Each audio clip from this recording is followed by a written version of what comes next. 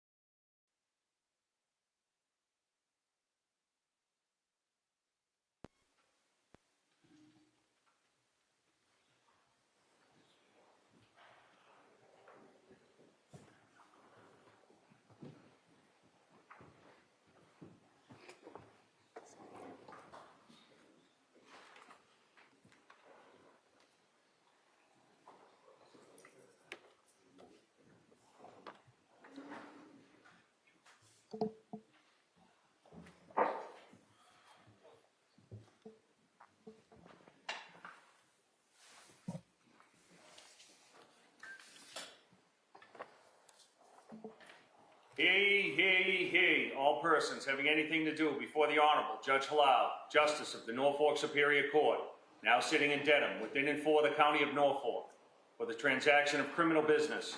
Draw near, give your attendance, and you shall be heard.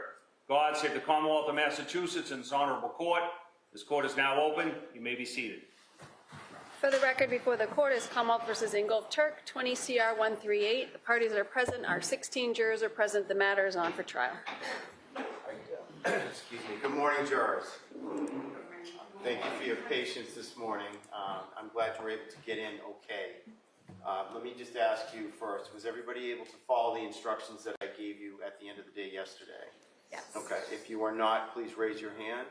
All right, no hands are being raised. We're going to continue on. We'll take a morning recess this morning, and then we're going to go a full day as I indicated yesterday. So we're going to stop for the day sometime around 4 o'clock. If you need a break for any other reason, just raise your hand.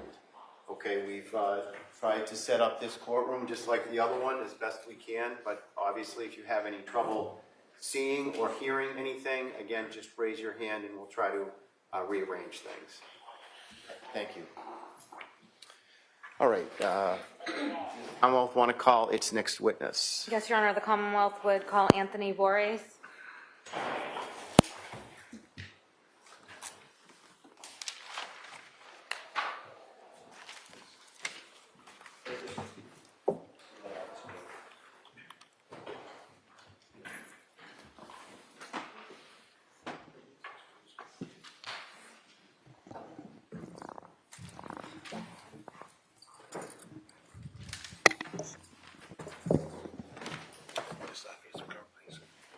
you just raise your hand? Thank you. Do you solemnly swear that the testimony you shall give to the court and the jury in the matter now pending shall be the truth, the whole truth, and nothing but the truth, so help you God? Yes. Thank you. Good morning, sir. Good morning. Stand wire. You may. Thank you. Good morning. Good morning. Could you please state your full name, spelling your last name for the record? Anthony Vorel, V as in Victor, O-R-R, E as in Edward, S as in Sam. What's your date of birth? 10/18/1983, Where do you live? in Worcester, Massachusetts. Do you work? Yes. What do you currently do for work? I am a hotel general manager How long have you been a hotel general manager? for roughly over 3 years. What are some of your duties? I manage all aspects of a hotel operation, from guest facing to the back of house operations and all fiscal responsibilities of the property. How long have you been in the hotel business? Roughly 11 years. Turning your attention to May of 2020, where were you working at that time? The Residence Inn in Dedham, Where is that located? in Dedham, Massachusetts. Do you know what street it's on? I do not. If I said 259 Elm Street, would that help refresh your recollection? Yes. How long have you been working at the hotel in May of 2020? For a short period of time, I was there on a task force assignment. The property did not have a general manager at the time, so I was overseeing the property until the full-time general manager could be found and hired, which that individual was hired roughly around March. And due to the onset of the pandemic, I had to stay at the property because my original property couldn't afford to have me come back at the time. So to be clear, you started at the hotel before the pandemic hit in March of 2020, is that right? Correct. Roughly 2 weeks before the beginning of the pandemic. And then once the pandemic hit, you were sort of forced to stay at the Residence Inn, is that right? Yes, and when the new full-time general manager started, I stayed there in a support role, just helping with essential basic duties. Can you describe the hotel? Yes, it was an extended stay property, meaning that it was mostly for long-term guests. I can't recall how many rooms it was, but it was a nice, quiet property. How many entrances and exits did the property have? There was the main doors, and from what I recall, exit doors on both ends of the left and right of the building. And in May of 2020, was there anything special about the main entrance based on the pandemic? Yes, starting with the pandemic, the front doors were locked and guests needed to be walked in or buzzed in. Would they be able to enter with their key card? Yes, after check-in, they've been able to retrieve a key card, yes. And in May of 2020, what was your role at the hotel at that point?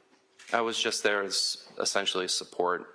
The general manager had been found, but because I couldn't go back to my property, I just assisted wherever the general manager asked me, whether it was covering the front desk or helping with other miscellaneous tasks.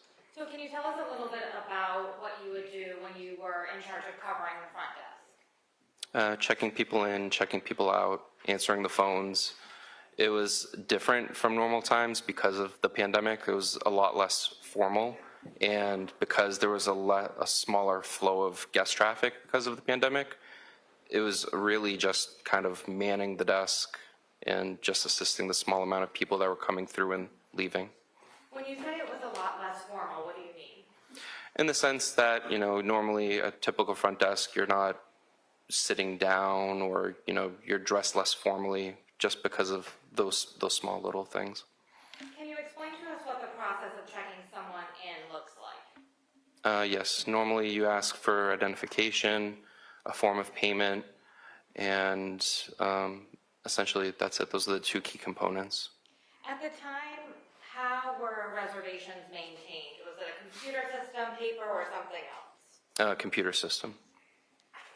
And are records of reservations routinely kept in the normal course of business at Yes. the hotel? Yes. And what do those records normally reflect? The guest's name, their their arrival date, their checkout date, any particular notes that the guests would like included on the reservation. Turning your attention to May 6th of 2020, were you working on that day? Yes. At approximately 3:34 p.m., did you receive a reservation made under the name of Ingolf Tuerk? Yes. How was it made, if you can remember? From what I recall, I believe he called into the hotel, seeing if we were open. A lot of hotels had closed during the pandemic, and I do recall making the reservation for him over the phone. So you took that phone call? Yes. When was the reservation made for, if you can remember? I can't recall the exact dates. I would say sometime in May. And would the reservation information help refresh your recollection? Yes. Your Honor, may I approach? May. Your Honor, just for the record, I agree with the exhibit as far as record kept in ordinary course of business. All right. Do you want me to make a finding, or you're agreeing It's up to to it? you, Judge. I'm just saying I have no objection to All right. the document. That's cool. I'm handing you what was pre-marked as Commonwealth's Exhibit 279. If you could take a look at that, please. Do you recognize it? I do. What do you recognize it to be? A reservation for a Marriott-based property management system. And when was the reservation made for? It was made for May the 8th through May the 17th. Who was the reservation's name under? Ingolf Tuerk. And were you working on May 8th when the defendant checked in? Yes. Do you see him in the courtroom? Yes. And could you please identify him with an article of clothing that he's wearing? A striped tie, blue. Your Honor, could the record please reflect identification? Yes. I would just note for the record, Your Honor, identification is not an issue, so it's not necessary to keep going through that. All right. What phone number was given for the reservation? 617-694-8962. And what other information does that reservation contain about anybody else staying in the room? Katie Tuerk, also in room, okay to give keys. When the defendant checked in on May 8th of 2020, can you please explain what happened to the best of your recollection? From what I recall, I let Mr. Tuerk into the hotel to check in, and I checked him in. And then I recall Mrs. Tuerk coming into the hotel afterwards. Do you remember what she looked like? Kind of reddish brownish hair, tall, slender. What type of surveillance video did the hotel have in May of 2020? There was a camera system. I can't recall how many cameras, but it was housed in the back of house. Is usually accessible by the property, the general manager. And it had footage of the check-in counter, various hallways, and other public access points. What about the parking lot? Was there any camera? I don't recall. What about where the guest rooms are? Do you recall if there were any cameras in the hallways where the guest rooms were located? Possibly. For that property specifically, I can't remember. What about the camera in the front entranceway? Was there a camera there? Yes. And have you had the opportunity to review the surveillance video from May 8th of 2020 when you checked in the defendant and Katie Tuerk? Yes. Ms. Gilman, could you please put Exhibit 278 on the screen? Okay. And again, this has been agreed to? Yes, Judge, I agree to all the videos.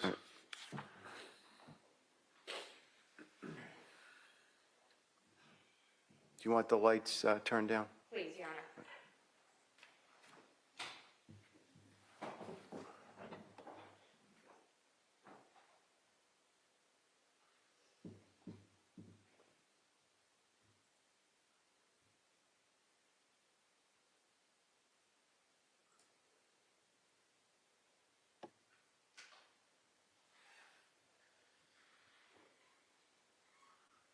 And that video you just watched, is that a fair and accurate representation representation of the defendant walking into the hotel on May 8th of 2020 in order to Yes. check in? Yes.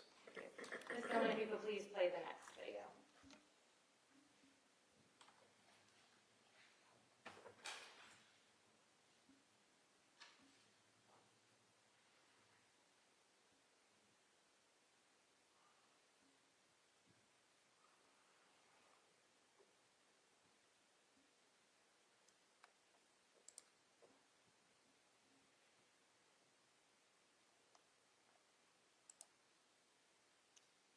Ms. Gilman, if you could please play the next video.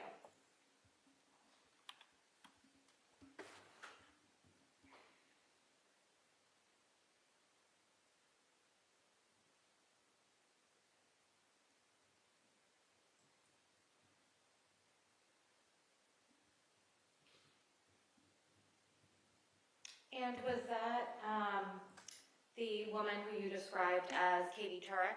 Yes. On the video with the defendant? Yes. Thank you. Ms. Gilman, could you please play the next video?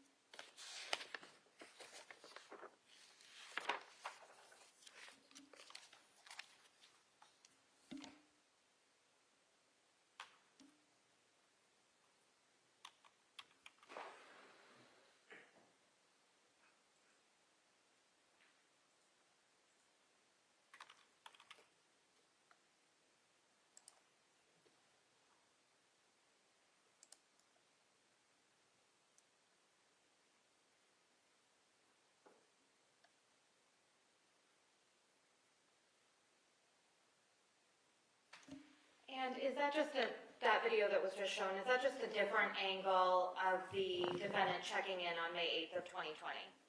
Correct. Who else was in that video? Prior? Besides the defendant, who else? Were you seen in the video? Yes, myself. Yes. Yeah. And I noticed that there was some plexiglass across the reservation. Was that always in place? For the pandemic, yes, because it was the early time of the pandemic. So that plexiglass was placed after the pandemic hit, is that correct? Correct. In that video, we also noticed that you got up from your seat behind the reservation desk and walked over to the door. What were you doing at that time? So let Mr. Tuerk in. And is that because the doors still had to be locked because of the pandemic? Correct. I have no further questions for this witness. I have no questions, thank you. Okay, thank you, sir. You may step down. Thank you.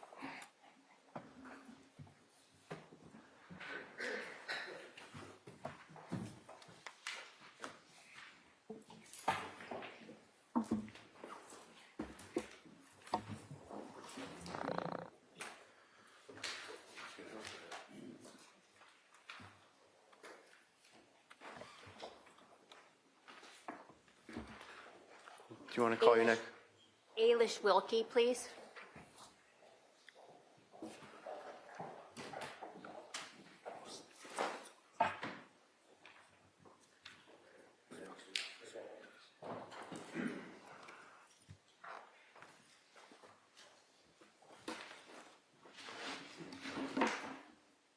Watch your step here. Follow me, please. Just watch your step. And if you could stand here, face the clerk, and raise your right hand, please. Do you solemnly swear that the testimony you shall give to the court and the jury in the matter now pending shall be the truth, the whole truth, and nothing but the truth, so help you God? I do.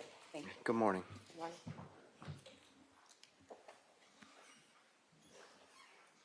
Good morning. Could you please state your name and spell your first and your last name for the record? Sure. It's Alish Wilky, A-I-L-I-S-H, and the last name W-I-L-K-I-E.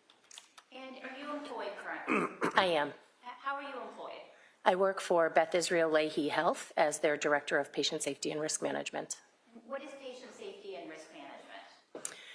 It's a position within healthcare that ensures that we provide the safest possible care to our patients while adhering to their rights as patients, and also minimizing risk to an organization. And prior to working at Beth Israel, where did you work? I worked for the Steward healthcare system, primarily at Norwood Hospital. How long did you work for Norwood or Steward in general? I worked for Steward for approximately 4 years, Norwood for approximately 3 years. And what was your position when you were at Norwood? I was the Director of Quality, Patient Safety, and Risk Management. So essentially what you just described? Yes. Okay. And directing your attention to May 15th of 2020, did you become aware that Dr. Ingolf Tuerk was a patient at Norwood Hospital? I was. And approximately what time was that? I think it was approximately 2:30 in the afternoon. And what was your role with regard to Dr. Tuerk at that time? In my role within the organization, anytime there was legal involvement at the hospital, regulatory agencies or police, they would call me and I would be the intermediary between those individuals and the hospital staff. And did you have the opportunity to do that on May 15th? I did. And what, if anything, did you do on May 15th?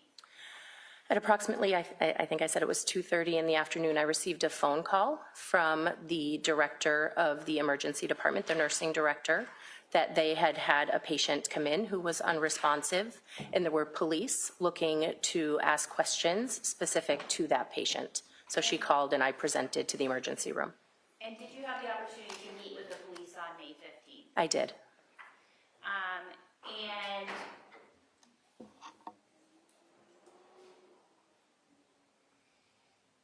on May 16th, what, if anything, happened on that day? So the following morning, I received a phone call from a detective from Dedham asking me about the status of Dr. Tuerk, who was the patient at the time. And were you able to provide her with information? I was. And what was that information? That he had woken up at some point in the overnight hours. Okay. And were you aware that the police wanted to speak with him? I was.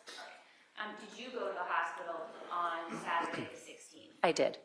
And did you see Dr. Tuerk? I did. Where was that in the hospital?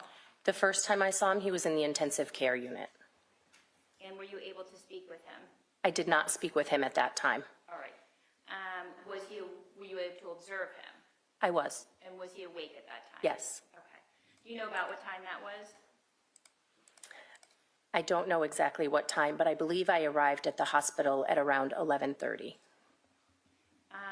And did you have the opportunity to meet with him later in the day? I did. And was that somewhere else, or was that still in intensive care? That was in a different unit in the hospital. He was transferred out of the intensive care unit to a medical unit. Okay. And did you speak with him at that time? I did. And what did you tell Dr. Tuerk? I introduced myself and let him know who I was within the hospital and that I was providing him with, at the time, a piece of paper with an attorney's name on it that had called the emergency department the day prior to leave their information for him when he awoke. Okay. And what, if anything, happened with that piece of paper?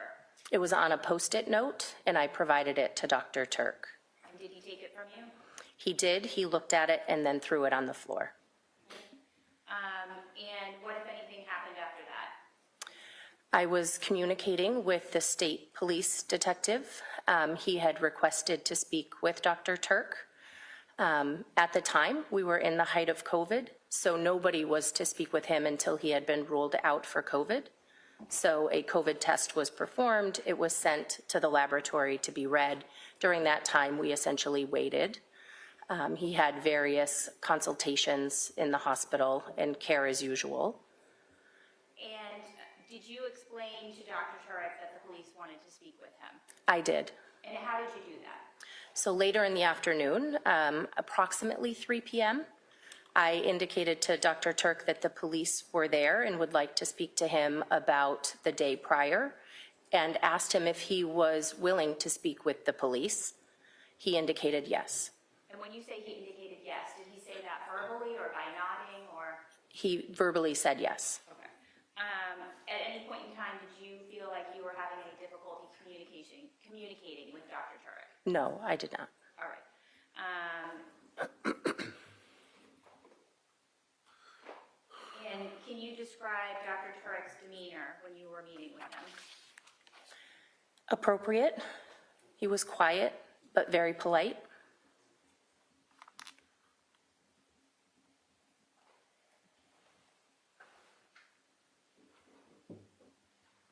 Ms. Gilman, could you please put up exhibits number 63 and 64?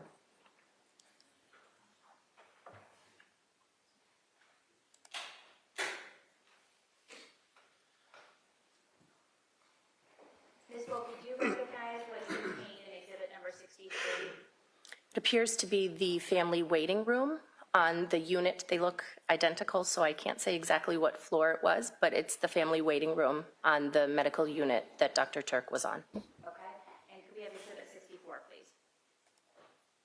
And do you recognize 64? Yes, What is that? that is the signage outside of the family waiting area.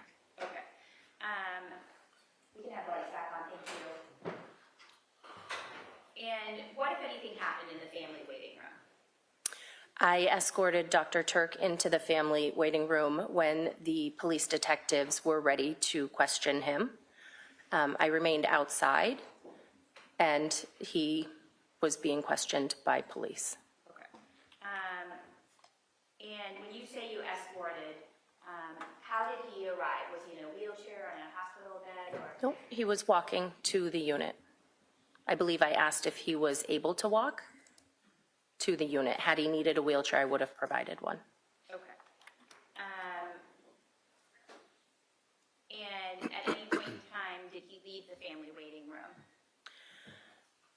Yes, they did take a break at one point. I don't know what time that was or after how long, I apologize, but there was a break. I brought him back to his patient room and provided him with a ginger ale.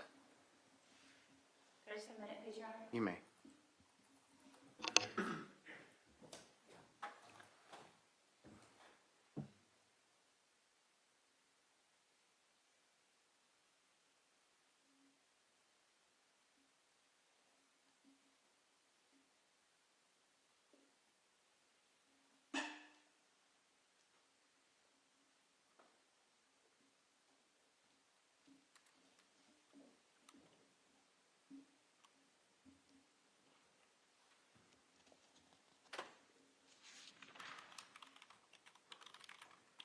Ms. Wilky,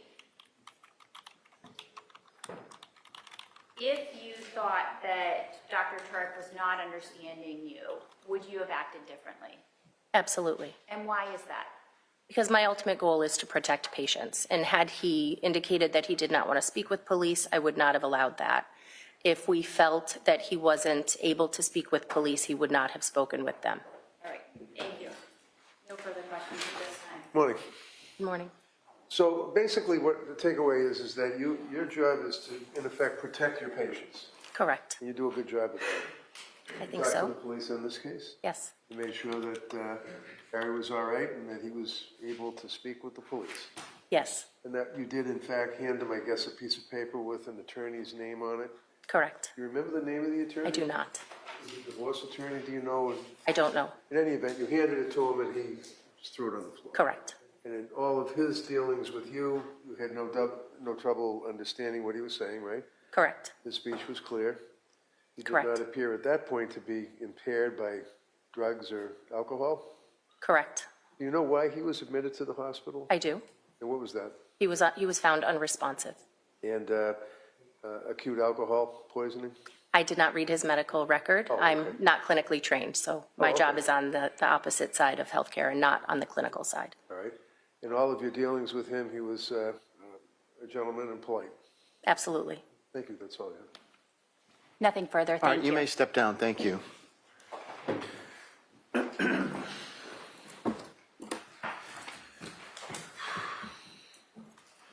Trooper Kotkowski, please.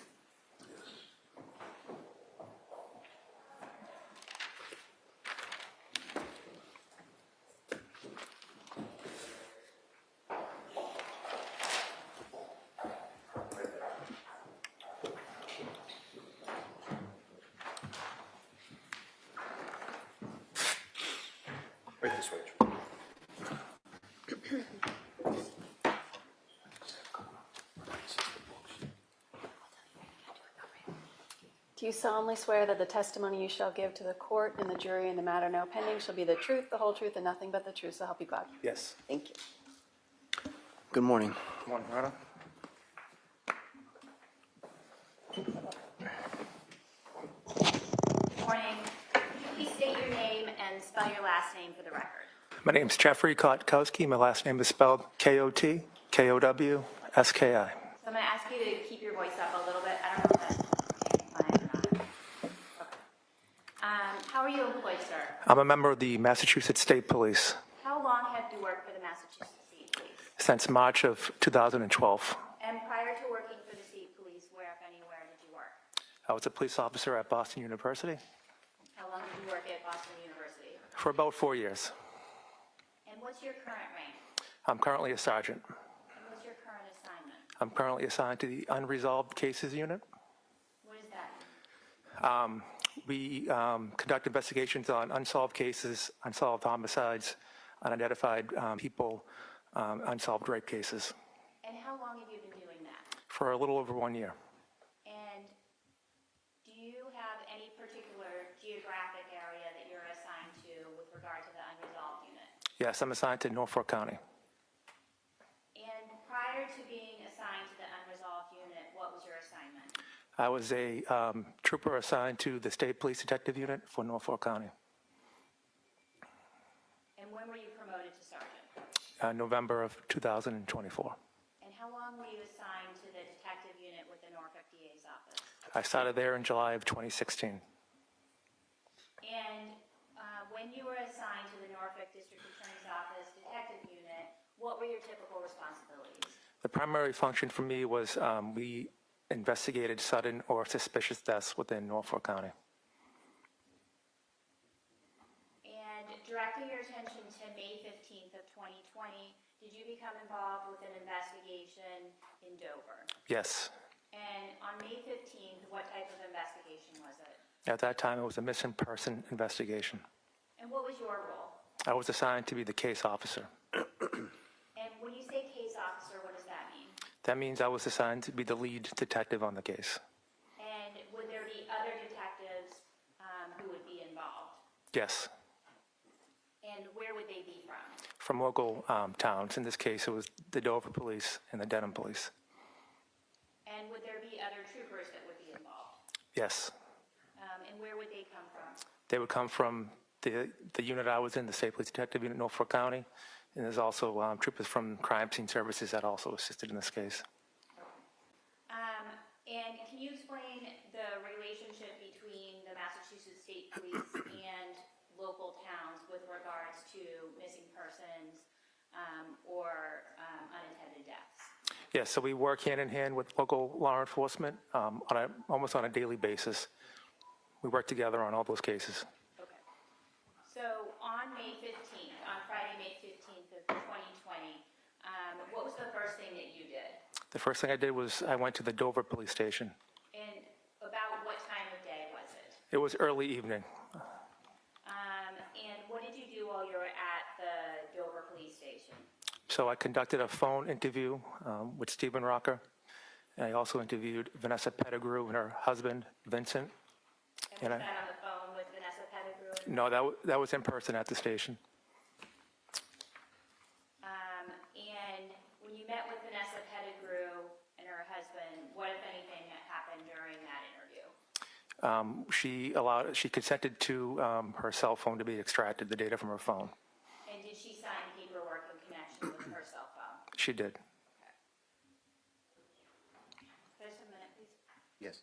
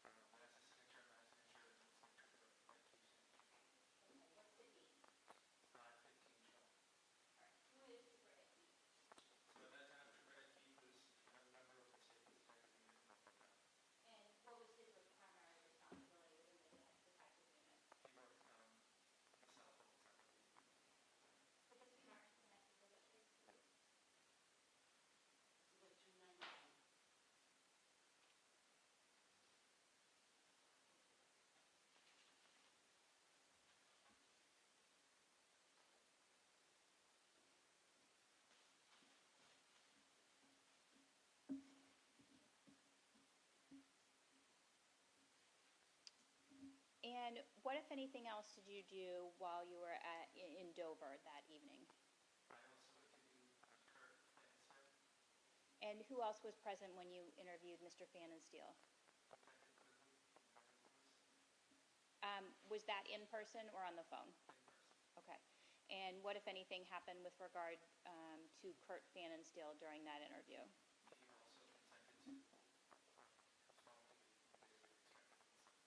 Okay. And what, if anything else, did you do on Friday the 15th? What were the search warrants for?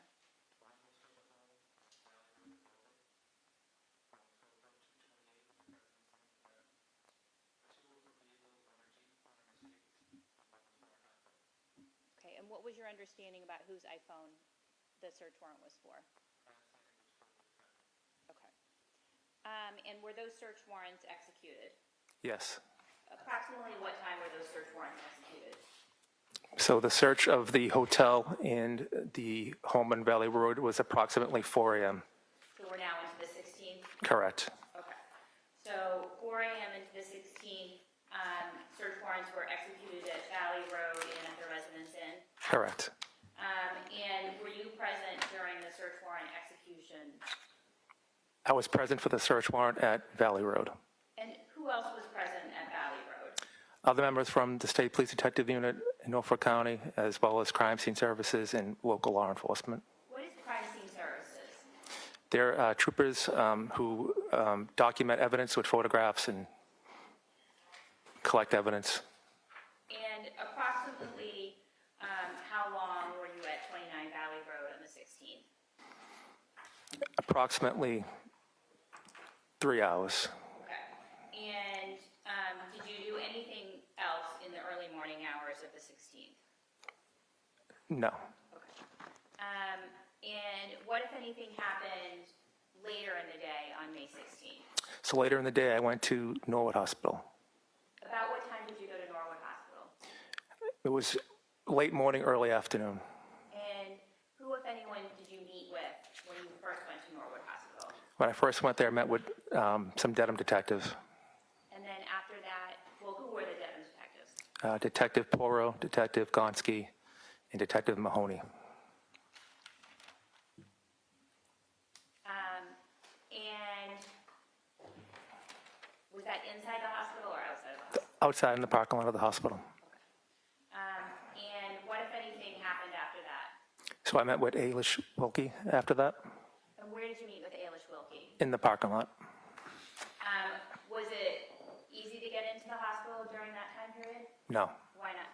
because of COVID-19. And after meeting with Alish Wilky, what, if anything, happened? I ended up going into the hospital into a family waiting room. Was that right then, or was it later in the day? It was later in the day. And when you went into the family waiting room, what, if anything, happened? So at that time, I had an interview with the defendant. Okay. And who else was present? In the room at that time, it was myself and Detective Gonski from Dedham Police. And how did the defendant end up in the waiting room? He walked to the waiting room. How was he dressed? He was dressed in a hospital gown. And were you able to see him coming into the room? Yes. Did he have any difficulty walking? No. And can you estimate his height and weight? I'd say he's well over 6 feet, well over 200 pounds.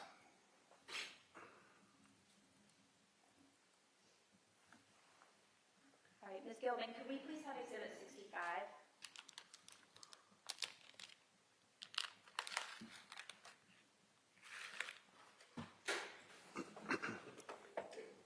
Trooper, what can be seen in Exhibit number 65? Sergeant, I'm sorry. So that's a view from the hallway looking into the family room that we were in. Okay, and could we have 66, please? What is in 66? That's a view from inside of the family waiting room. And could we please have Exhibit 67? What can be seen in this? Again, that's inside the family waiting room with a view towards the hallway. Can you explain, was there furniture in this room on May 16th? Yes, there was just chairs around the perimeter of the room. How many chairs were there approximately? I couldn't tell you. Okay. And when you said they were around the perimeter, where was the defendant seated when you were speaking with him? He was seated with his back directly to the glass, it looks like, to that hallway, Okay. And where were you seated? across from him, facing from the viewpoint here, facing that hallway. The point that you had? Yes. And where was Detective Gonski seated? She was to my right next to me. Okay. And could we please have Exhibit 68? What is this? It's another photo of the family waiting room. And could we please have Exhibit number 69? What is in Exhibit 69? Another photo of the family waiting room with the door shut. You can have the lights back on, thank you. Was the interview recorded in any way? It was. How was it recorded? With the portable audio recorder. Where was the portable audio recorded located in the room? I believe it was on a table next to Detective Gonski on our right side. Okay, was it between you and Detective Gonski or farther away from you and closer to Detective Gonski, if you recall? If I recall correctly, it was on the right side of her on a table. Okay. And how were you dressed? I was plain clothes, shirt, tie, dress pants. And did you have any protective gear on at that time? I was wearing a face mask. What kind of face mask were you wearing? N95. Okay. And what about Detective Gonski and the defendant? Did they have masks on? They did. All right. Did you provide the defendant with his Miranda warnings? I did.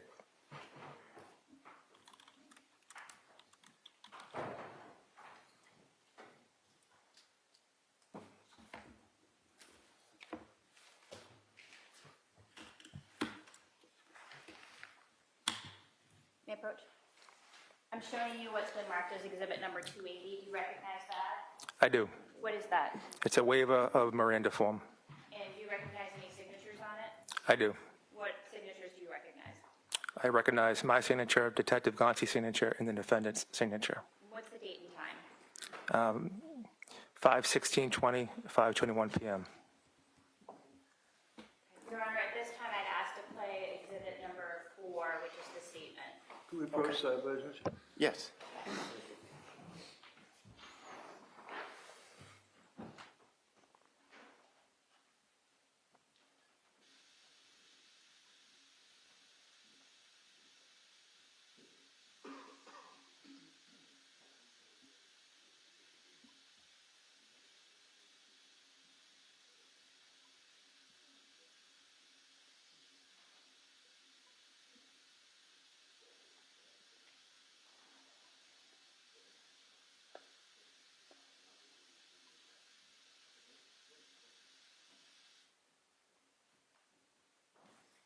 All right, so jurors, you're about to hear testimony about statements allegedly made by the defendant, Mr. Tuerk, concerning the crime that he is charged with. Before you may even consider any such statement as evidence, the Commonwealth must prove to you, beyond a reasonable doubt, number one, that the defendant made the statement that he is alleged to have made, and number two, that he made it voluntarily, freely, and rationally. In determining whether any statement made by a defendant was voluntary or not, you may consider all of the surrounding circumstances. These include when and where the statement was made, the nature of any conversations with the police or questioning by the police, and the defendant's physical and mental condition, including his intelligence, age, education, experience, and personality. Your decision does not turn upon any one factor. You must consider the totality of the surrounding circumstances. So to state the general rule once again, you may not consider any statement that the defendant is alleged to have made unless the Commonwealth has proven beyond a reasonable doubt both that the defendant made the statement and that he made it freely, voluntarily, and rationally. If the Commonwealth has met that burden, then you may consider the defendant's statement and rely upon it as much or as little as you think proper, along with all of the other evidence in this case. Okay. Your Honor, I apologize. Could you give the additional instruction? I should have asked when you were on the side. You can approach if that'd be helpful. Thank you.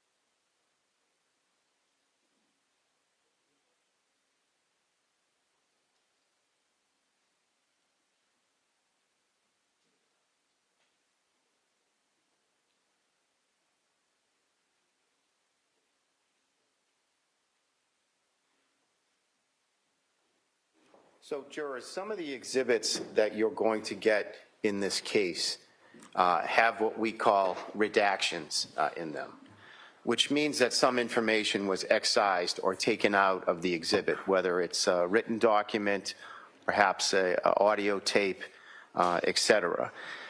You are not to speculate as to what was taken out of any one document, and that is because it was taken out for reasons that are not relevant to your consideration of the evidence, and or the information that was taken out is not admissible in the courts of our Commonwealth. So please don't speculate if there's an area that has been whited out or perhaps even blacked out. Don't speculate at all. Okay. Your Honor, could we pass out the binders at this time for the jurors? Yes. Extra one for the court, and Mr. Reddington, if you'd like one. Okay, and this is an agreed transcript of the interview that's about to be played? Yes. Okay, so jurors, you're going to get a transcript of the interview that's about to be played? And you're going to mark one as well? I think one's marked already, Your Honor. Thank you. All right, so jurors, one has been marked as an exhibit as well, so you'll have that with you when you deliberate.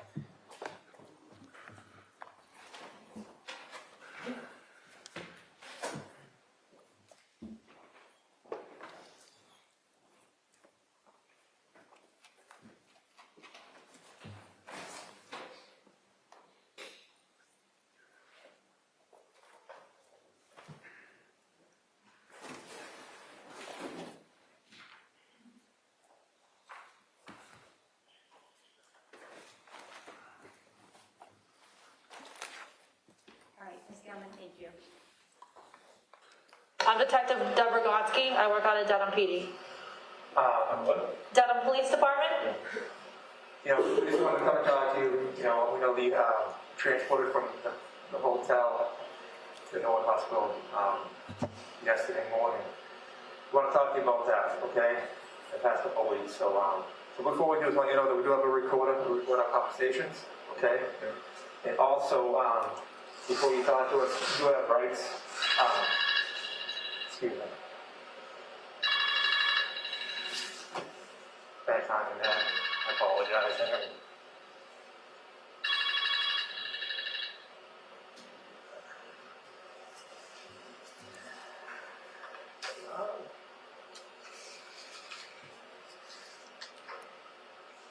So, Detective, is the recorder on? Yes, it's on. It's now on. So I'm just going to introduce myself on the record, okay? And Detective Kotkowski will introduce herself, and we'll have you introduce yourself by just saying your name, your last name, and spelling for us, okay? Good. All right, it is Saturday, May 16th, 5:19 p.m. We are in the second floor of Norwood Hospital. My name is Trooper Jeff Kotkowski. My last name is spelled Kotkowski. I work out of the Norfolk County District Attorney's Office. And with me here is Detective Deborah Kotkowski, Gonski, and I'm a detective with the Dedham Police Department. And sir, could you state your first and last name for us, please? Ingolf Tuerk, Tuerk. And Ingolf, like I was explaining to you earlier, we want to talk to you about the recent past couple days. And before we did, I wanted to just read you your rights. Okay, do you have rights? So what I'll do is I'll give you a copy of this, and I'll read a copy to you, and we'll have you sign that you understand your rights. So why don't you take that copy? All right. So you have the right to remain silent. Anything you say can and will be used against you in the court of law. That I have the right to talk to a lawyer if you have a lawyer with me while I'm questioned by the police. That if I cannot afford a lawyer, one will be appointed to represent me before questioning, if I wish. And that if I begin to answer questions, I have the right to stop questioning at any time. You understand those rights? Yes, sir. All right, having heard your rights, do you wish to have a conversation with us? Yes, sir. Okay. So I just need you to sign that. So I'll give you a pen.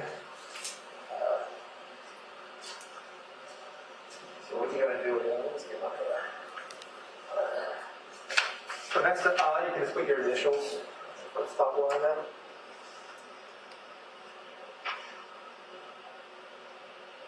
And I'm gonna fill my name, but my name will be right there with the Trooper Kotkowski, Mass State Police. Okay? Yes. Then your rights that you said you understood. And at the bottom here where it says signature, you can just sign. Yeah, you can get up and speak, so I know it's not the best. There's no table in there. And you put the date if you don't mind. It's 5/16/20. And 5/21. it's 5/16/20 at 5:21 p.m. 21. p.m. Yes. Thank you. Thank you. Okay.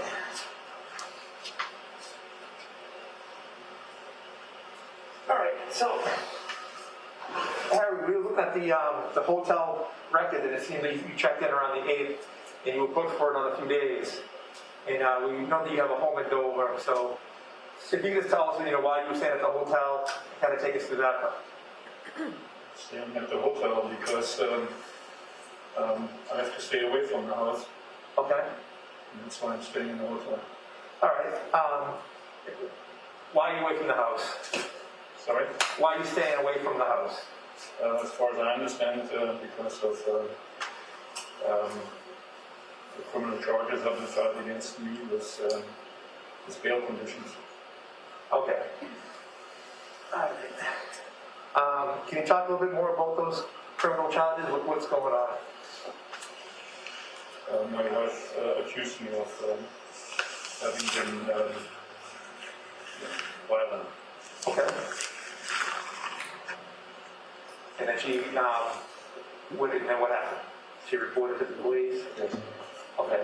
And we decided to divorce in February, early February, yes. Early February. And just so we have it right, can you tell us your wife's name? Kathleen, Kathleen. Yep. McLean, Tuerk. McLean? McLean, Tuerk. Yeah. Yeah. Okay. So let's talk about that. When did you meet Kathleen? When did I meet her? Yeah, when did you meet her? Where? All that? November 2017. November 2017. Okay. How did you meet? Online dating. Online dating? You remember what website you used? I believe it was Bumble. Bumble. Okay. And during that time, were you living in Dover at that time? Yes. You were at the same house on Valley Road? Yes. Okay. And at that time, who were you living with? I'm good. You were living by yourself? Yeah. Okay. So November 2017, you meet Kathleen out on Bumble, and then you guys start dating? Yes. Okay. And eventually, did she move in, or did you guys get married? Tell me a little bit about that. She moved in with her 3 children. Okay. Can you know approximate time? I believe it was April 2018. Okay.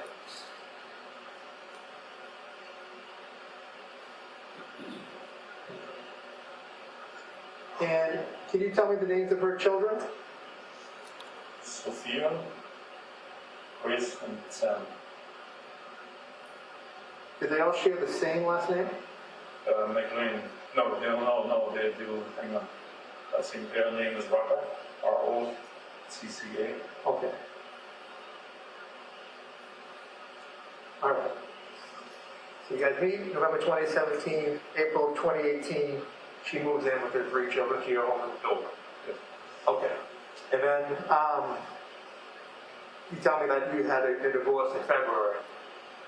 So can you tell me a little bit about the relationship, you know, what was going on? The relationship was mostly good. On the other hand, there was a lot of volatility as far as fights is concerned, mostly originating from her in terms of getting emotional, you know, Yeah, fights yeah, that I often try to walk away from. But nevertheless, we did have a good time, and we talked about marrying. In December 2019, we married okay, in Las Vegas. okay.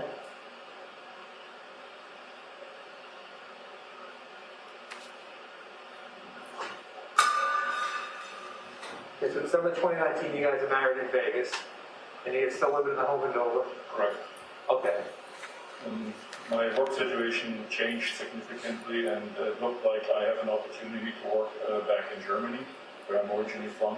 okay, And I talked with her about that, and she was not very receptive of me going to Germany, or she going to Germany with me and with her three children.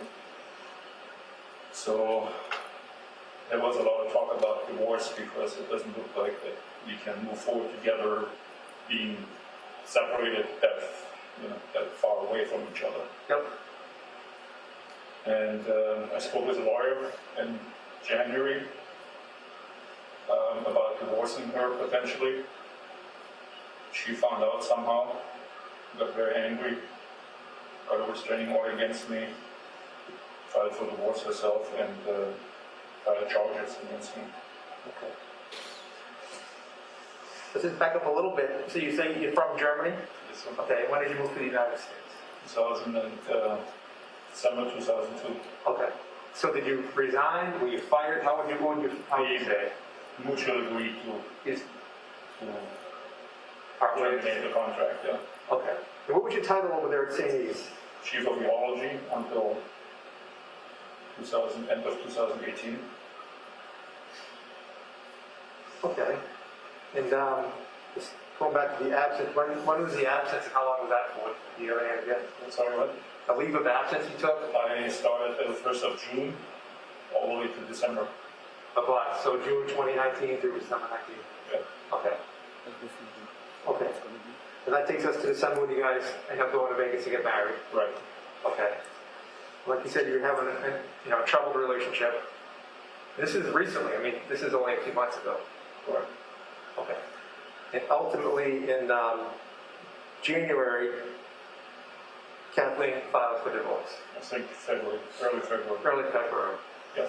But I talked to a lawyer before that, and she found out that I would consider doing that, and then she kind of jumped ahead and did her thing. Gotcha. So when that all happened, did you stay in the home? Did you go anywhere? No, she got a restraining order first thing. I had to go. You had to go. Okay. Yeah. Okay. And where did you end up going? Went first to a friend in town, in Dover. Friend in Dover. Okay. What's his or her name? Charlie Lax. Charlie Lax. Lax. Okay. And he's in Dover? Yeah, he lives in Dover. When would you say that was about? Again, it was probably the first 2 weeks in February. Okay. I was with him. Then he asked me to leave. And I went to a friend at Boston, Beacon Street. In the city? Yeah. Okay. Do you know who that friend, the name? Richie Kovitz. Richie Kovitz, C-O-V-I-T-Z, I believe. I'm not 100% sure about this spelling. Okay. That's fine. Then, So how long were you with him for? About, I know you might not know exact time, but probably 4 weeks, 4 or 5 weeks. Okay. Then I went to Germany for a consultant job, mid-March. But then COVID basically hit hard, and it was suggested for a U.S. citizen to come back. So 5 days after I left here, I came back Okay. to the United States. At that time, COVID was significantly around, and no friend would give me any kind of option to go somewhere, so I went to a hotel in Norway. Okay. What hotel was that? Do you remember the name? think Hampton Inn. Hampton Inn? Okay. I went there. So that's, we're gonna ballpark that maybe around like late March? Yeah, Is that mid fair? to late March. Okay. Mid, yes. Then, because I don't have an income and hotel is expensive, I looked for other options to stay. A friend of mine has a camper in Florida and offered to me to go to Florida and stay 3 at the camper, basically. Okay. Which I did. Oh, sounds like a good deal. Yeah, it was not my first choice, but I didn't know where to go. Nobody was willing to give me any kind of, I was practically homeless, kind of thing. You know what I'm saying? So Yeah, no, I get it. Plus you said the hotel wasn't a good situation either. It's expensive, as I said, and there's no real option to cook anything or something, so I went to Florida. Okay. What part of Florida? Rockledge. That's mid-Florida. Mid-Florida? It's What's that? East Coast, right out of Orlando. Yeah. Rockledge on the East Coast. Okay. Oh, So I went there until a week ago, I believe, and I came back up. were you driving or were you flying? I was driving Driving. all the Okay. way to New York, and then Katie would come with her ex-husband and pick me because I started to have leg issues in my Okay. back, nerve issues. So Yeah. she offered to come. All right. Because as I was in Florida, we started to consider reconciliation. Oh, so you guys talking through phone or internet or how we? You know, it was over lawyers. Through the lawyers. Okay. Yes. Yes. Through the divorce lawyers. Okay. So yes, I came then back up. So you, okay, so just so I understand, so I don't want to be mistaken. So you're in Florida, and you start speaking to Katie through the divorce The lawyers, divorce lawyers. how to possibly getting, reunited, getting things back. Correct. And she was receptive to that idea, and so worked with the lawyers of trying to work things out Okay. over a post-nup agreement to give her more rights on the house and give us safety and security. Okay. I see. If something were to go bad again, you guys are going to divorce. I see. Know that she has to occupy the house and can't just be, which she didn't because she put a restraining order. I got it kicked out, but she was obviously afraid of, not being secure. I see. Which I agree, that's not a good idea as a husband and wife. Yep. Yes. Yep. Okay. So you start. What are you driving at this point? What do you? I was driving the silver Mercedes Silver Mercedes. GL 550. Beauty kept the other car, Jeep, anyway. Okay. So you drive back up. You said you having some pain in your leg. Tell me about that. You called Katie or? Now we checked in with the lawyers and said, yeah, can she help? And then she said, yeah, she can help. Okay. Again with the lawyers. And she met you. You said in New York. Okay. You remember where that meet was? No, a little outside north of New York, on the 95 interstate. Oh, so just on like a rest area or something like that. Correct. I see. Okay. And how did Ben went? Came on up and drove to the hotel that I booked. Did she drive with you back? Did you drive alone? No, she helped drive me. She helped drive you back. Okay. And how did she get to New York? Who drove her? Her ex-husband, Okay. What's his father of name? her children. Yep. Last name is Rocker. Yep. The first name? Sorry, I'm holding a blank right now. Okay. It will come, sorry. Yeah, no, we can go back to it. Okay, so then Katie, drive back to the hotel. You check right into the hotel in Dallas? Okay. So that was only, like I said, around the 8th, I thought, the 8th? Yeah. Yeah. And, all right, so let's start there now. Again, I appreciate all the background information. It's helpful. So did she stay with you at the hotel? Did she go back home? Tell me about that. She went back home, yeah. Okay. And did you guys communicate from the 8th on? No. Yes, we did. Okay, so you weren't using the attorneys at that point? You were just talking? Okay. By phone? Okay. And how were things? What do you get? Good. Yeah. It was going well. She encouraged, he communicated and said, you know, don't worry about this stuff, we're gonna work it all out. Okay. Okay. And were you seeing each other at this time? Yes. Okay. How often was she coming to the hotel? Were you going back home? Tell me about that. I was mostly going to the house. You're going to the house. Once again, she said, come over, don't worry about it. Okay. And her and 3 kids still living there, right? Yes. And how was your interaction with them? How did they? Good. Everything was good. Yeah. That way. Yes. Okay. So that's going on for about a week. And let's get to yesterday. You know, tell me about yesterday. What? Yesterday. I really don't recall much Yeah. of anything. I must have drunk a lot. And Yeah. But trying to get to how you ended up there. I can't tell you. I'm sorry, but I can't remember how I got where or when I got somewhere. I just woke up yesterday. But today we in the hospital. Okay. You don't know how you ended up here? Even not, no, I can't really remember. No. Okay. All right. So we did speak to Sophia, Grace, and Sam, and we can't find Kat. Yeah. So we were hoping, you could tell us. Again, as I said, I have very difficult memory, get any kind of memory of the last 24 hours. I don't know how much time we went there. Okay. Sorry. Yeah, because, like I said, we talked to kids, and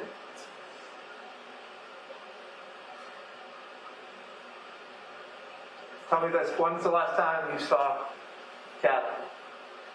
I remember, Okay. I don't know exactly the day, it was Thursday. We played the game, a nice game. I'm not sure what the game name is, and this Grace, Katie and I, that's what I remember. All right, so. And then we went watching TV, and we drank some alcohol, and then I don't even know what happened after that. Okay. So I ended up in the hotel. Didn't saying I was in the hotel, I don't know. All right, so today's Saturday. So you said Thursday. I believe it was Thursday, I'm not 100% sure, but I think so. Okay. And so tell me how you guys arranged to meet on Thursday. From you? How did you guys arrange to meet each other Thursday? So you were at the hotel, or were you, how did you guys get? I was at the house. You're at the house. Did you stay at the house Wednesday night? I believe so, yes. Okay. Yep. All right, so you stay over Wednesday night, and then so you're there Thursday? Tell me about Thursday. What you guys do in the morning on Thursday?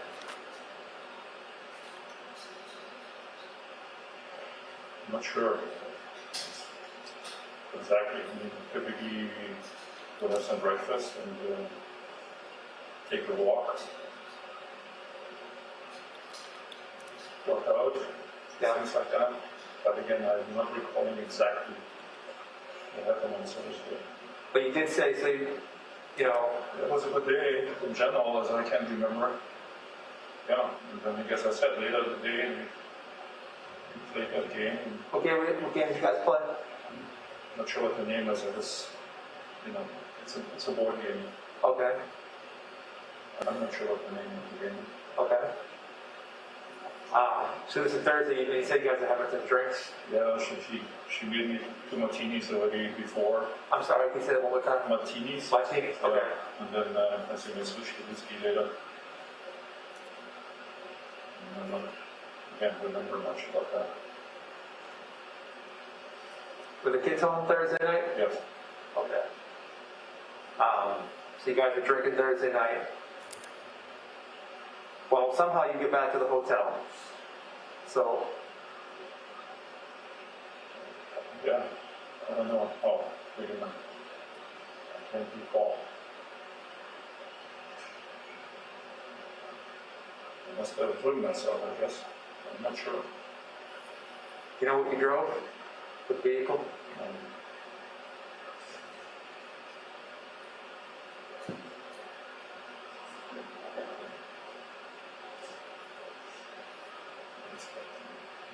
I think it must have been the Jeep, right? Jeep? The Jeep runner, Okay. I believe. Yeah. Why do you think that? Because then I recall that it was the only car that was there. The Mercedes was parked at the hotel. Oh, the Jeep was the only car that was at the house. The Jeep was at the house, yeah. Okay. Tell me about the argument you guys had Thursday night. The what? The argument you guys had Thursday night? Argument? Yes. Tell me a little bit about that. I'm sure about that.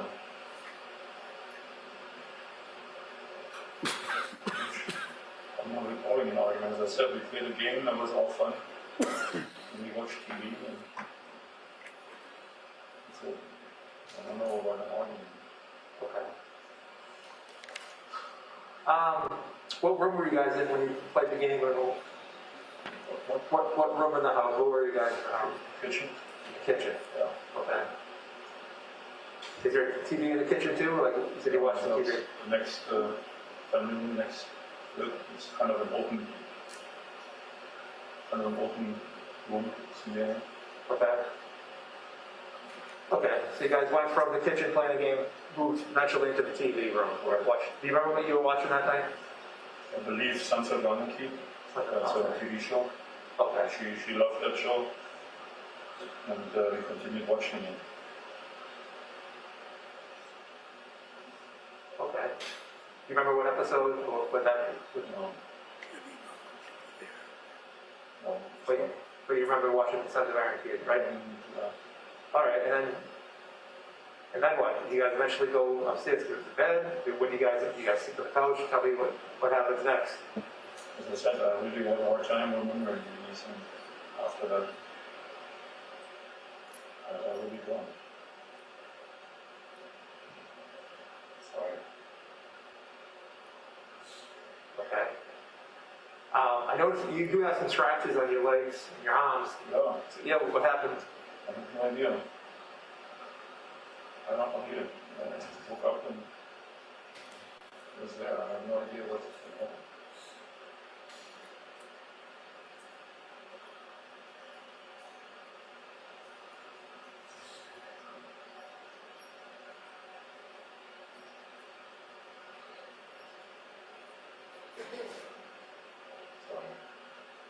Okay, we gotta find him. Where can we find him? I understand. You gotta help us out, yeah. It's all right. You know, we gotta find you. I'm sure I have no more. Maybe, I don't know.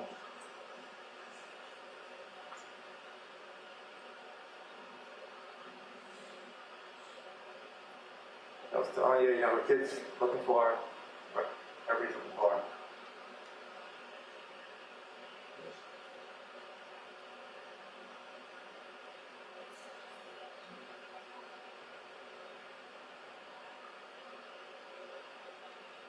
They need your help.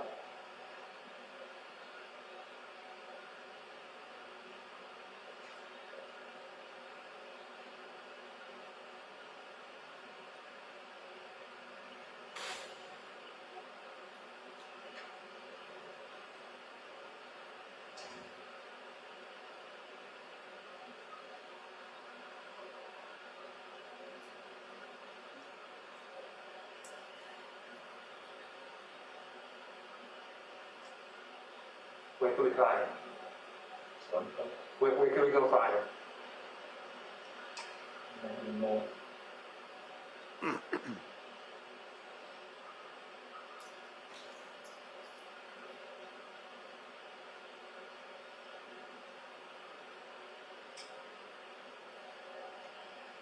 It seems like you guys have been under a lot of stress. You have some work stress, marital stress. I'm not sure what was going on the past couple days, the past night, you know. But now we're here. Now we're here. Okay? Yeah. And she's not. And I don't really know.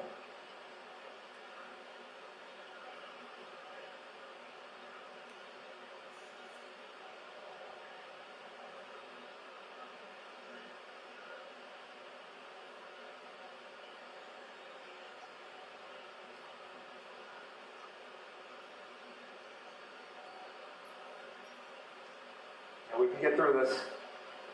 We can get through this. I know this is going to be difficult. There's no way getting around it.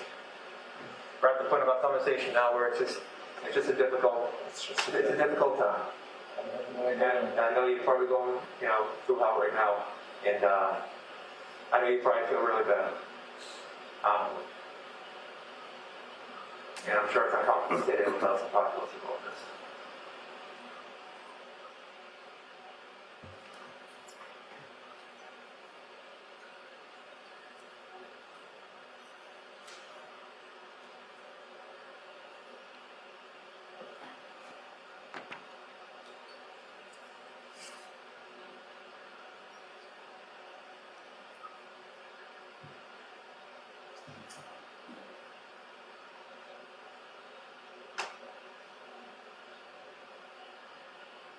So we need you to, you know, point us in the right direction. We can go find her.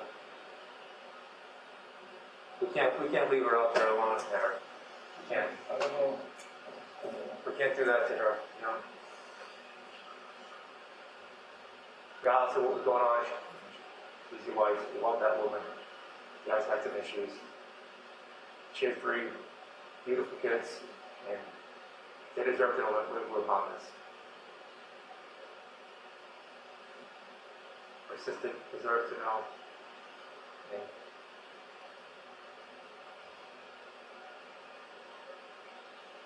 we need you to help us out there. I wish I could.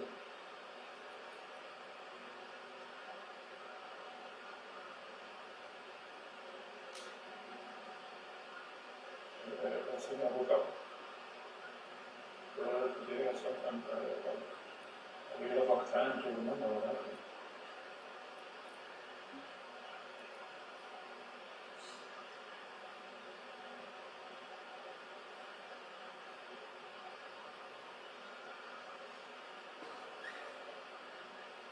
You know, I mean, an argument happened in the house. You know, so you know that. Oh, you know,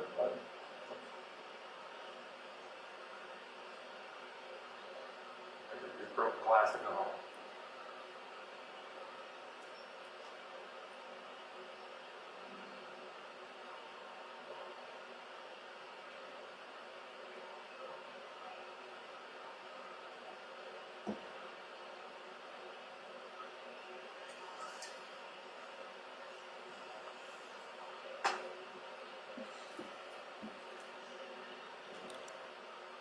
You know, they got, you know, you're in the Jeep. We want to know where you went. And because like I said, this is about Kathleen right now, you know. We're doing the right thing for her at this point. I don't even know that I was driving around.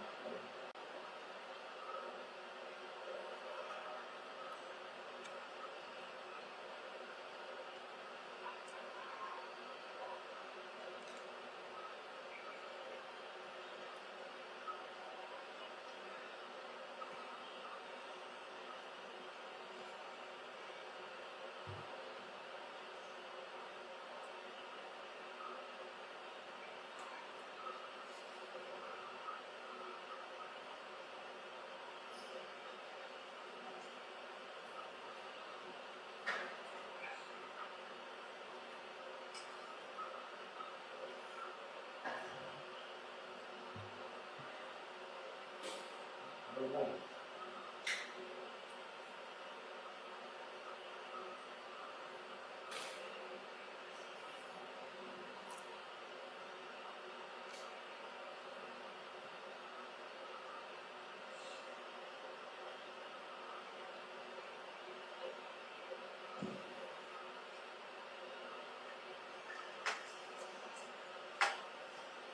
Harry, you get scrapes up and down your legs and your arms. So You have scrapes up and down your legs and your arms. no. I have no idea how they're going.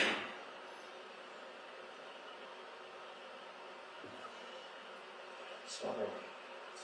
No one's talked to Kathleen.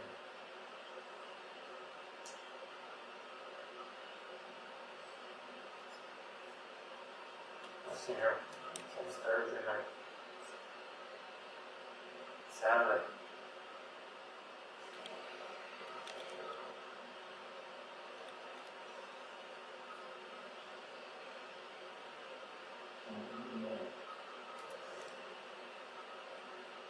I don't remember much at all.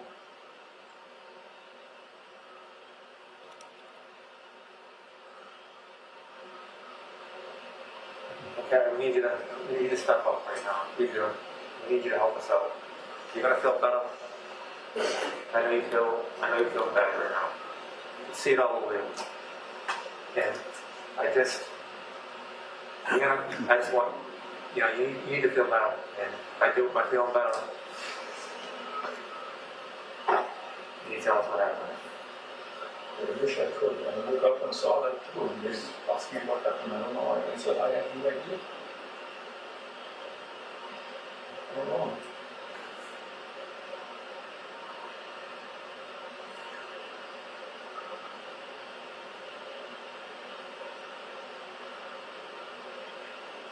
Because I'm responsible apparently. I have no idea how that all happened. We drive a car. You use your cell phone.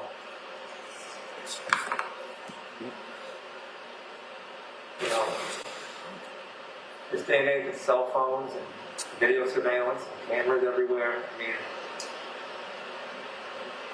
we're trying to give you an opportunity, to get ahead of it a little bit. That's what we're trying to do here. I understand. I understand.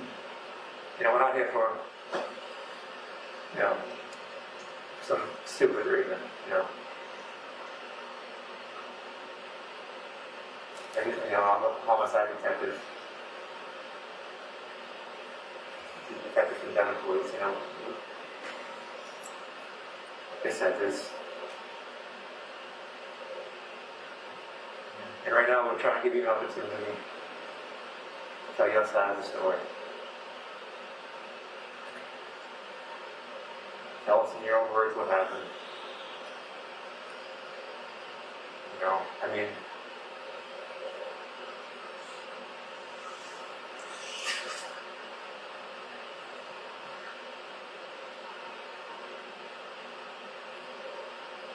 If you don't want to do it for yourself, do it for our kids. I really don't remember myself. I said I woke up.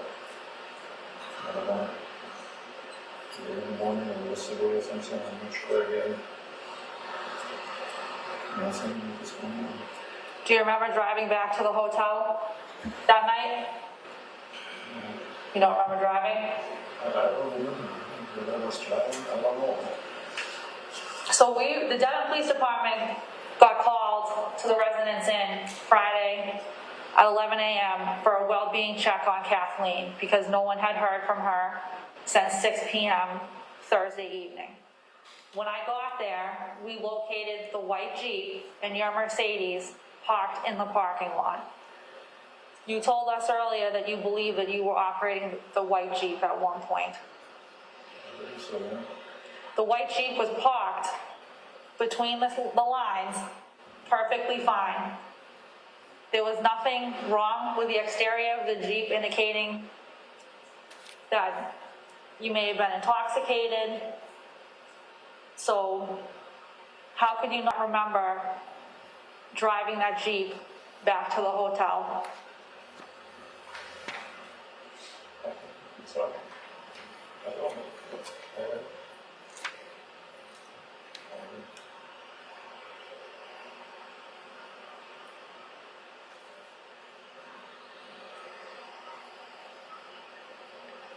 Do you remember how much alcohol you consumed at the house that night?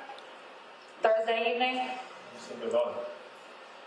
But I'm not sure. Again, I just remember we started off with martini and then we switched to whiskey.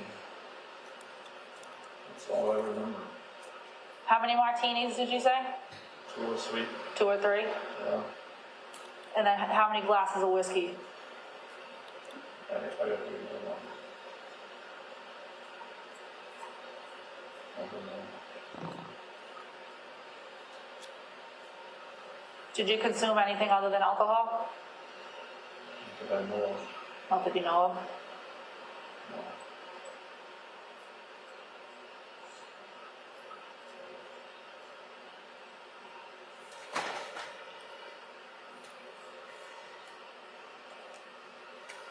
Do you take any pills or anything like that? That say nothing you know, would they read something that you would normally take, or? I used to take some medication over the last several months, antidepressants, yeah, and the anxiety medication. But I kind of cut it down because I felt much better. And Katie said, yeah, let's try to fix that. So I'm not sure, I don't think I've taken anything on that day, and so again, I can't tell for sure.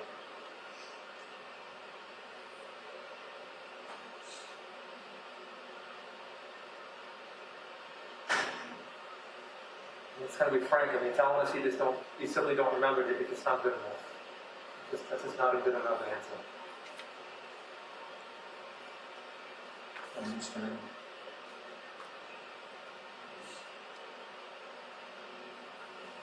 Just I don't even remember that I went to the hotel.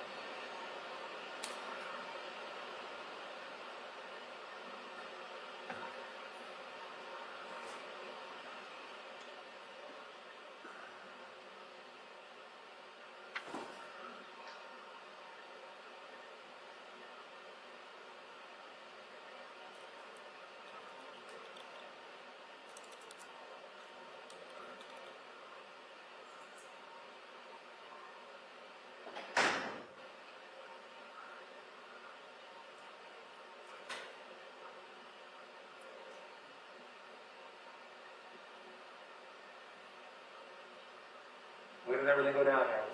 It happened in the vehicle? It happened in your home? Did it happen in the woods? Where did it happen?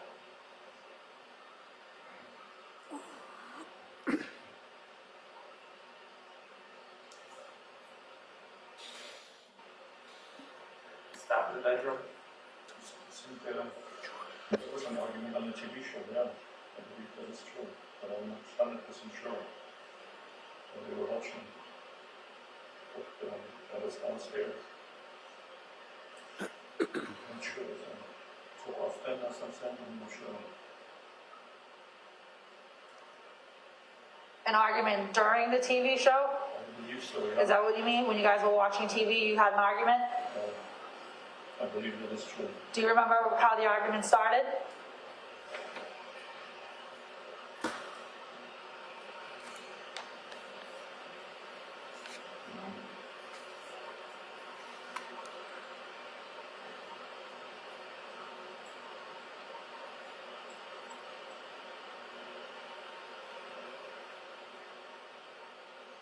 Where did it turn physical? Did it turn physical downstairs? Or did it start up in the bedroom?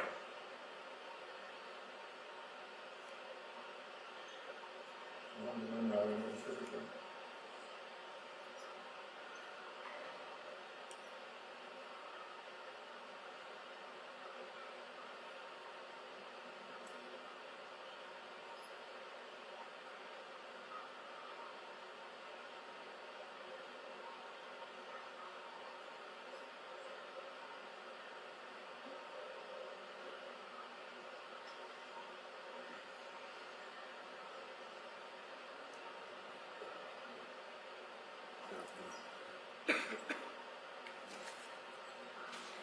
Go back in the bedroom?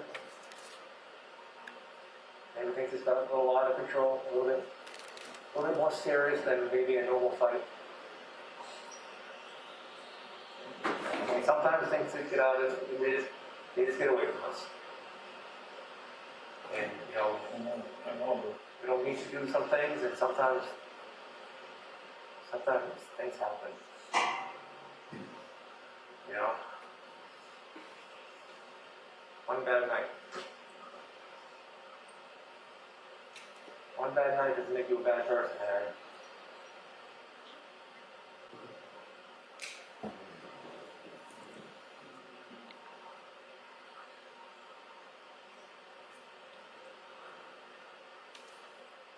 What happened after you started arguing? the heating, don't remember, it was drinking whiskey, and I think it stopped again. I remember there was some arguing going on down there.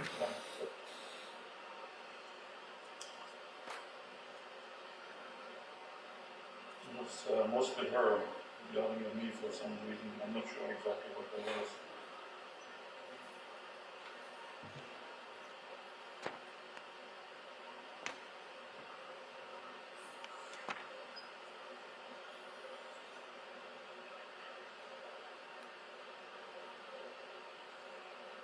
Tell us what happened up in the bedroom. I don't even remember even going to the Blood on the mattress, Harry. Broken glass everywhere.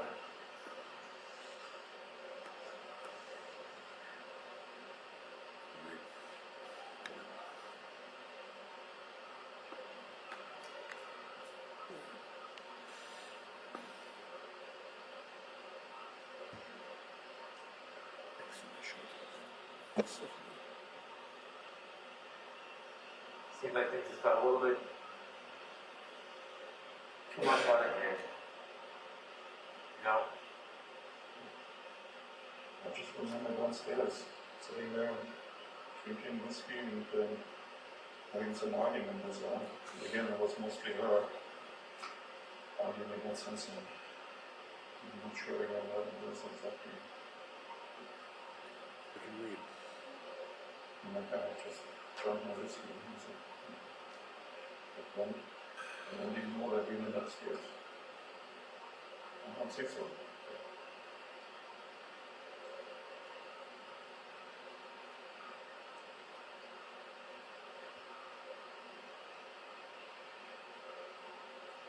Where was the Jeep parked? Was the Jeep parked in the driveway? Was it parked in the garage?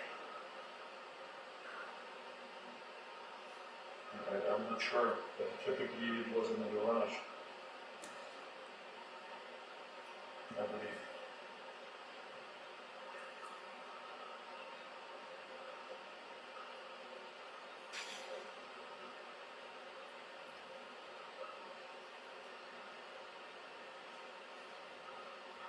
Let's tell us where you went when you left the house that night, Harry.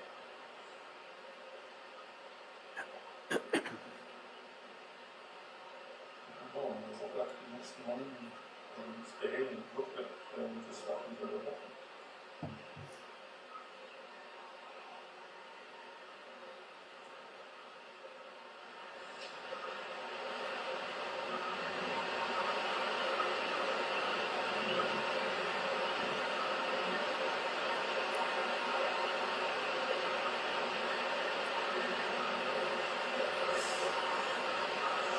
What was Katie wearing that night? I don't remember really. I don't know.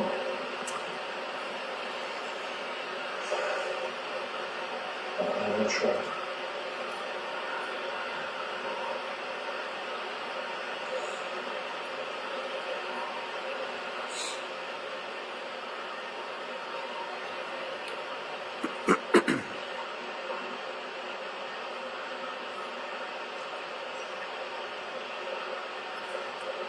Harry, we need you to a little bit more honest with us. We know you were in the woods that night. We know. Yeah. We know. We know it. Yeah.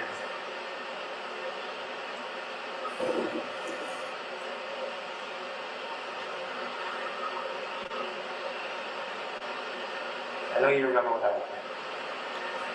You may not want to remember what happened. I get that.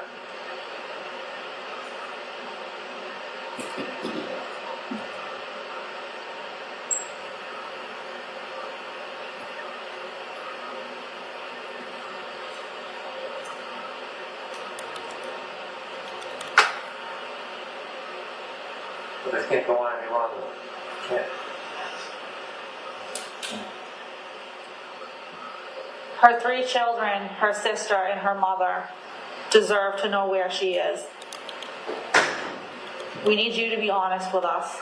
I'm trying. I'm trying.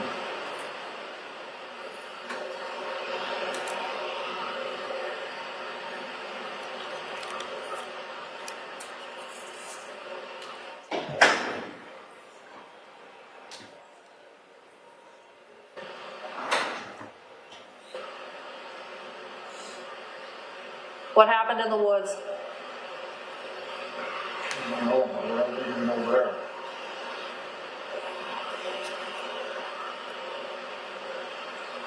Did you drive deep into the woods or did you walk those?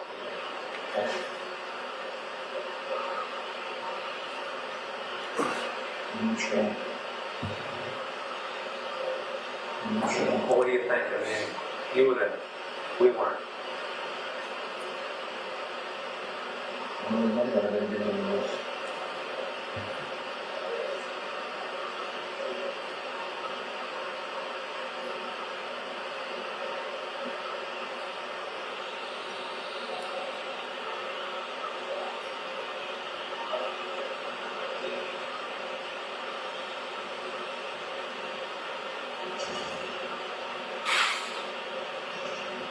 We know how you left the area. Is she fully clothed? What's that for? Is she fully clothed right now? Like, I don't understand what. Does she have clothing on when you left her? No, you were downstairs. What you doing?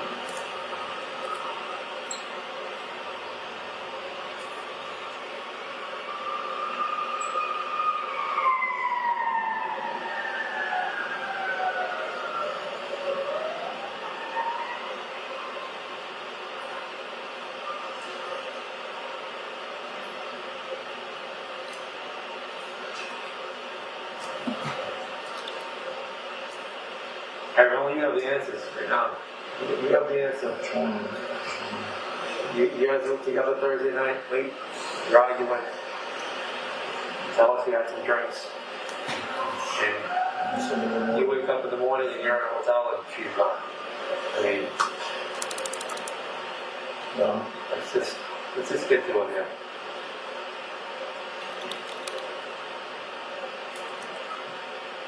I don't see my woke up and I woke up here.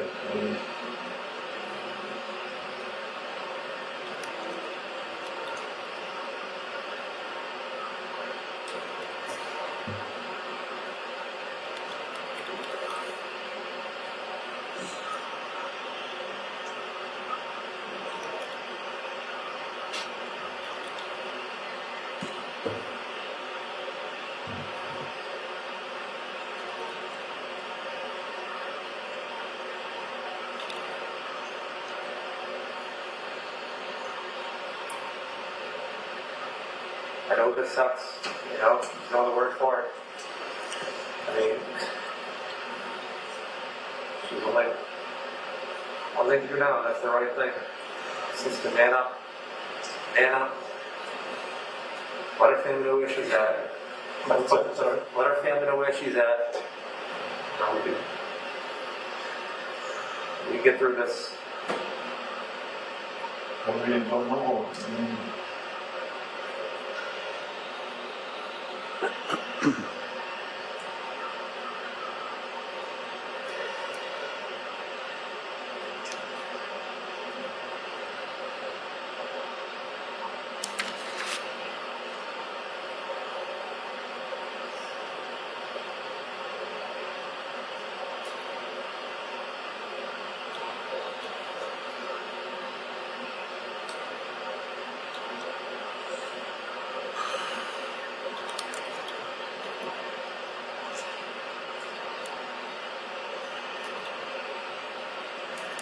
Help yourself out there, Harry.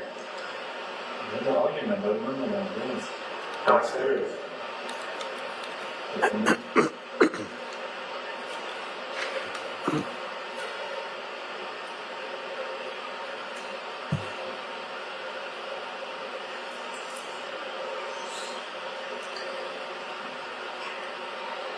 need to know what happened.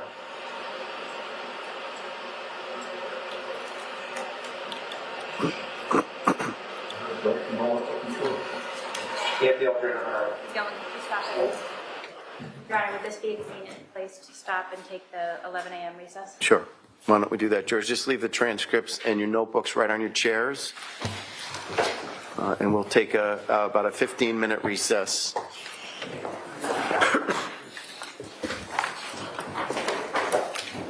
All rise, please. Your exit.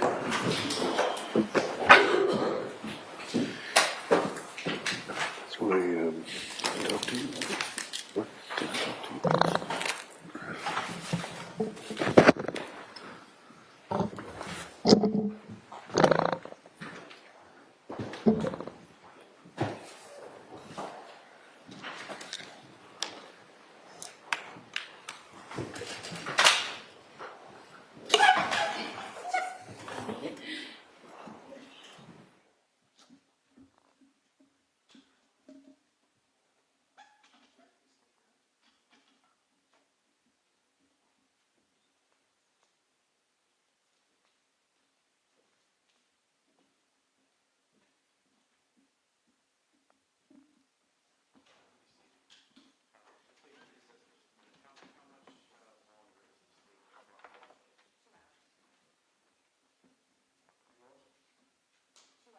More or the whole thing? No, more.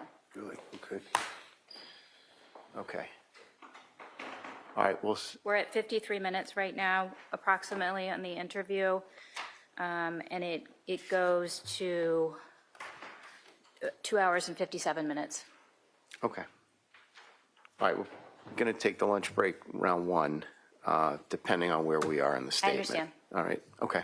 And then you have another witness, or is he going to? Well, there'll be some more questions for him, and then we have at least one other witness. Okay. All right, so why don't we take about a 15-minute recess? Okay. Your Honor. All right, thank you. Court, all rise.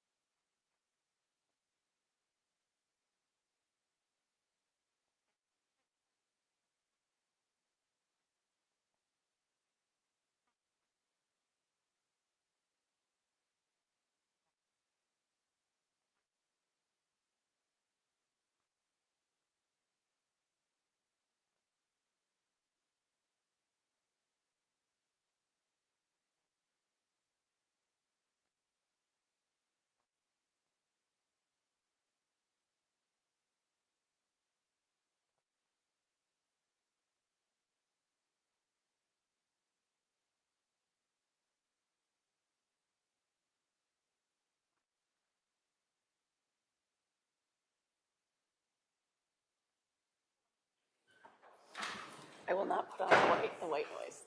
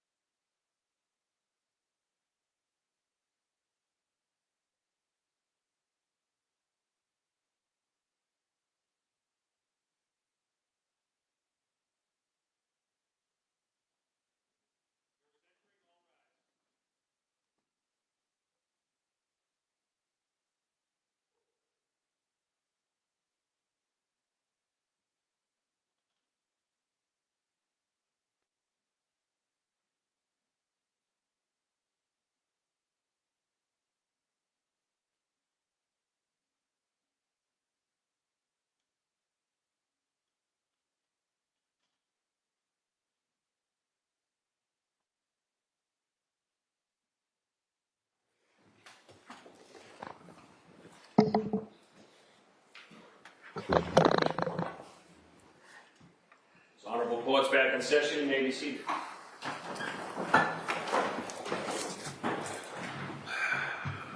Need though. Sergeant Kotkowski, please. Wonderful. Thank you.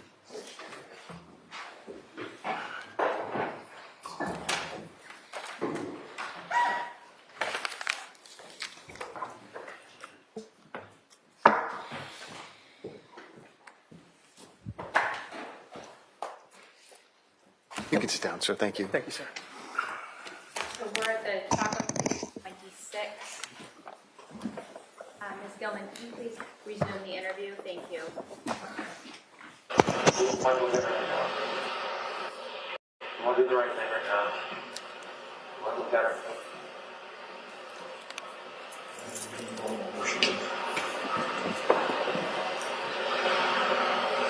You think you went in the woods that night, Harry?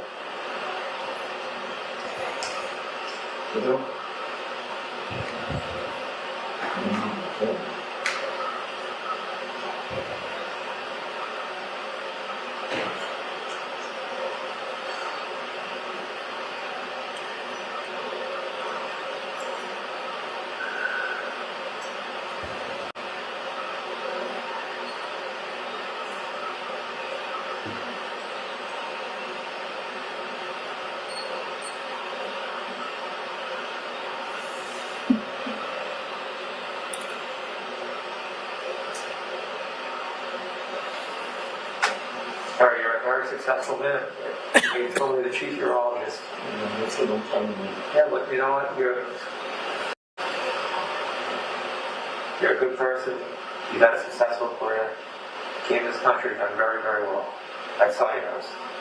He's done very, very well. And this doesn't make you a bad person. No. What happened with you and Katie?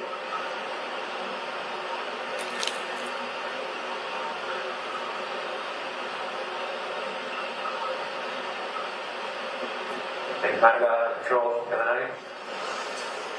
But like I said, you can't be defined for one night. So we're trying to help you out here. We're trying to let you get this out of the story. Do the right thing now.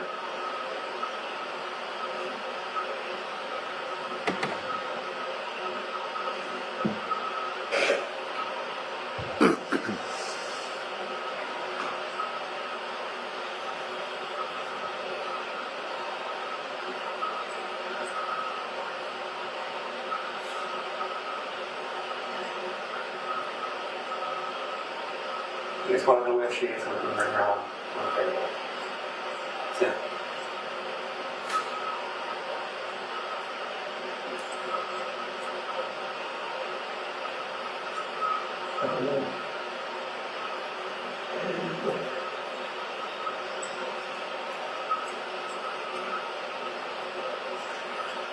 Alright, we know you can't vote that no matter what.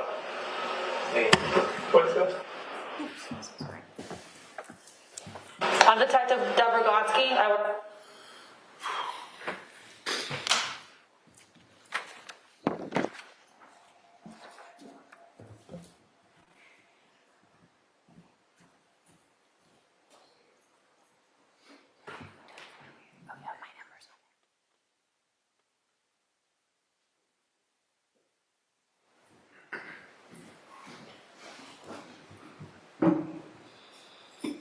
Bad person. No. What happened with you and Katie?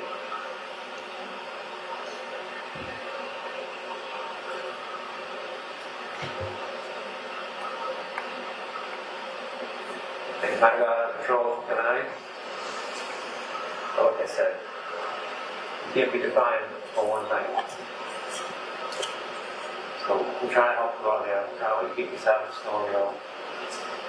Do the right thing now.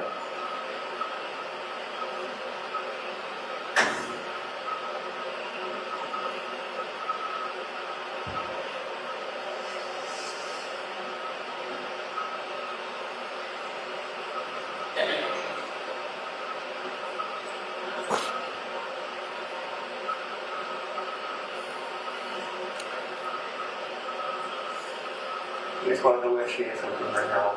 Okay. That's it.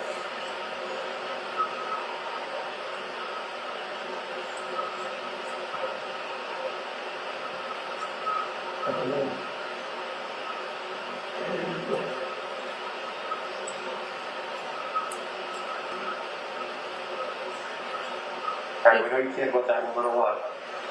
Hey. What's that? Sorry, Fred. I'm sorry, you gotta say something. No, we know you care about her a lot and you love her. And we really need you to do the right thing. We can't have her out there another night, Harry.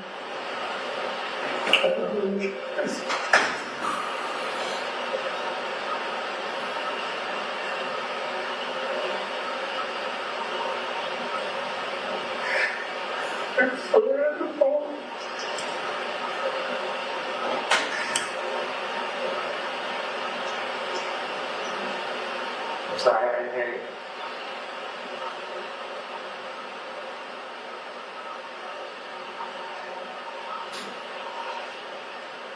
Harry, it's the right thing to do. We need you to tell us where she is so we can bring her home to her family.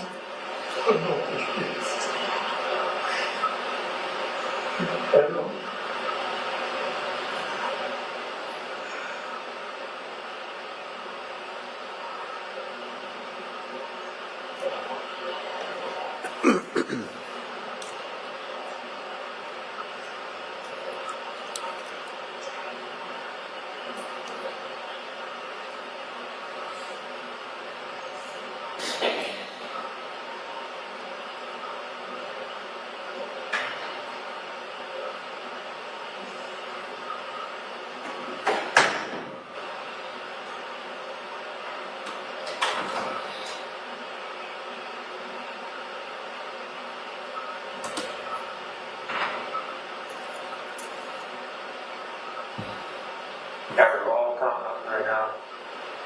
we're gonna talk to her sister today, we're gonna talk to the kids today.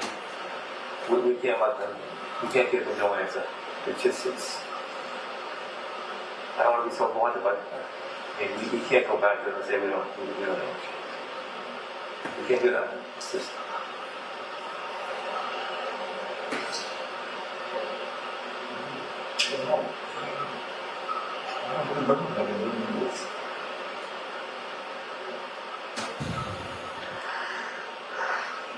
Did you ever hike in the woods near your house?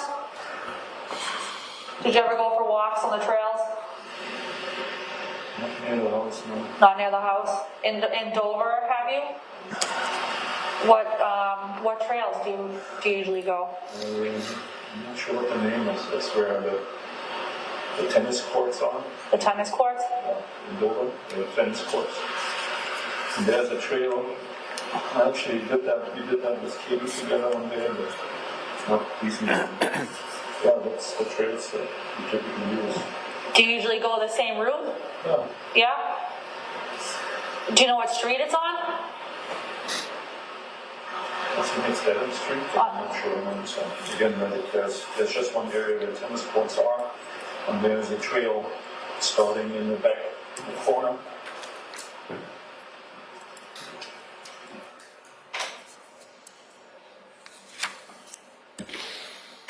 What was your favorite part about those trails? Favorite part is if it goes all the way up to some small little mountain where you can see Boston. Oh, really? Yeah.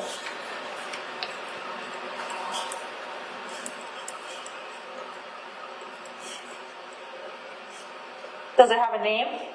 I'm not sure. I don't remember the particular name. Laurel Park, but again, it's wonderful. I'm not 100% sure. Is that the only one you guys would hike at? That's why I remember, yeah. How often would you guys go? Again, it must have been last year in the summer or so.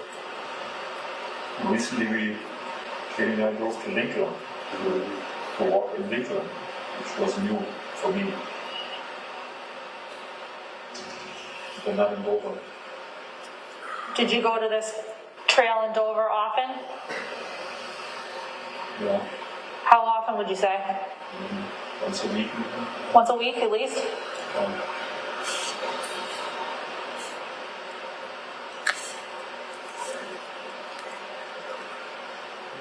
Is that a walkable trail or? Yeah, it's a pretty good Wide? trail, yeah.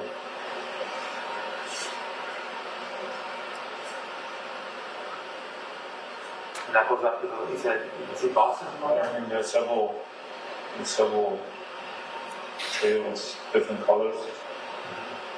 And one of them, I'm not sure which one, was deep and then up to the mountains.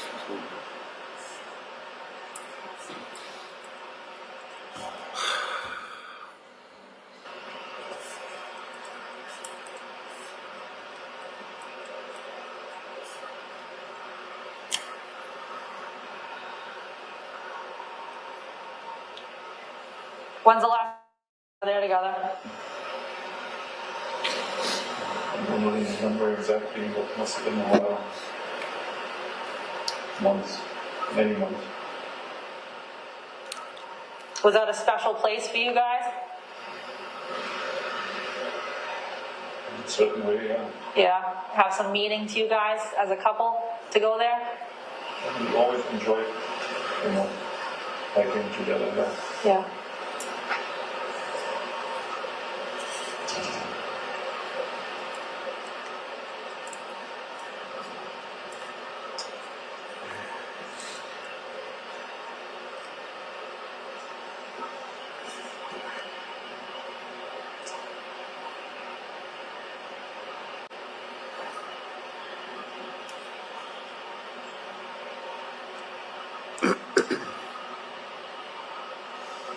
Alright, you're up there the other night.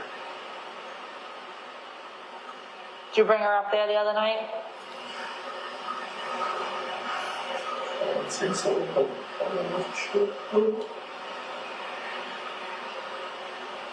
I don't know. It's like,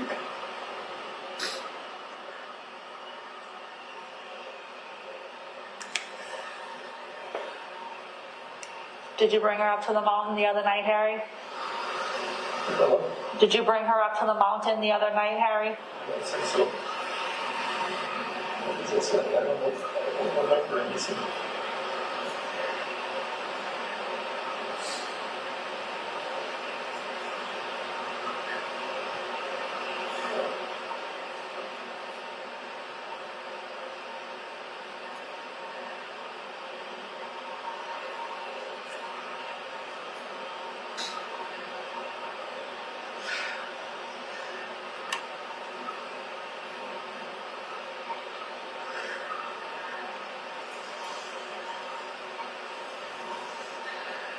Come on, man, feel off your chest. Yes, just feel off your chest. You're gonna feel better. You're gonna feel relieved. You're gonna know you did the right thing.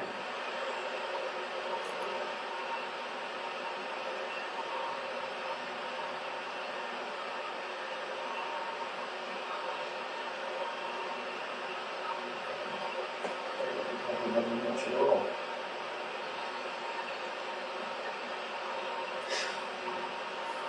Alright, you were up to that night. She was angry. She was angry for whatever reason. I'm not sure why. Yeah.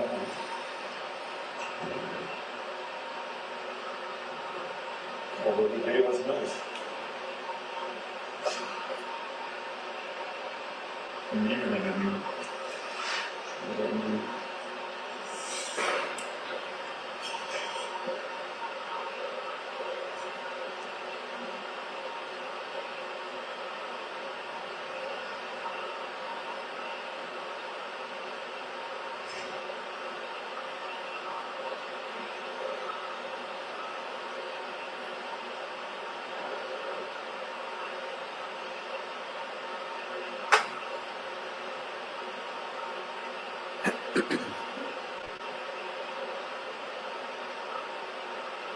Down, come down, and go up now. Make sure you look. Know you're up there. Yes.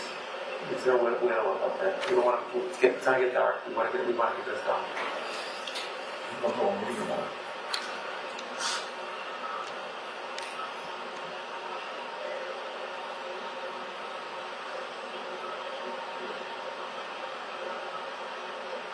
Just remember she was angry. She's in love with me, huh?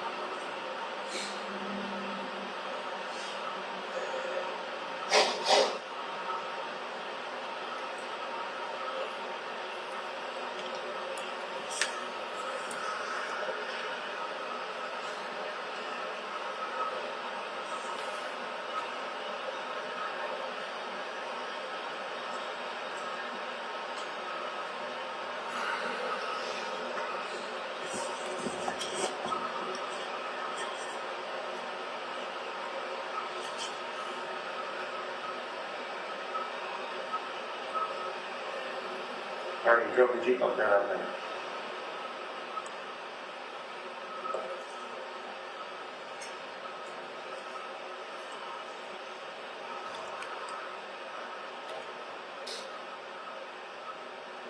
We're up there, can we find her, Harry? I don't know. I'm telling you about the money. I don't know. I have no idea where she is or what happened.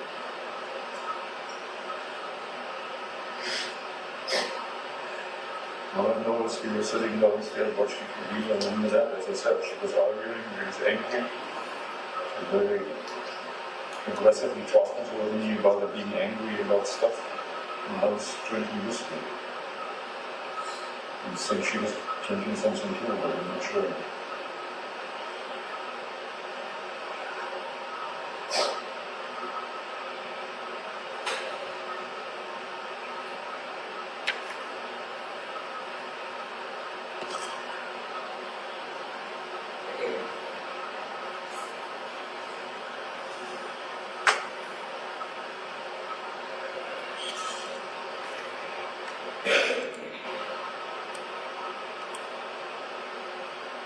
Remember what the argument was about? Why she was mad? What's that? Remember why she was mad? we're telling about the same thing that I tried to divorce her in January. She came always back with that, oh no, although she also suggested that we should just let it go and fix our marriage. Then she came back to that thing always, well not always, repeatedly, that she was very angry that I made a decision that I'm able to go to Germany to continue my career.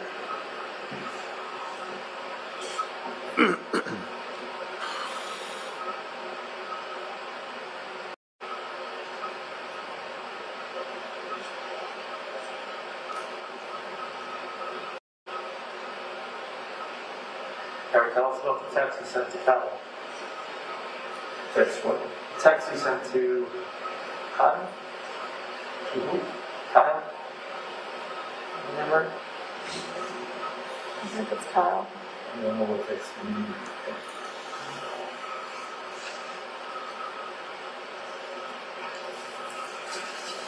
I don't remember what he said in the text.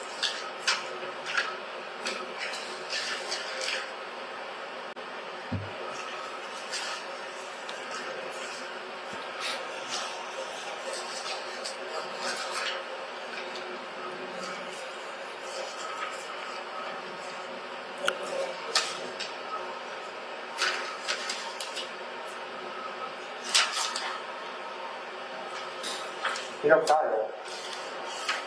What? Right? Kyle? Kyle. No. From town? What?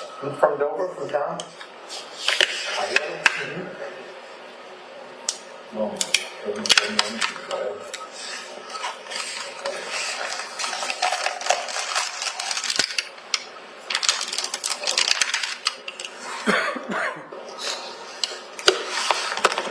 I don't know Kyle.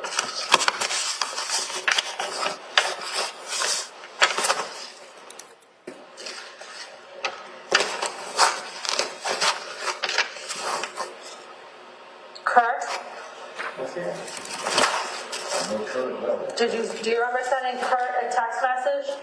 No. No? No. Then At 4:31 a.m. on Friday.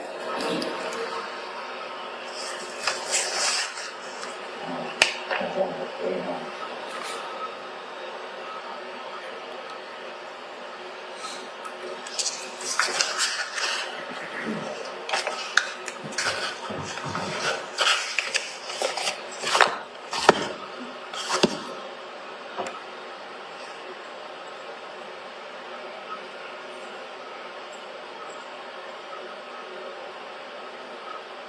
She was angry for whatever reason. Although she wanted to fix it, I don't understand.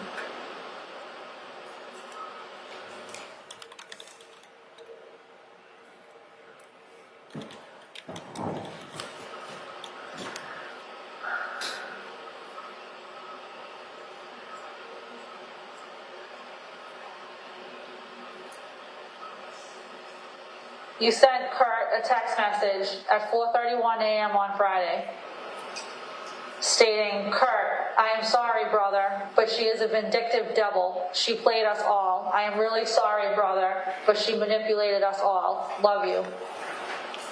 What? Do you recall that message? No, I'm serious. I have no recollection having sent any kind of that message. No.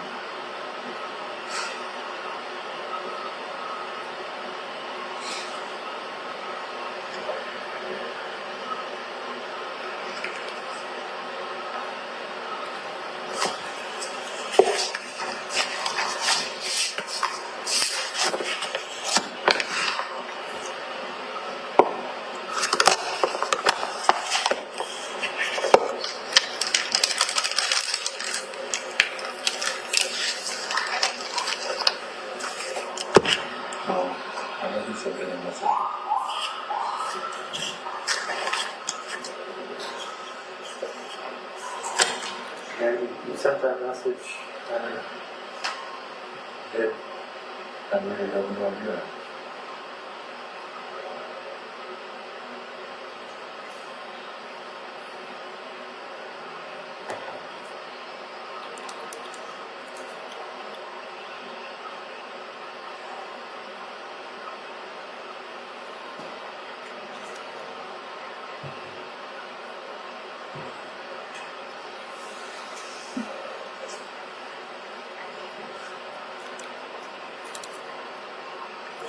not too long after you sent the message, you're back at the hotel.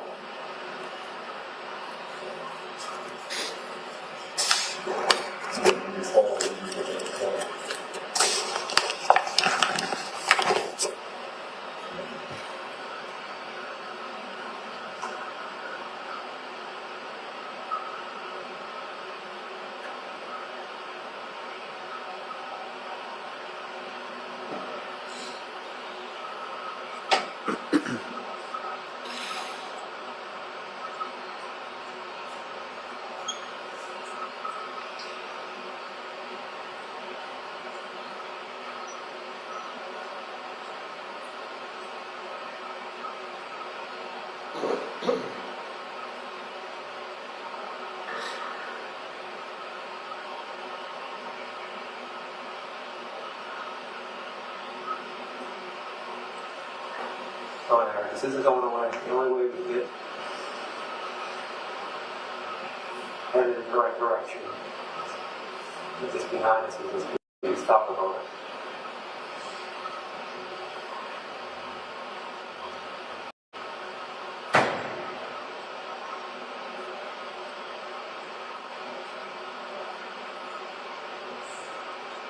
And I said she was angry, and that's the last I knew.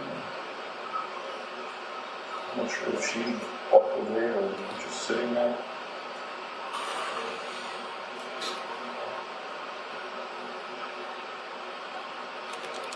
Saying that she wouldn't leave the home without her pocketbook and phone. She wouldn't leave her kids. No.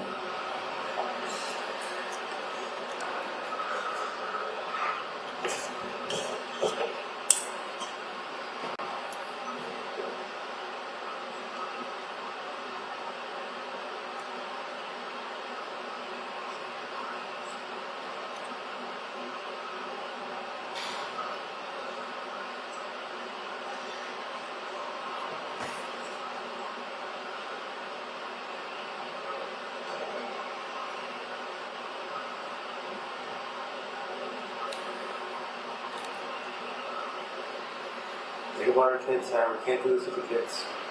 They've been through hell in the past day and a half.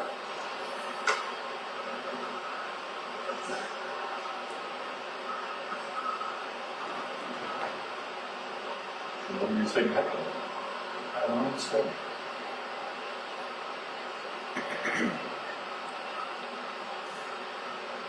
Did you tell us what happened?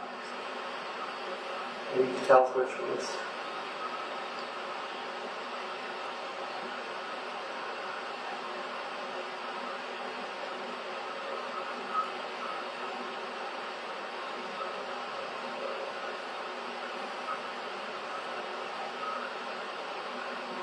I want to find her quickly.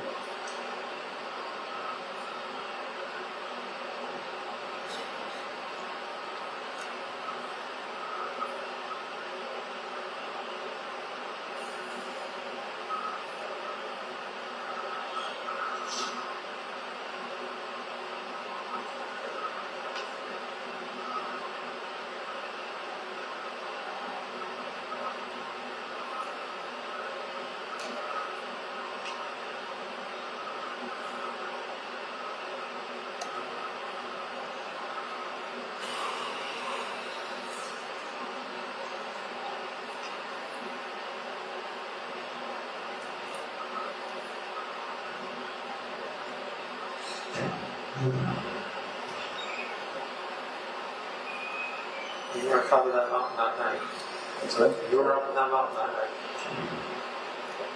We know you were up there for a couple hours. Yeah, no, I'm I sorry. got a sense of it. You were up on that mountain for a couple hours that night. You were up there for a while. Where can we find her up there?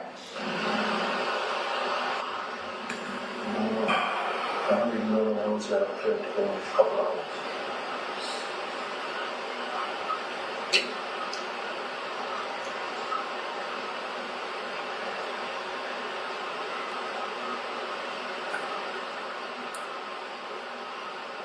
It's a good woman. I don't know.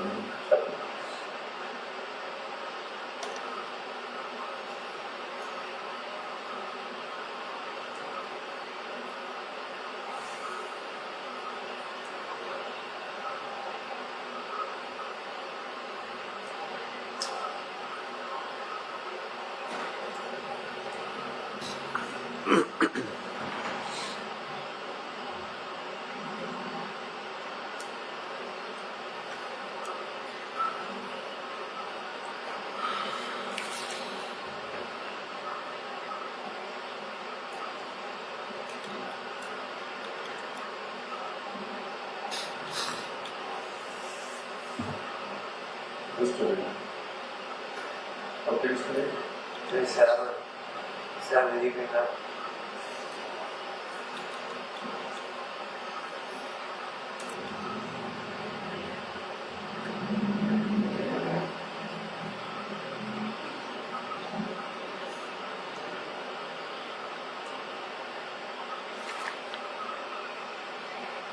To go back to your argument that night, watching TV. So you need to go back to the argument, watching TV, and take us through what happened. Again, I'm not sure we're connecting words, but I believe it went on the same topic, that she had a hard time getting over the fact that in January I was talking to a lawyer looking into divorcing her. And then she believed I would sort her out, which was not what the plan was.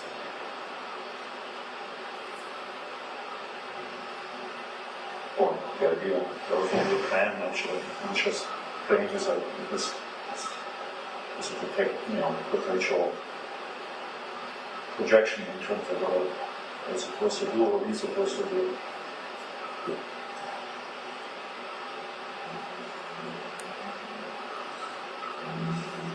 So I think that was the argument in terms of still being angry that I tried to pull myself to Germany. Yeah. But I'll ask her, why wouldn't you come with me? You know. Back then, December, January.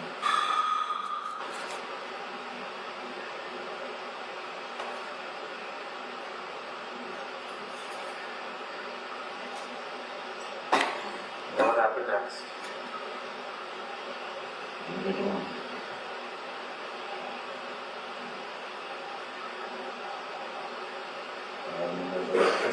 Just drinking.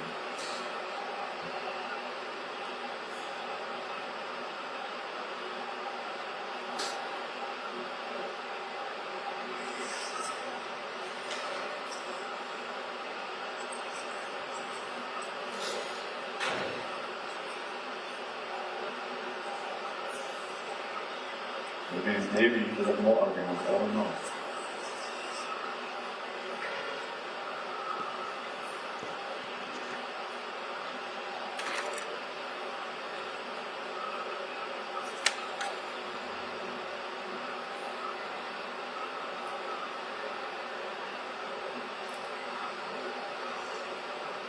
Did she hit you, Harry?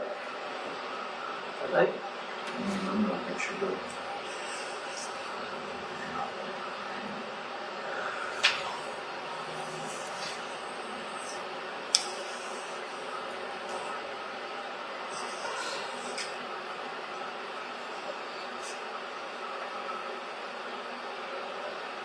I remember she was angry, really angry, and I didn't understand.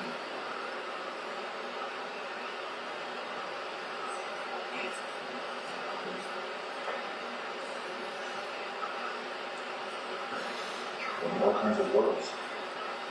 I mean, that words. What'd she say? What'd she say to you? Not sure. Motherfucker or something like that. Fuck you off, fuck you. And I said, oh, that was good. She become violent?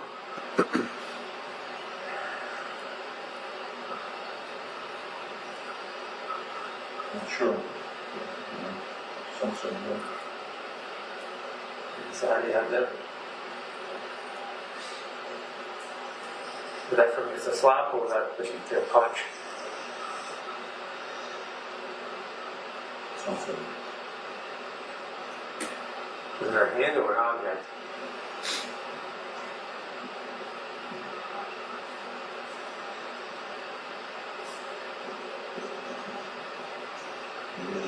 glass or something.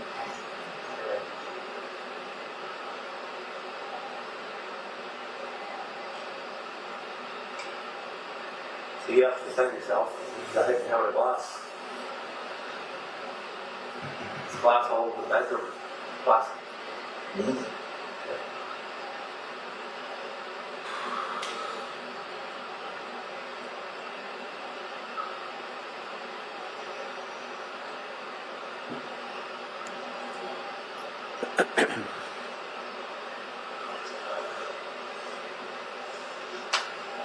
Maybe I did this for myself, I don't know.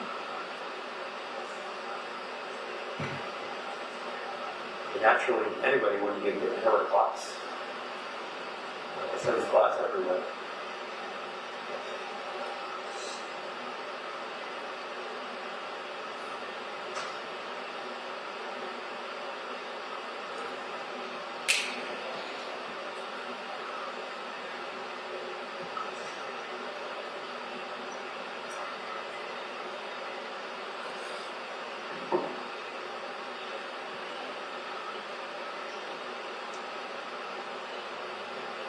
Remember how you had to defend yourself?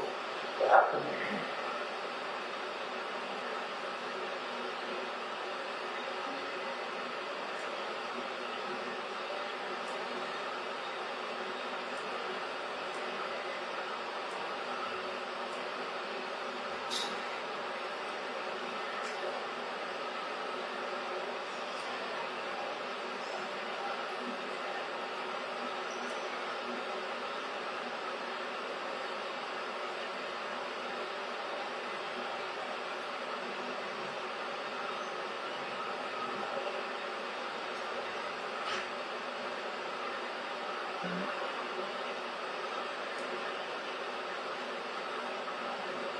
Sounds like you had no choice but to defend yourself.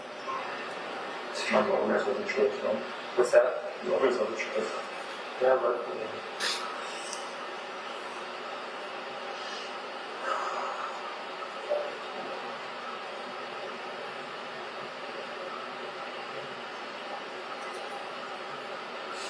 She's a beautiful woman, but she had her volatility scenarios always kind of down. I was ready for a fight.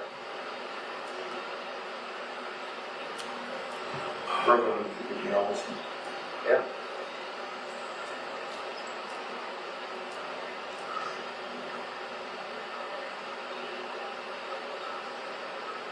It seemed like you tried real hard and you gave her that beautiful home. You obviously provided pretty well for her. I Gave did. her a good life. I did. Sounds like I got kicked out of it. Oh, but again, I forgive her for that. So let's forget about it. Sorry. yeah, even after all that, you were willing to go back and try to make it for her. I did. That's what it sounds like. That's right.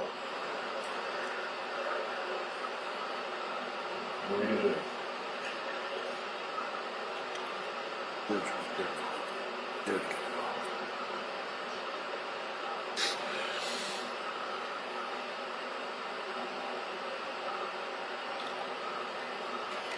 What you're saying, it sounds like that the other night you just kept this. Yeah, you know, just being volatile, like you said, right? Just how much you just kept digging at you and stuff, you know? Just, you're crushing up, you're talking to her.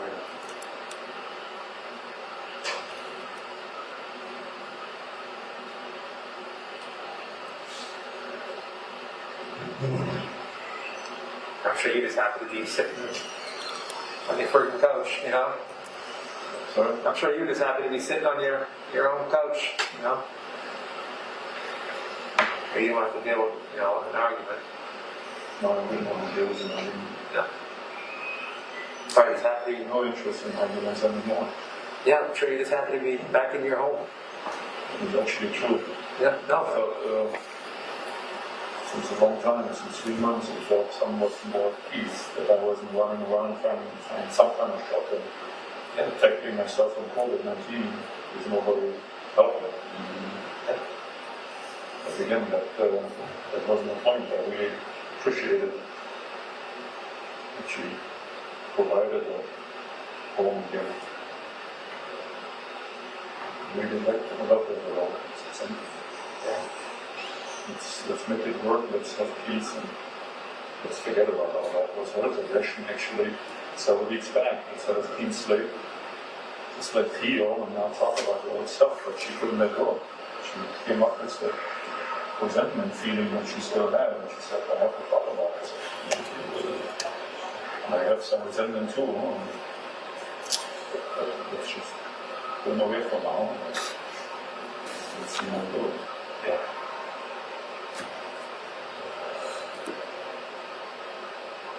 Lots of people trying.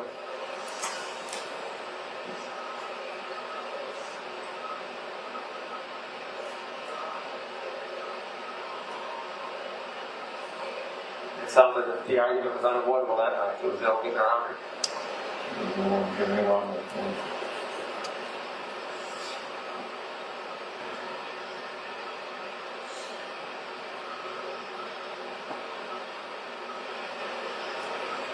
I mean, obviously she was fired up. I mean, she hit you.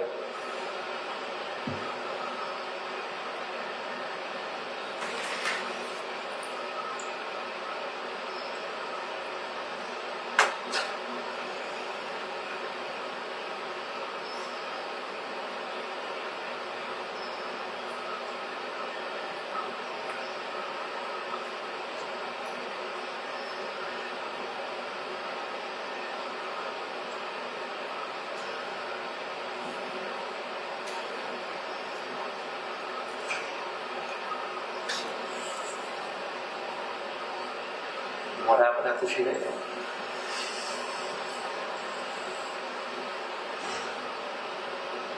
I'm not sure.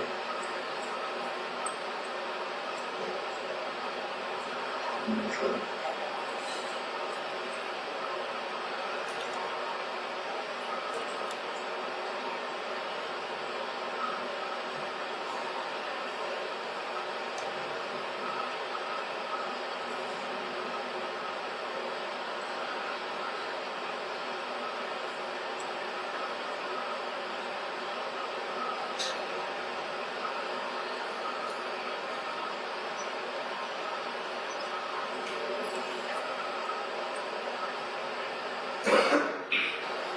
I was saying her belongings are all in the house.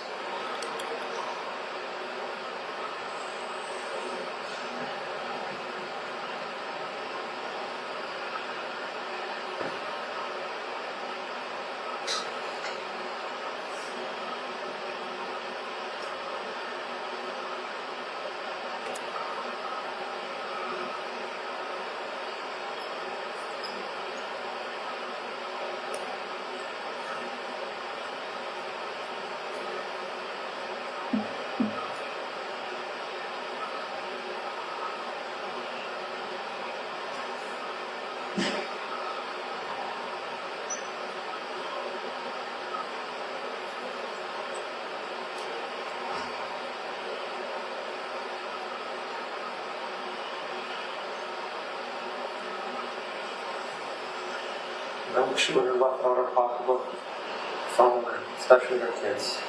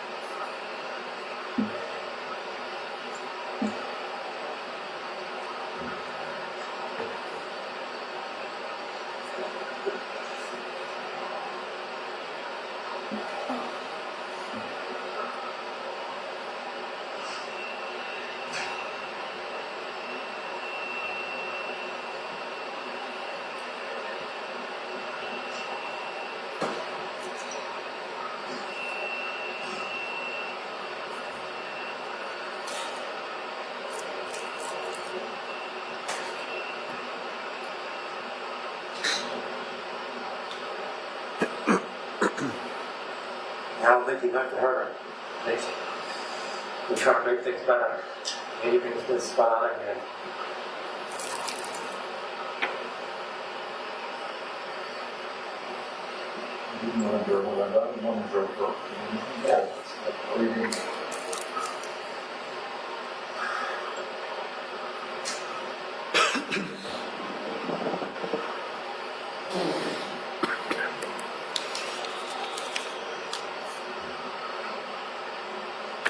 Did things just get a little too out of hand that night?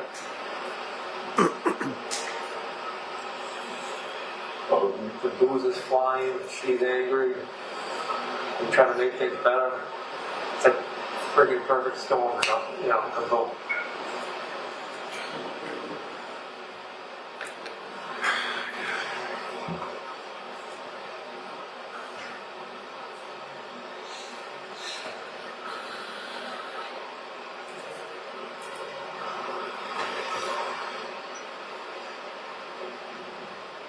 What happened after she hit you with the glass? I'm sure she did. Something that, you know. Something that was made out of glass?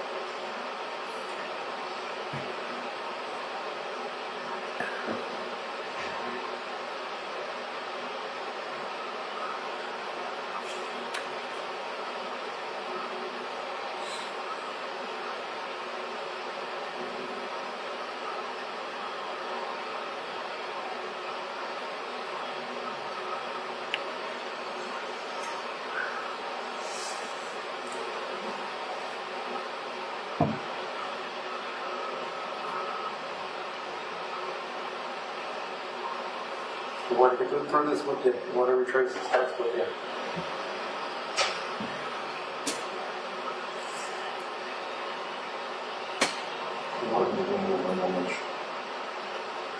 You have to know something. Do you remember when the text said something? I won't. You have a text?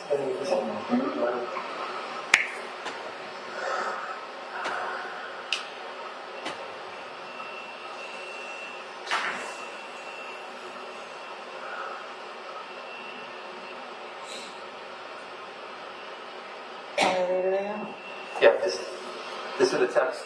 Yeah, just read the text again so marginally rewrote. This was the text that you sent to your friend Kurt at 4:31 a.m. on Friday. I'm just going to read it to you again. It says, Kurt, I am sorry, brother, but she is a vindictive devil.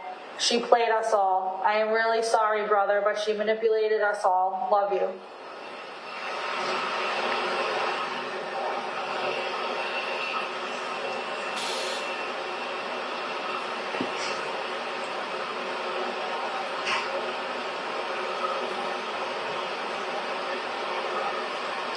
She was arguing about them. That's all I'm doing. As I said, constantly, not constantly, but repeatedly going back to the time when she was so angry about, you know, what I did or what I've done, about talking to a lawyer about a divorce.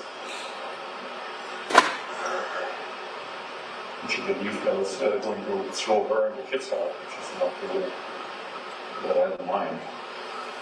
If it would have all happened, my plan would have been end of school year, that they're obviously all finishing. If I actually do go to Germany, you know, sell the house later than a year and then go. But she believed something different. And she was very angry. And it came on over and over again. It's like she was trying also to reconcile and saying, let's do, let's have a clean slate. Let's not talk about all this stuff all the time. Why did you think she was being vindictive? She would tell that about herself. She would say that about herself? Yeah. And sometimes actually, and then disappointed way about herself, because she would go all the way and pay back if somebody did something wrong to her. So one of her favorite saying was, you fuck me, I fuck your daughter. So, Did you ever feel like she was being vindictive to you?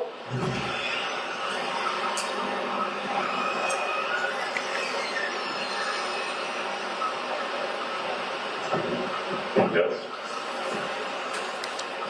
There was an episode early in our relationship where we had an argument also early on, I'm not sure, a couple months in. And that was in the bedroom, and I went downstairs. There was just a verbal argumentation going on. And had a couple of drinks and looked on Bumble around. And she found out because, I don't know, Bumble, but they have to swipe and then you're kind of matching. Yep. And I just didn't talk to anybody. I just looked at him and swiped from left to right, left to right. And apparently, when I didn't even realize until the next morning when I actually checked what I was doing, that I matched with one of her girlfriends and separated. But I didn't talk to her. It was just the swipe match. And she was very angry about it. I called her right away, apologized, said sorry, it was just stupid stuff. I didn't really think much about it. And then she signed up on Bumble and actually matched with guys and talked while I was sitting right there, just saying, feel how it feels. And so I didn't want to talk to anybody, but she would actually talk. Okay.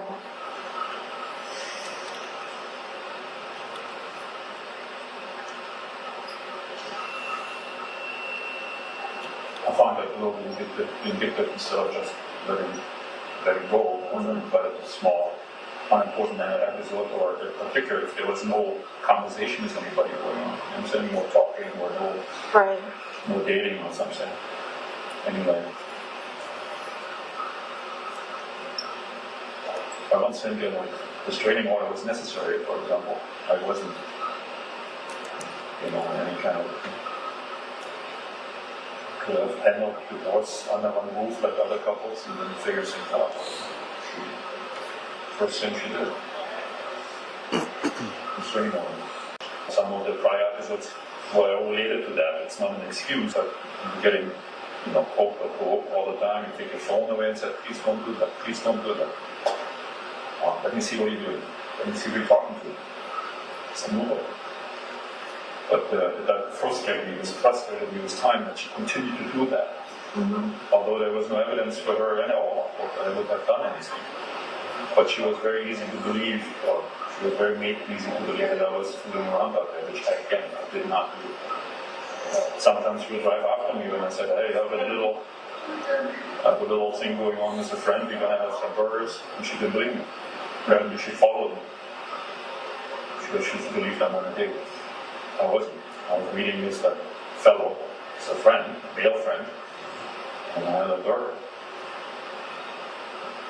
All this kind of stuff, that kind of builds up this time that you feel, what are you doing? Why are you so distrustful? Why are you worrying all the time about me or you and me and things like that? It's one of the big problems in that relationship, that there was very little trust with each other in terms of, being faithful to each other. And again, I never really cheated on her at all.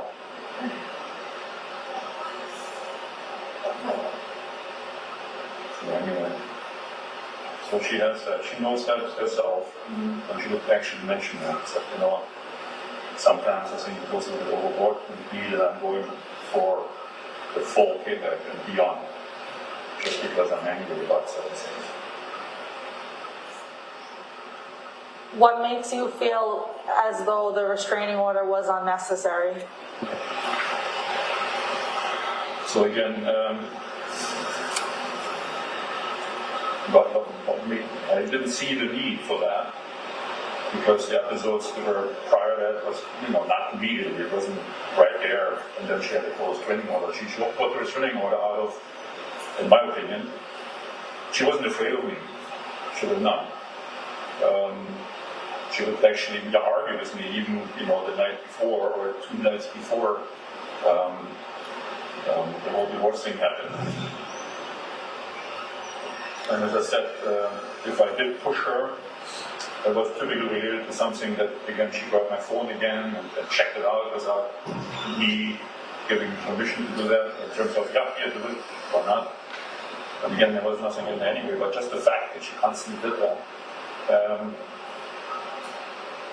So I don't know. To me, it didn't feel, it was an immediate reaction to her finding out that I'm looking into divorce, not because there was a violent saying, and then she said, I don't need to file with this anymore.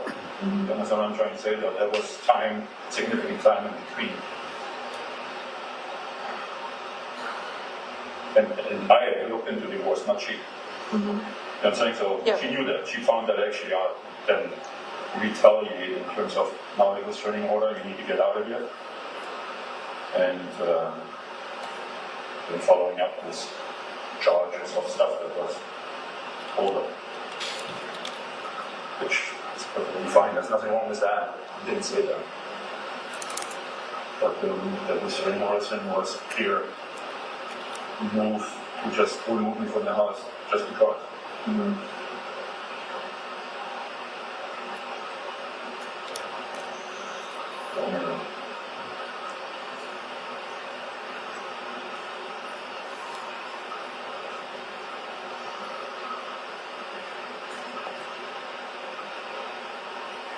It's a very passionate relationship with both sides, kind of thing. I'm not sure that makes sense to you guys. Pick on her side. She could be all in and very, very loving, and she could be very angry. Obviously, you could.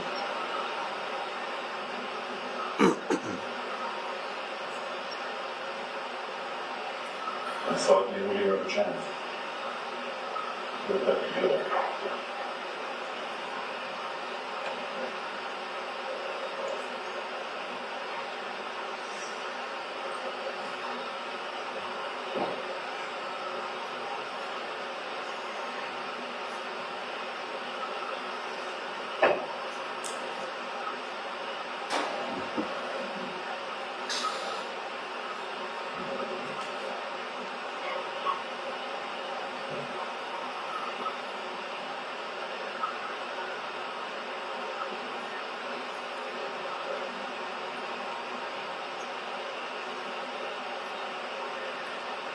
I'm trying to remember.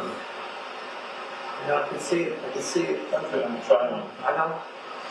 Again, as I said, there was arguments. Are you at all concerned? I mean, think about what we're talking about. Are you concerned? I mean, are you concerned about what's going on? I mean, absolutely, I'm concerned.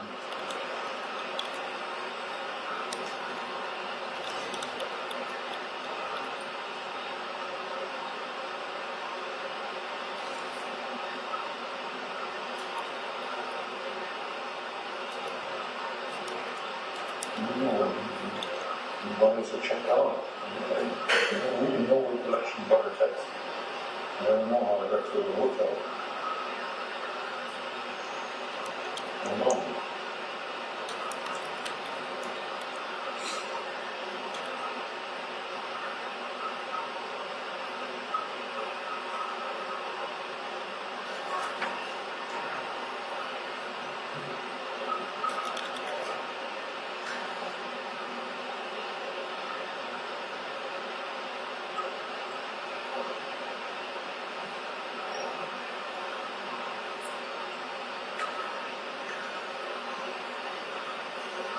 So you're up on that mountain up there. You're up there. No. I don't know.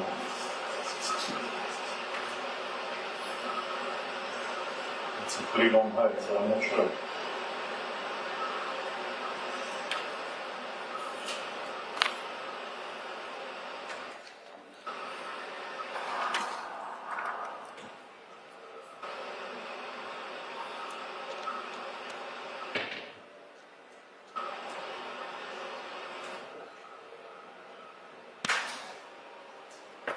Did you dry part of it or all of it? I don't know. I really don't. Can't remember shit.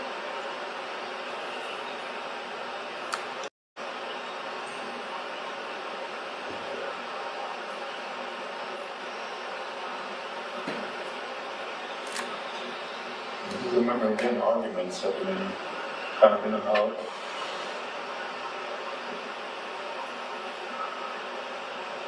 The other didn't call names, as I said, because she was angry and didn't say or behave the way that she wanted to, or I'm not sure.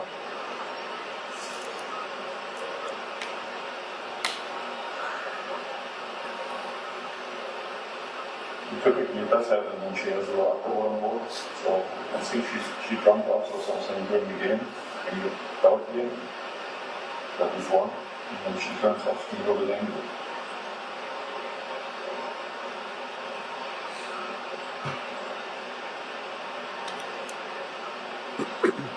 Did she get out of control? I didn't think she may have hit you, but did she get out of control? I believe so.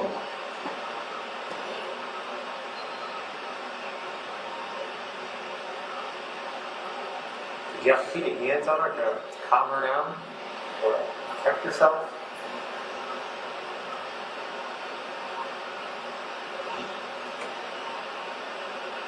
I don't know.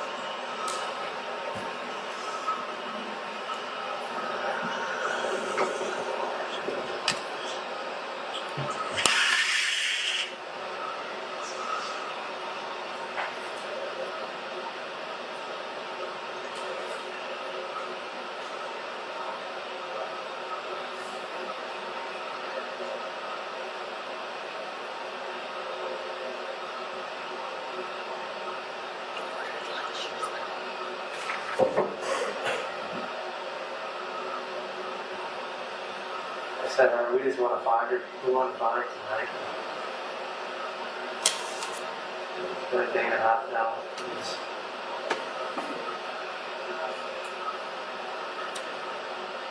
I believe she's gone.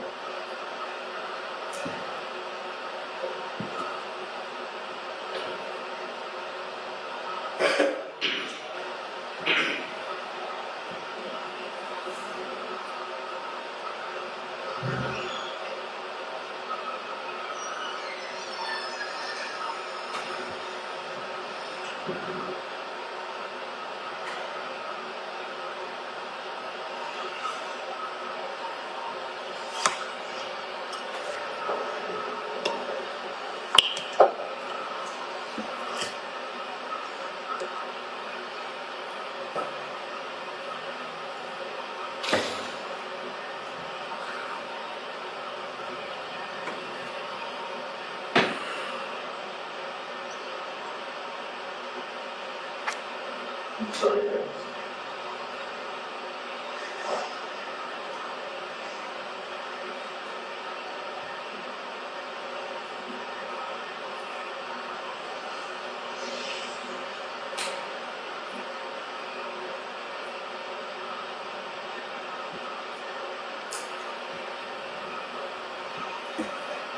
Where can we find her?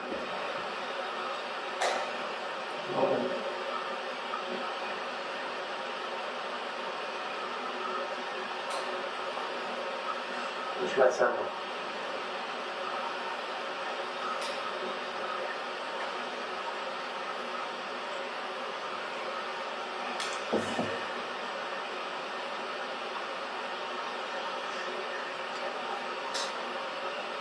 We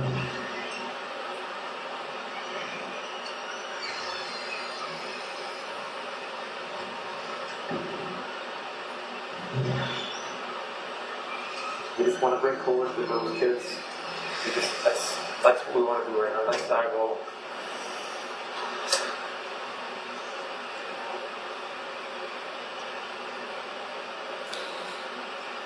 I can't do it without you, without your help. Thank you, brother.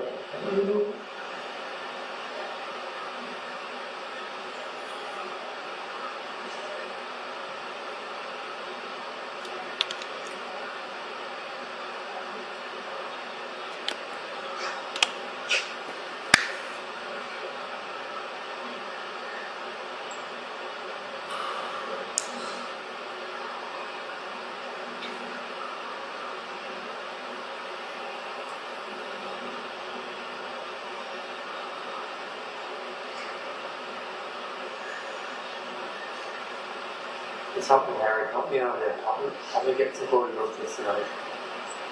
Help me out.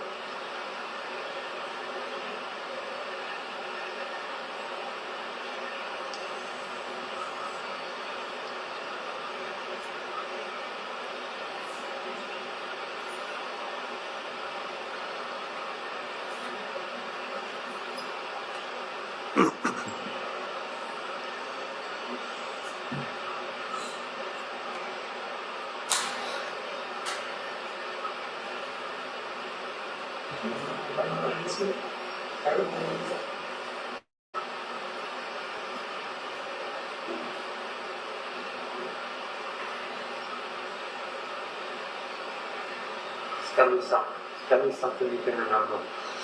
Because that little pieces in terms of arguing, you know.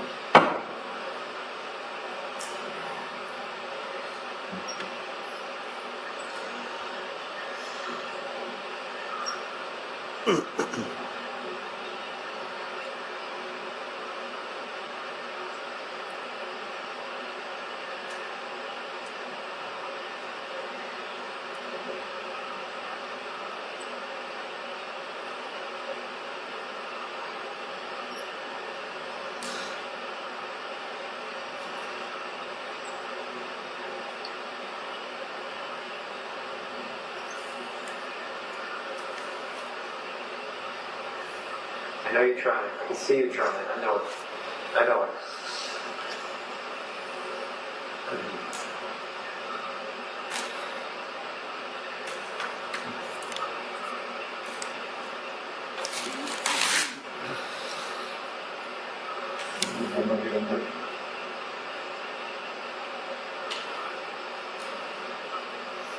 You must have somehow remembered.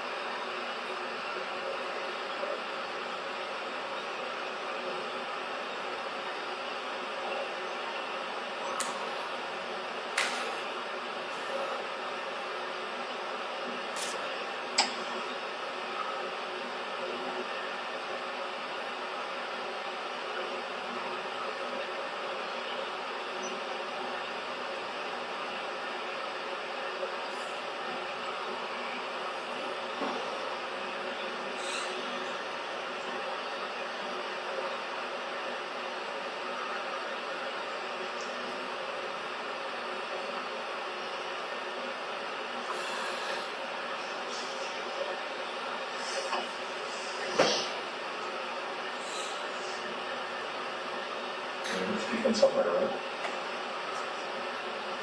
It's so close.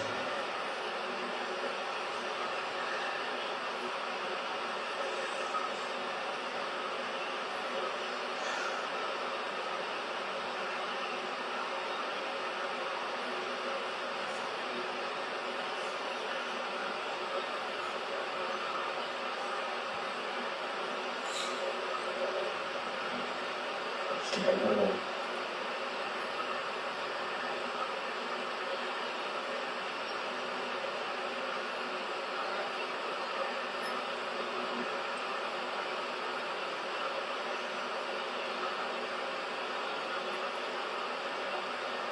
Sorry.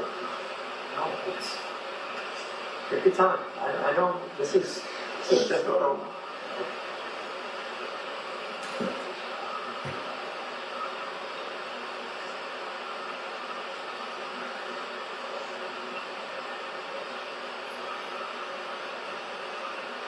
She's angry, you know.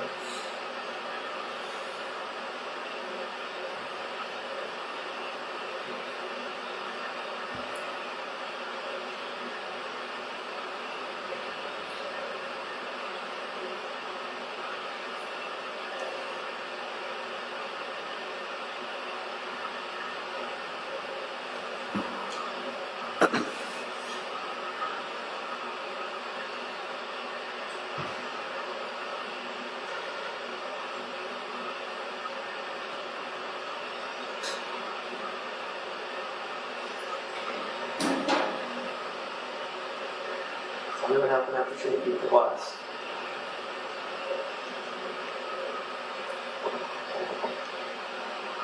Just over there, I guess.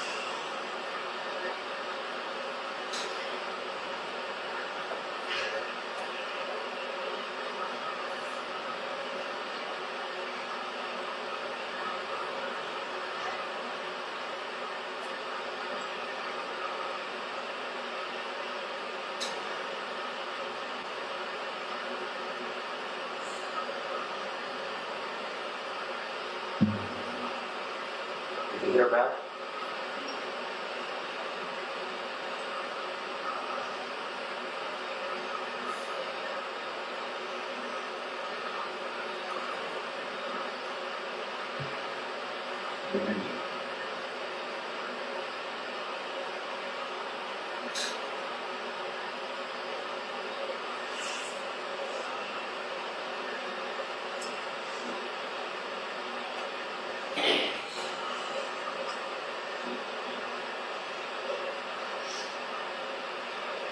Tell me about it. Sorry, what? I said, tell me about it.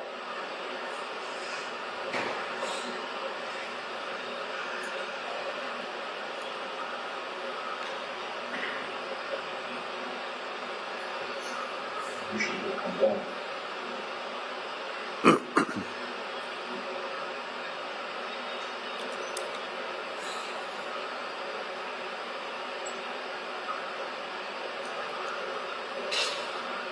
Sorry, I missed that. What you said? So I wish I could come back.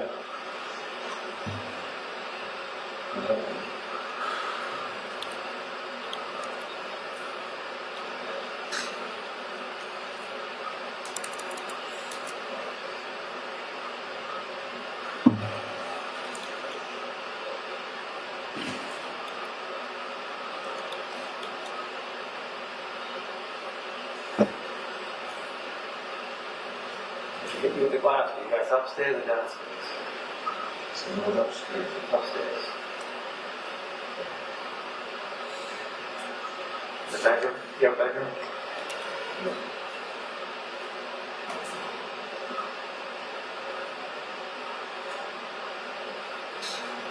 Were you bleeding? Not sure.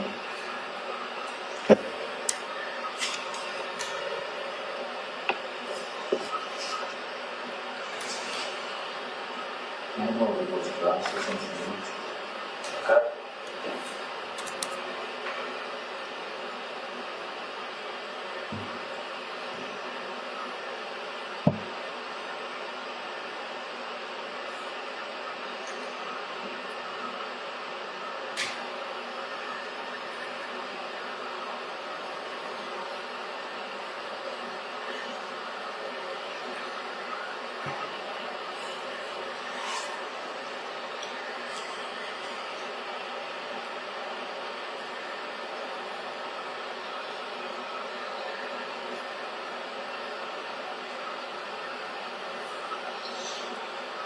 What happened next?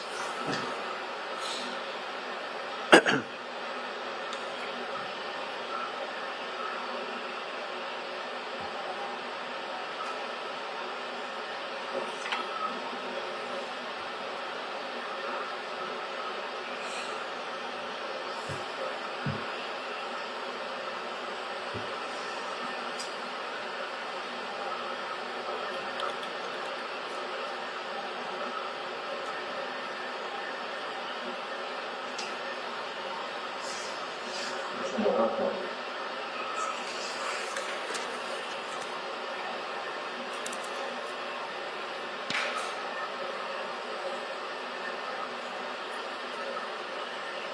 Tell me how you think you heard it. What happened?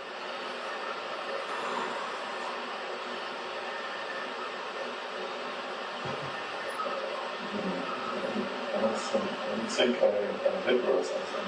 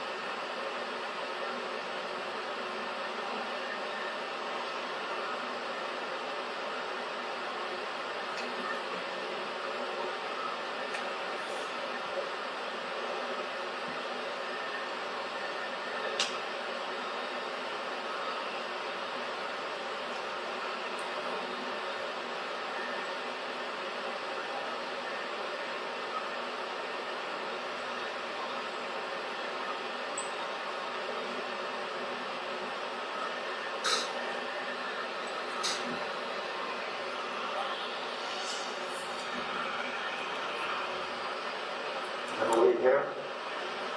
I don't think I did. You don't think you did? Huh? Did you grab it? Need to stop him? Probably.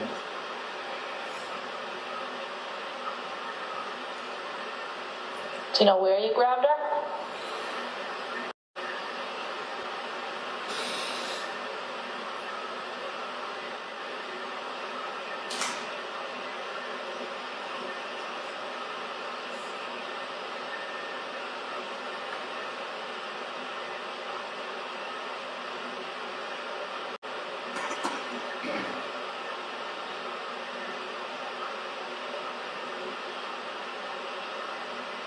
It's gone.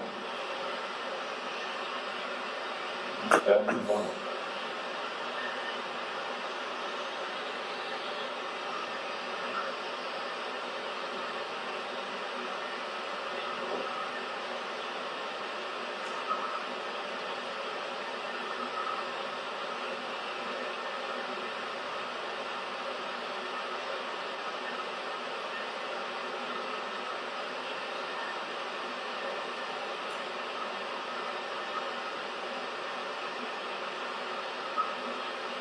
Keeping it grabbed. You remember what happened next?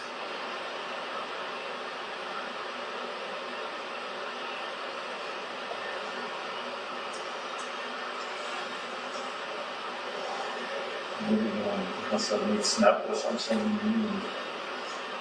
don't know. You near the bed? You go in the bathroom? You in the closet? I don't know.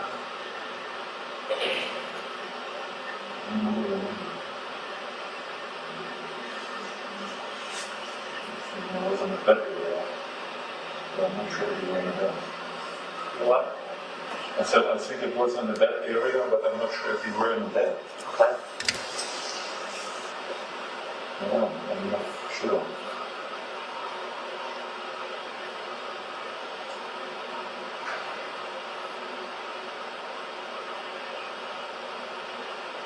It's in the grip on the neck, I believe. I'm not sure either.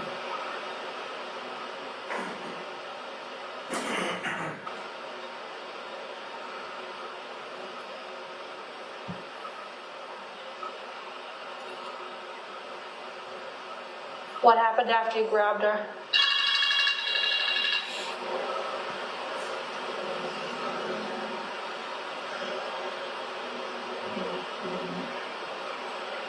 It's all black. It's all black. It's kind of just. It's like a orange.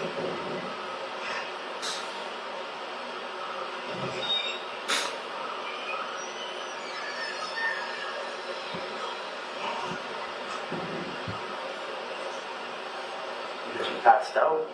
Did she fought back? What do you think? What happened?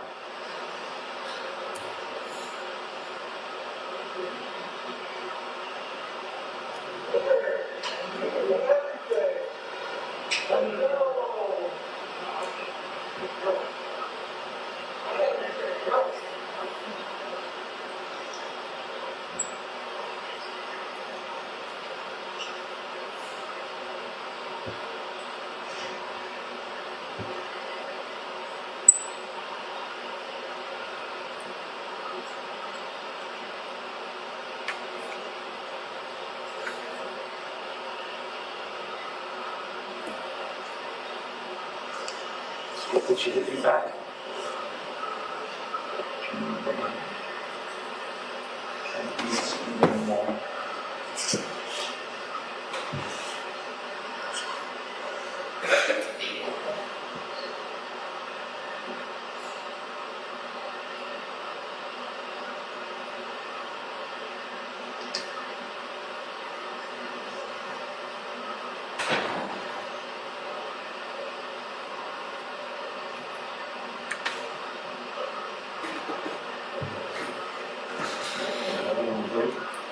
Right?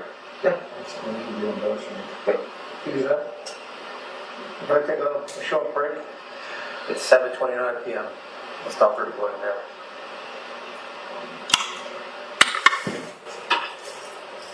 Okay, it's Saturday, May 16, 2020. It's 8:12 p.m. We are restarting our interview. We're in the second floor of Norwood Hospital. My name is Trooper Kotkowski, KOT, KOW, SKI. I work on the Norfolk County District Attorney's Office. With me here is Detective Rich Fuller of Dedham PD. And we're with Ingolf Tuerk. Ingolf, can you just spell your last name for us? Tuerk. And just for the record, Ingolf, we've been calling you Harry. That's okay with you? That's just the nickname, right? Yes. Okay. All right, so we're just going to continue our conversation that we took a break from.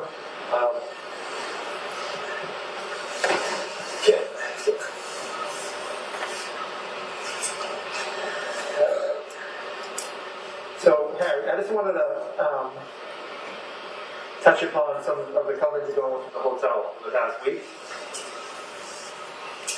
And let's just start with Thursday. All right, today's Saturday, 2 days ago Thursday. Now, earlier you said you thought you may have spent the night Wednesday to Thursday at the house in Dover. Yes. Did you go to the hotel on Thursday at all in the morning? Do you remember going to the hotel?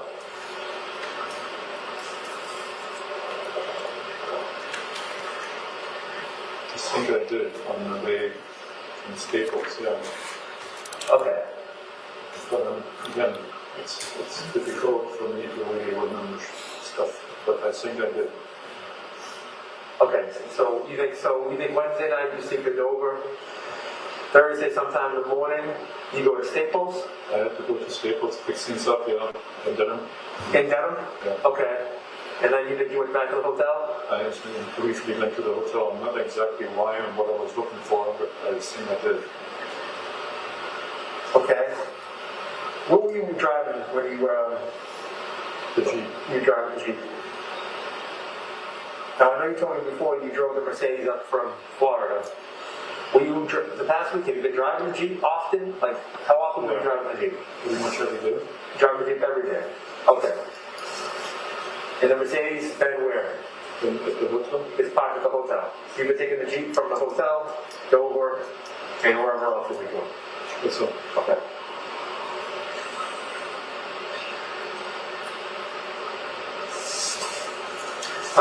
And what door will you primarily use to enter the hotel? What door? What door? Would you go to the main lobby? Main lobby, yeah. Every time? Yeah. Okay. And how would you exit your room? Sorry? And what route would you take exiting your hotel room? Same way. With the elevator and then through the main lobby. Okay. So you never took the stairwell just to the right side? Yeah, it faces the main road, which is on Elm Street. So you never took the stairwell, you would always take the elevator down to Yes. the lobby and move that way? Yeah. Okay. But Thursday about noon, you think, Harry, you went to the hotel about noon, right? Yeah. Something like right. No, I just want, Late morning or something? yeah. That's the time you swiped in your room on the cards. I just looked, yeah, it was 12:30. Okay. I know that's not something important in my overly right up it, but yeah, Thursday. You went there Thursday about 12:30. But you don't know why you went there, grab a bag or something, you remember? sorry, I think I was looking for sunglasses or something. I'm not sure exactly why. I remember I went looking for something, but I can't recall exactly what it was.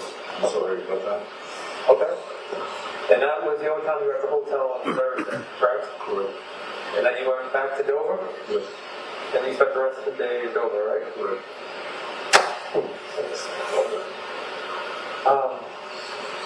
And had Katie been driving the Jeep too, or just you? Sorry, what? Was Katie driving the Jeep too, or just you? I believe yes. Yes? Yeah. But she wasn't leaving the house much because of COVID-19.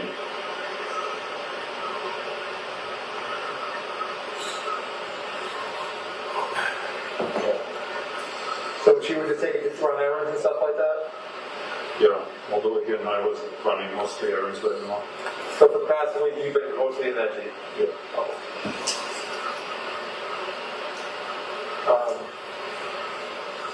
Okay. Another thing I wanted to talk to you about, the scratches in your arms and legs. Would it be okay with you if I take a couple photos with my cell phone? So we have that on record? That's okay with you? I don't know. Or should I do something else? I don't know. Well, I'm asking so much. Yeah. I mean, I would like to just document that you have scratches on you with a photo. Yeah. So I'm asking you if you would mind if I take a photo.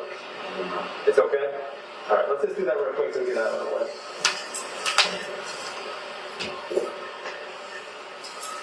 You mind? Can you take your socks off?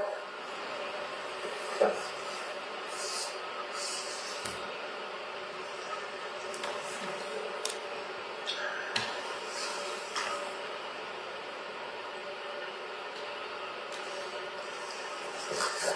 Start a little bit. Yeah.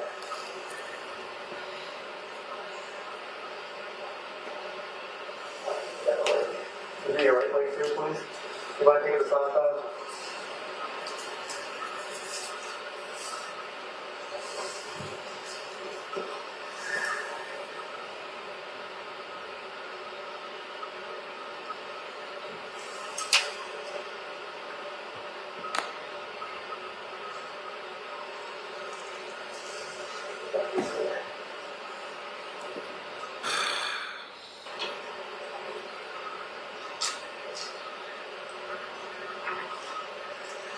Just see your arms.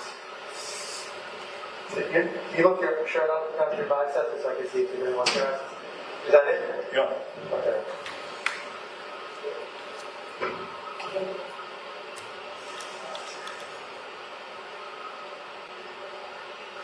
Can you just open up your hands for me?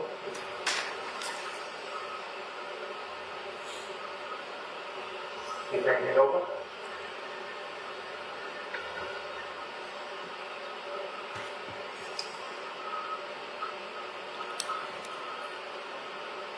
Okay, let me see your right arm now.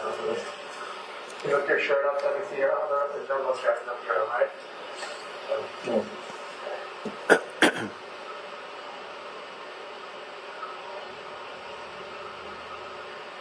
Can you just turn your hand over, please? Okay, I know you said you had a little cut on your forehead. You think that might have been from possibly glasses, right? I'm not sure. Whichever I photo with that is. something. Sounds like a your injury, okay? Not like this. That's okay. This one. Oh, yeah. The other switch thing. Yeah. What is it? Face that way? Good. Yeah. That's it.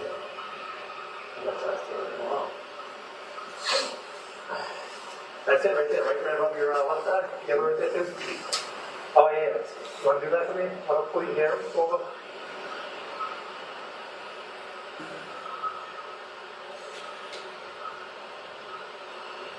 Yeah, watch that.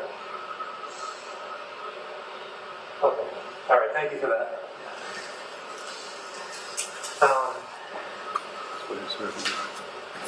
Well, I noticed when you looked over your left hand, you had those cuts in your wrist. You remember how those happened? No? I really don't remember. You think that was self-inflicted? kind of looks that way. Yeah, that's why I'm asking. You don't know?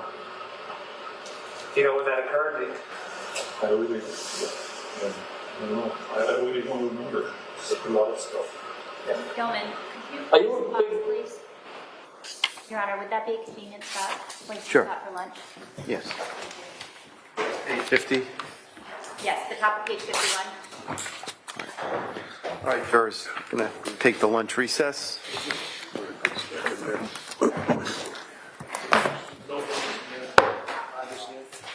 All rise, please, for the next.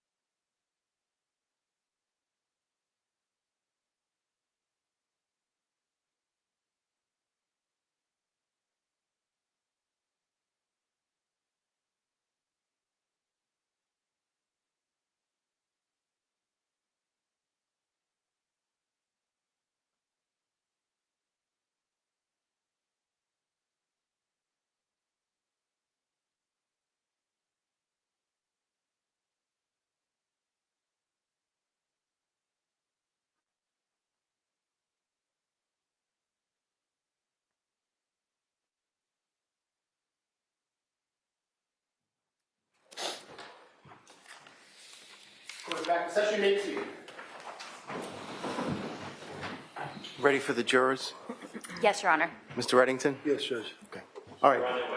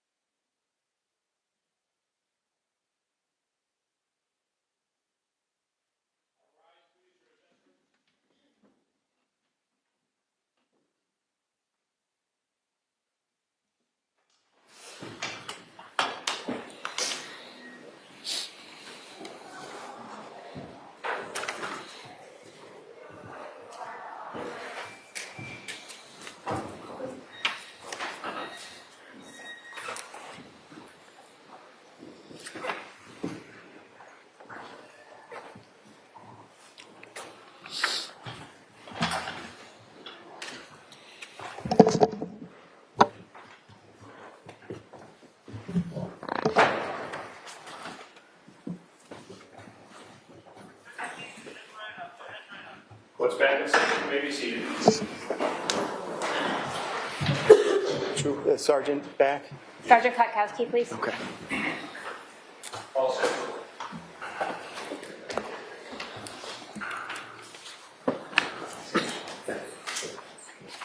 Yeah, you know, it's fine. Thank you for asking.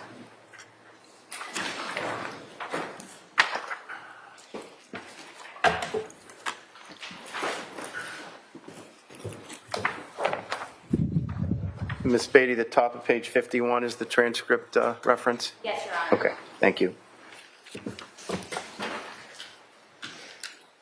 Ms. Gilman, can you please resume playing the statement? I'm drinking over the last several months more because of all the job issues. Yeah, what you drink? Typically, whiskey, Whiskey? Yeah. Glenfiddich. Vodka at all? No. Whiskey? Yeah, I mean, yes. Katie, In Germany, you must drink beer. not so much actually, but Katie, when I was with Katie before, and then recently she did like to make martinis. Oh, martinis, yeah. Okay. She really does a good job. She learned very well to do martinis. So yeah, and Thursday we started off with martinis. Yeah. She offered martini Thursday? in the afternoon. So yeah. What I kind? remember that. What kind? Martinis. Dirty. Oh, dirty, yeah, right now. No chocolate or anything like that, just dirty. Vodka, I think that's. I'm a martini guy myself. And make some pretty good ones too. Yeah. And then switch to whiskey. Tough mix. Any idea when you made that switch, what time it was? It was around when we started watching the TV show, Sons of Monarchy. Okay. Again, she started to get angry, and I got a little annoyed by the fact that there was a lot of arguing going on from this side. So I just said, okay, let me take some whiskey. I gotta relax here. Yeah. That's a tough mix. Whiskey and vodka. I found out. I can do vodka and beer. Whiskey and vodka is I didn't a think tough about it. mix. I just wanted to Yeah. get my nerves calmed down. Yeah. So I drank a lot of whiskey, Yeah. and then What kind? What's your favorite? again, Glenfiddich. Oh, fish. That was downstairs, right? You guys watching that? Yeah. but I'm sure I took it upstairs and Yeah. And the fight obviously continued upstairs. yes, we did. Yeah. And she remained the aggressor, right? She had a very aggressive language toward me, and I didn't really understand why she wouldn't stop. Yeah. Actually, we did go upstairs with some drinks. I believe we had sex. Yeah. But again, that was consensual. You know, she initiated it. And then she looked at my phone and saw text messages of an old friend that she always despised. A girlfriend? Or No, friend? no. Guy friend? A friend, Yeah. but a female. Oh, no, I don't mean like girlfriend as a girlfriend, but I mean a girl who's a friend or a guy who's a friend. Yeah, 15, 16 years ago, we had one moment of making out a little bit. That's all. So it was a Really woman. any kind of, she's a woman. A woman friend, okay, yeah, that's what I meant. And she saw the text messages, and she wanted to see what we talked about during our separation time. I said, don't do this because there's angry words in there because we were in a home war. You know, since she and I were very angry at each other, and so on. I said, please don't look at the messages because they're not true for today. That was 2 or 3 months ago. But she wanted to see what has been said. Did you let us see him? Huh? Did you let us see him? Yeah, because we said we are being transparent now and we are not doing the hiding stuff anymore. I said, okay. And we said, how about your text message? Oh, I'm smarter than you. I deleted all this stuff. I said, but I wanted to keep it because I wanted to give you trust that you can see it, but I didn't understand that you get angry at stuff that's 3 months old. That's been told, was said. There's angry emotions. Yeah. And then she got very angry again because she saw some stuff that she didn't like. Really angry again. Did she start hitting you? I'm sure she did. I think again, I don't exactly remember, but something hit me. About what time do you think this was? Late. Must have been pretty late. And again, I'm sorry, I can't give you exact time frames. How much do you think you would drink in a day overall? Any idea? I'm not drinking throughout the day. I start typically at 5. At 5, yeah. But now you're talking what, midnight, before or after? Yeah, probably after, Yeah. I think. Okay. The martinis and a lot of whiskey, so sorry. And then what, Jim? Go ahead, Harry. I think I choked her You think you did? as a reaction to that aggression situation. And then what happened? She passed out. She passed out. She was fighting first and I was continuing, and she passed out and realized we went too far, probably. Where did that happen? In the bed or in the bed or? That area. I remember now. All right. And then what? After she passed out, was she on the bed or like on the floor? I believe she was on the floor. Yeah. I think, again, to me it was too far. Yeah.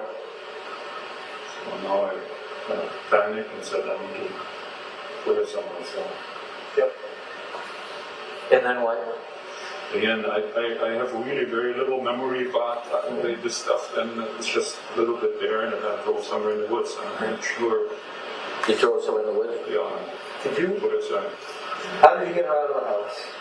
Carried her. You carried her? You I put her? think. Do you think you put her in a bag or anything, or you just carried her out? Did you carry her over your shoulder, or did you carry her like this? How did you put her go straight? Do you remember? I don't remember. Okay. And where did you put her when you carried her out? Where was the Jeep parked? In the garage, or was it parked in the driveway? Again, I'm not 100% sure. What do you think, Tom? You know, I don't think you're crown. I think you made a mistake. You know what I mean? I think you just made a mistake, right? Am I right? And I know you're not a criminal. I think you just made a mistake. And sitting here this long, I can tell, even from, I've been watching you, Harry, from outside there, and I can tell Harry was just eating at you. You know what I mean? Looking at you from that window. I've been watching your body language, and I can tell. Guys, I'm so sorry. I can tell it's just eating at you. And I think it's time. Harry, I'm a guy that's been known to have a few drinks myself. And I go, there are a lot of times I think, I'd like to say I don't remember, but I do. And it's convenient for me to say I don't remember. And I wish I didn't remember, but I did. And you know what? I don't remember this text message or something. I don't really remember having done such stuff. I think you remember, I think you're being not all the way honest. I do think you're being pretty honest. I think you made a mistake. I think you're being pretty honest. But I don't think you're being all the way honest. I think you really don't want to think about it, but I do think you remember what happened a lot more clear than you're saying. I do. And I really wish we could just get it all out of here. You know what I mean? Like, you were in the bed, up in the room. Pretty sure you do remember. You choked her. And it would just help us if we got a much clearer picture. And like I said, as a guy that has a few myself, it's like, hey, I still remember it. And I got to tell you, I watched the video the next day of you coming home in the hotel, and you parked the car straight. You seem to be walking pretty clear. I know you weren't on the right line, but I think you remember a lot clearer. What else can you tell us, Harry? What else? Please. It's all I got right now. I don't remember even having driven to the hotel. I really don't. You don't? No, I don't. So when she looked at you and choked her, did she fall to the ground? I think it wasn't a bed. I'm sorry? I think it wasn't a bed. But I'm not 100% sure. It's all. When she hit you, Harry, was she saying anything? Did she say anything? She was screaming the whole time, and the soul, and the motherfucker, and a bad man, and blah, blah, blah. Who was she talking about? The person on the phone? Yeah, the text messages that I was saying, hey, there's the other woman that she acted like a black widow or something, I said, and then she talked about something. Have you guys argued about this woman before? Oh yeah, that's a very good point. Actually, yes. Yeah.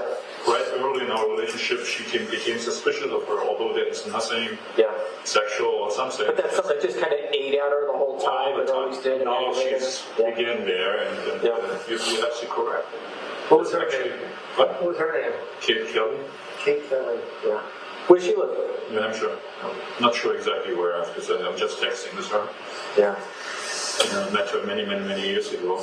I think I did surgery on her father. Oh, you did? Yeah. So, and then that's right. That was always a target for her. Although I told her, there's nothing to worry about. All there is talking going on, checking into each other. There's nothing sexual. Do you think you hit her at all, or do you think you just, lashed out when she hit her, or do you think you just choked her? I believe I just choked her. Just choked her? For how long do you think? Any idea? No. I don't know. So Harry, you were talking, you think she stopped breathing? You think she was dead? In the bedroom she was dead? Okay. When you got her down to the car, how far do you think you drove? And which way, do you remember? That's a good question. Like how long do you think you were in the car for? I'm honest. I'm telling you, it's very hard. The hotel, when you guys said you saw me in the video coming to the hotel, I don't really remember. I haven't been there, but... Yeah, it's about 5:22. I don't really... Do you think you drove, like the normal route you would have drove from, you had gone back and forth several times from the hotel to that house. Do you think you drove that same route you would have drove as if you would just go in the hotel and maybe stop somewhere else along the way on the road? Or did you go to a place you remembered, or did you have a place in mind? Again, not necessarily all the way up, rather than just somewhere in the woods area. Do you remember any landmarks, like a tree or a sign line or water? Some water, yeah. Some water was around there, yeah. How far would you say from the road, from the time you start driving to where you left her?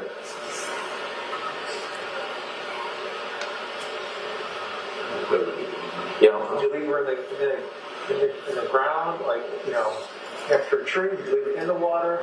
How are we gonna find her?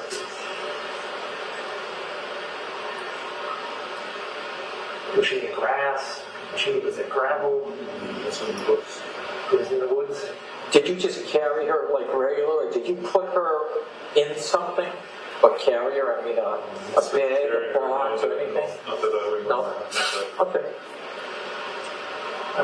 So Harry, when you carried her out of the house, you went down the stairs, through the kitchen, into the garage? That's the route you took? The side door there, out to the garage? Yeah, all right. And the Jeep, you don't know, was it in the driveway or was it in the garage? I think it was in the garage. Okay. And you put her in like the back, like that cargo area, or the back seat? Okay. No, I put her in the front seat. Oh, in the front seat? Was she sitting up? How'd you put her in there? Okay. Yeah. That's what you did. You drove to that location directly there, the tennis courts? I believe so, yeah. You drove where you parked? No. Okay. So you get to the tennis courts. Now, you take your Jeep into the woods? No. You park right at the courts and you get out of the vehicle? It's, yeah. Was it the side of the road, or were you in like a parking space, or just on the shoulder, or I know it's on that, there's a parking space. parking space there? Okay. Then you get out and then you go to the passenger side front door? Open it up? Probably. Huh? Probably, yeah. Okay. And how far do you think from the vehicle to the woods? Like in the area you put her in the woods, do you remember, like, was there a lot of bushes, a lot of trees, a lot of rocks? And water. And there was water? Yeah. Like running water, like a stream or river, or like a pond or a swamp or a lake? No, water. Kind of half in, half on. Like by a pond, I mean like a small, like flat, or was it like running water, like a stream or a river? You don't think it was running? We talked about the trails that marked around up there. You're familiar. Do you remember which trail you went up? No. The dark. Okay. How far do you think? Like a 30-second walk, 15-second walk, 2-minute walk? So, But not like right there. You walked a little ways. And then what, Harry? Then what? You put her down? Yeah. Cover up, Harry. Did you were? Okay. What was she wearing? the same stuff that she was wearing, I believe, some exercise clothes, but I'm not sure 100%. Okay. You know what color they were? Or? Okay. So you put her down. You stay there for a little bit? Or you leave right away? What did you do? You left?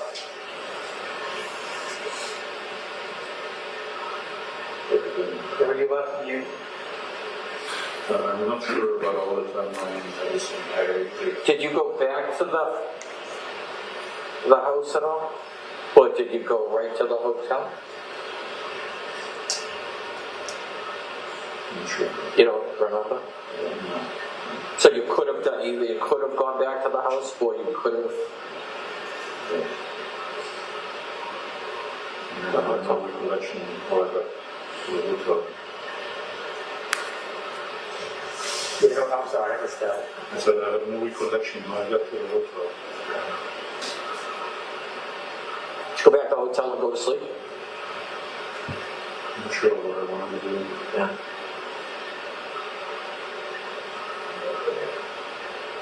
Remember, you tried to harm yourself at the hotel? I don't remember that. Really not. I kept drinking, I think. Do you think there's any chance you'd be able to find either on a map or you say where she was? Do you think you'd remember well enough? No. you got in the car from the house, how long would you guess you were driving for before you pulled over? Like less than 5 minutes, or less than 3 minutes, or between 5 and 10? I mean, think you could give us a general time frame? Well, you said you talked to the little tennis courts, right? That's accurate? I believe so, yeah. I'm not sure, really not. It's not that far away. I can't give you any timelines in there. It's very difficult for me to remember any timelines. Yeah, I know time's not. But you're positive though, it's the spot we talked about. Sorry? But you're positive though, it's the spot we talked about. I said you're positive though, it's the location we discussed earlier. I believe so, yeah. Yeah, where the tennis courts are. Okay. Just most importantly, there was some water there. Like how close was she to the water? Like you could see it from where you were, or she's close to the water? On the edge of the water. On the edge of the water? Could she have fallen in water or gone in the water? Possibly. Possibly. So she might be in water.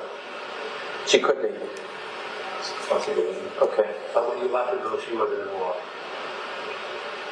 And as I said, she was half.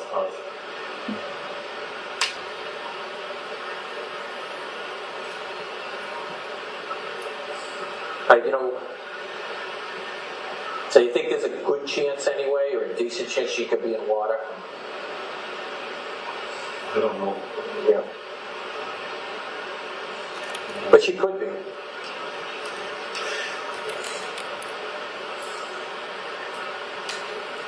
What do you think, Harry?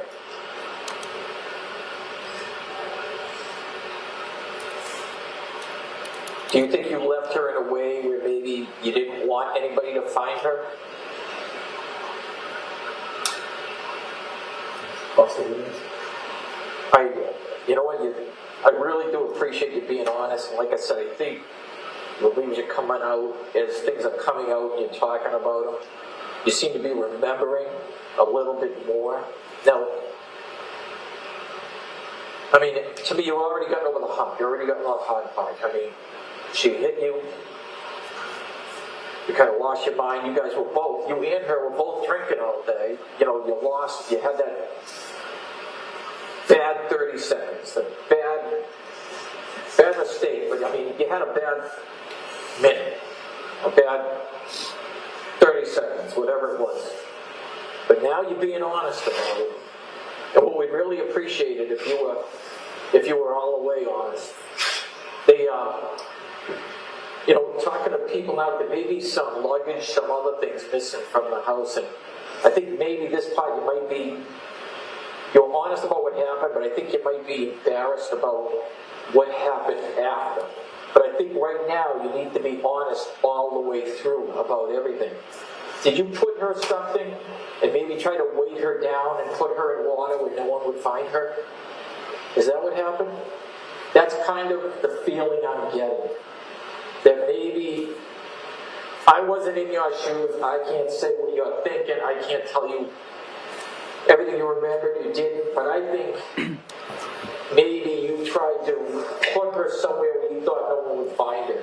Is she in something? Is she maybe weighted down or in that water where maybe it would be hard for someone to find her? I didn't put her in something as far as I remember. Yeah.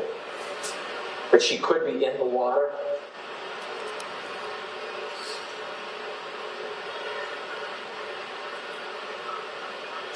We've gone this far, Harry. We've gone this far. Let's get it all out, because what's going to happen is, in the end, once everything is pieced together, it's kind of all going to fit. So if we get the truth now, it'll be a lot better for everybody. Let's get the whole truth out now.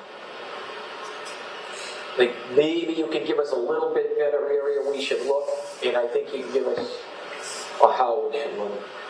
But take a minute and think about it. See if you can help us out here. So you've gotten over the hump, you've gotten over the hard part. Let's hear it all. Let's hear everything. I didn't want to do it. I know you. You're a smart man. Here.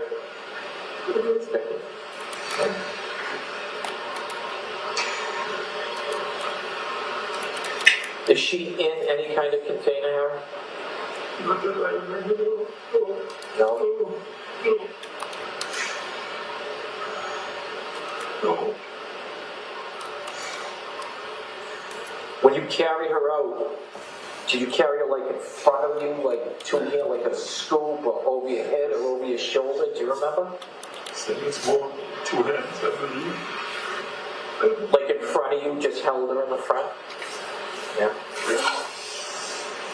Was she bleeding or anything? No?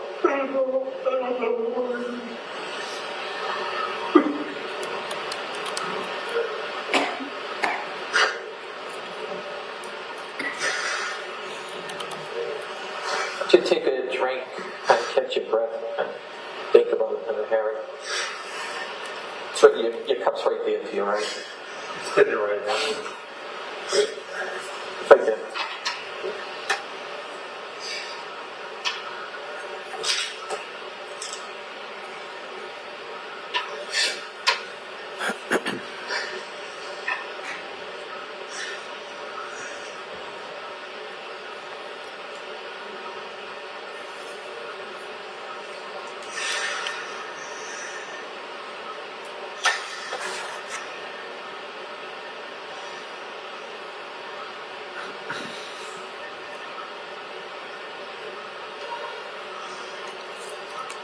Is there anything right now, Harry, you could think about that could help us out as far as, like I say, finding her? For everybody concerned, your family, hers, us, we've had a lot of guys working around the clock, kind of, answer a lot of questions for a lot of people. Maybe help a lot of other people to move on, Your family, her family, everybody. A mistake was made here.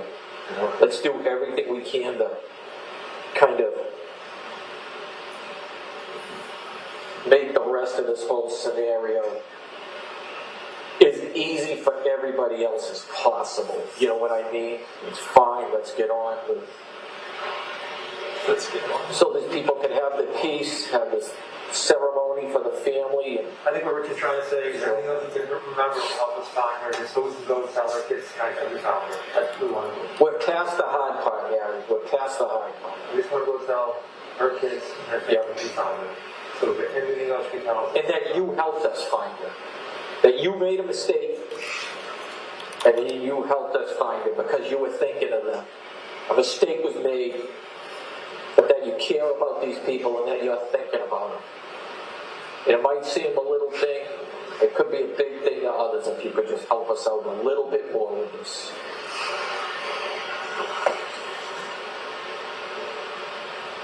She is in water. She is in water? Yes. Okay. Like a lake or a pond? A pond. Wow, where is this pond? It's close around the corner from the house. To the house? Okay. To the right side. I'm not sure what the name of the pond is. Okay. What street is the pond on there? What's that? What street is the pond on? I don't know. Okay. I really don't know what the name is of the street. Okay. So we're leaving your driveway. We're not near the street. Which way do I go? Go to the right. The right, okay. On the driveway, and the left, and then the right. So wait. And then the next right. So I go down to your driveway, and I go to your street. I take a right. Yeah. Yeah. And then I take my next left. Yes. And then what do I do? you get on Walpole Street. What, I'm going to take a right or left on Walpole? Right. That's it. So right on Walpole. Okay. And then what do I do? I think the next right again. Then the next right, which is, you know the name of that street? Okay. So I take that next right, Harry, and then where do I go?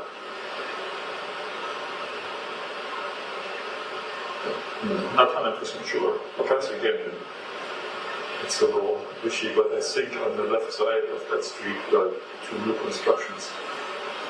And one of them, the left side house is on the pond. They're building new houses on this No, pond? they are built. They're about to already build in several years. Do you think this pond is still in Dover? Yeah, it's Yeah, it's in Dover, right there. Now, is this pond behind one of the newer homes? Yeah. It is. Okay. And she's right on the beginning of the pond with the new home that hasn't sold. So, How far in the water is she, do you think? A couple feet. Is she in a suitcase? No, she's not in the suitcase. She's not, nothing tied around her, or she's not in anything, she's just in the water? okay, so if we make that, we're going to take the right on Walpole Street, we'll take the next right, okay? I believe so, yeah. Okay, then we go down a little bit, the two houses are on the left-hand side, one of them's for sale. Those are for sale. One is sold and one is for sale, yes. The Okay. one for sale not being sold is the one that I drove, and then I'm sorry, the the one that is not sold yet. not sold, do they have On the left side of the double driveway. left side of the door? You know the color? The house? Yeah. Not sure. It's Okay. whitish, beige. Okay, so we're gonna, the house is on the left-hand side, so if I look at the house, I'm going to go to the house on the That's left. in the pond right there. The pond's to the left of the house? Yes. Okay. And she's definitely in the water, Yeah. but only a couple feet in, you think? Right. Okay. And those houses there with do you notice any cars in the driveway that would stick out? On the other side, the house that's sold, I think there were cars and some there, but I don't. You don't remember what kind, what color? Big one. Okay. And how big, is it a big pond? Is it It's take a up pretty big pond here. So if I'm approaching the home, and I see the pond on my left-hand side, Yeah. where am I gonna go to find her? Like, am I gonna go in? Right and then there's the garage, and we go right in front of the garage down to the pond. Next to the garage? Yeah. How did you know this place? We looked at the houses actually a couple of years ago. Oh, to buy? Yeah.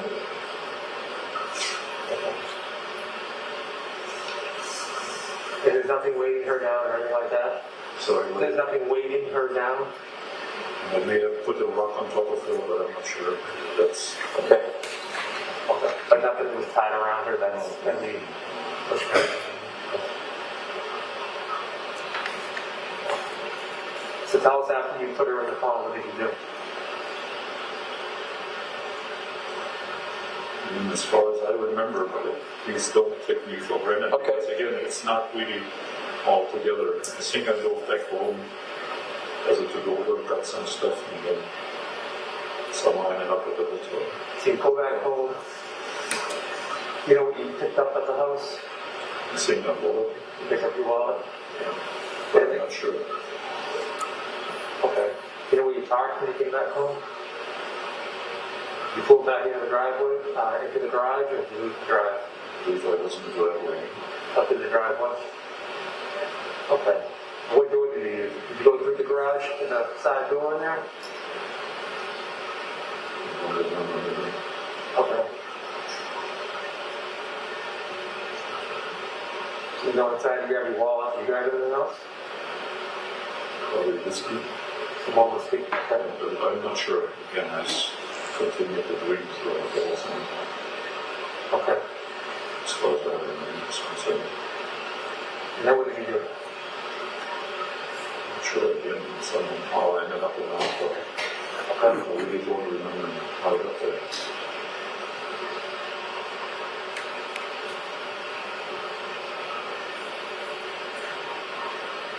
Is there anything else you want to say, Harry? I'm so sorry, but I was Should have I really loved her. I thought we never figured this thing out. I really thought we do. She was so angry the whole evening. But I didn't understand. Sorry.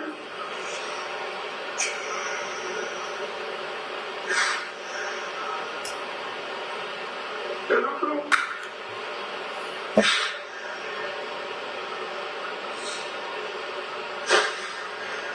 Harry.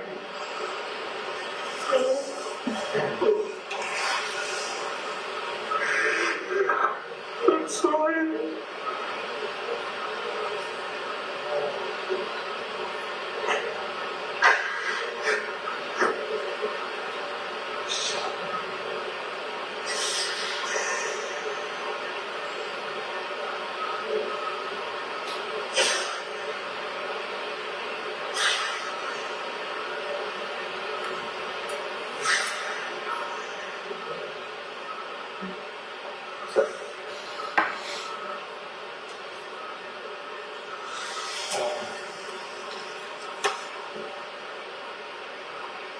marks on you, Harry, that was there bushes and stuff you went through? Is that what it was that you scraped up? Yeah, bushes were in the pond, yes. Right there? Yeah. On the dark. You don't think anybody saw you? I have no idea. Yeah. Could be. You had to pull off inside, straight there to get out? Drove over to the garage. Oh, you drove to the garage? I didn't, again. To like the garage of one of the houses? Then again, it was it's an empty office. Oh, you knew it was empty? Yeah, it's for sale, it's hadn't sold yet. I believe. I'm not 100% sure, but I believe. What was the last time you guys looked at those houses? Must have been 2 years ago. 2 years ago, yeah. They still didn't sell them all yet, or they kept building? One and didn't sell the other one. I'm not sure why. I believe, again, maybe I'm wrong. Harry, you said she was in the front seat, she was in the front seat? Sorry? She was in the front seat, you said? Yes. Why? I'm sorry? Why? Oh, no, you have to know where you put her in these lists. Yeah. Anything else at all, Harry, you want to say or what? I'm sorry. Yes, sure. Okay. Harry, you knew she was deceased when you put her in the pond, right? What's that? You knew she was dead when you put her in the pond, right? I'm sorry? I panicked in that moment. I didn't want her dead. No, I had to calm her down. And I said, shit. Well, we believe that. You're not a criminal. Shit. Yeah. Shit. I didn't want that. I didn't. I was not. I didn't want it.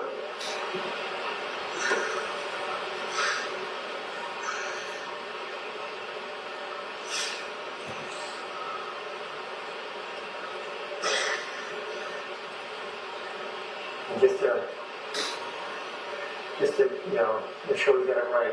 You think you were in the bed, next to the bed? What's happened? Yes. Did you call anybody after Harry? Tell them what you did?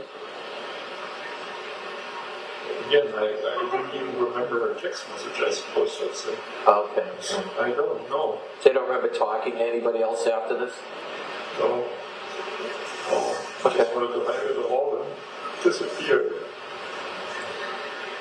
I mean, you're obviously very sorry for what you did. State found you in.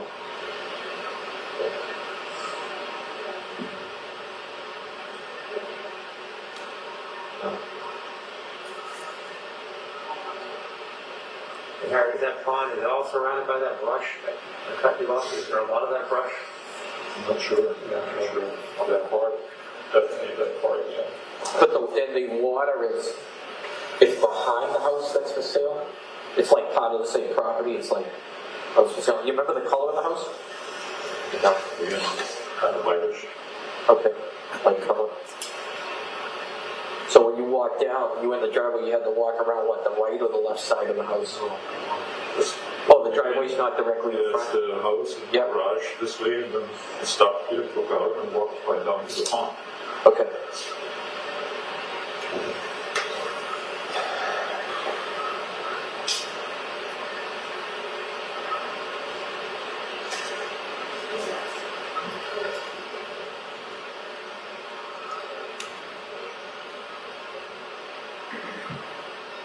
Anything else, sir? Okay.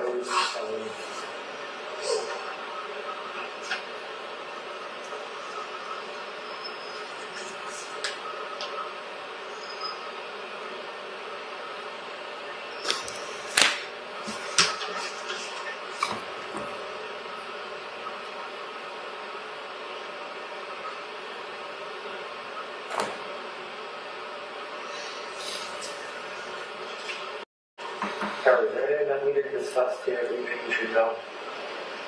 Anything that we missed?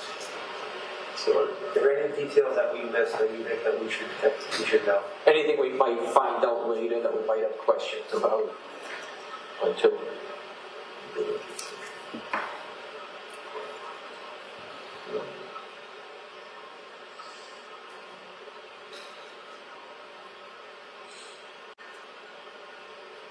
Okay,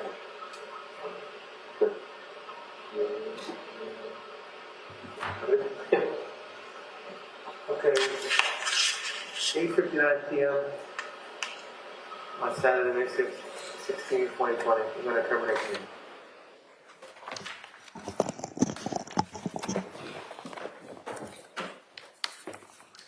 Sergeant Kotkowski, the defendant provided you with some directions towards the end of his statement. What, if anything, did you do with regard to those directions after the statement? So I called Sergeant John Fanning. Okay, I'm going to ask you to just keep your voice up just a little bit. And who was Sergeant John Fanning? He was a supervisor in the State Police Detective Unit in Norfolk County. And where was he at the point that you called him? I believe he was at the Dover Police Station, but I'm not sure about that. Okay. And did you provide those directions to Sergeant Fanning? I did. And during the interview, you discussed Woods on multiple occasions in the interview. Why was that? Well, there was an emergency ping for Katie's cell phone, and it was pinging in the woods. So that was the only lead we had at the time, and we assumed that she or her phone may be in the woods. Ms. Gilman, could you please show exhibit number 54 at this time? If we have the lights off. Ms. Beatty, can you have the jurors just pass the binders down? Yes. Okay.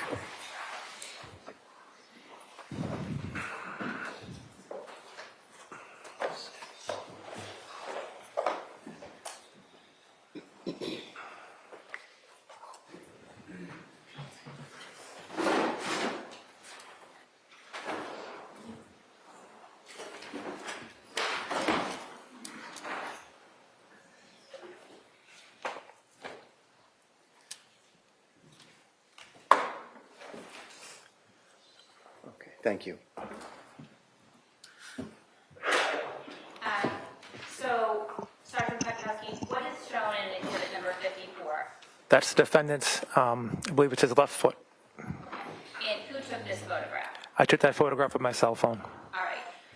And that's what we heard during the statement. Is that fair to say? Yes. Could we have exhibit number 55, please? What is in 55? That's the defendant's lower right leg. And could we have 56, please? What is in 56? Another photo of the defendant's right foot, the bottom of his right leg. 57, please, Ms. Gilman? And what is that? A photo of the defendant's left hand and arm. Okay. Ms. Gilman, is there any way to make them a little bit bigger, or is that going to then, okay. And could you go down just a little bit? I should have been clear the other way. Thank you. Okay. And could we have 58, please? And what is in exhibit number 58? That's a photo of the defendant's left hand, palm, and wrist. Thank you. Could we have exhibit number 59? And what's in 59? That's a photo of the defendant's right hand. Ms. Gilman, can you zoom in a little bit, please?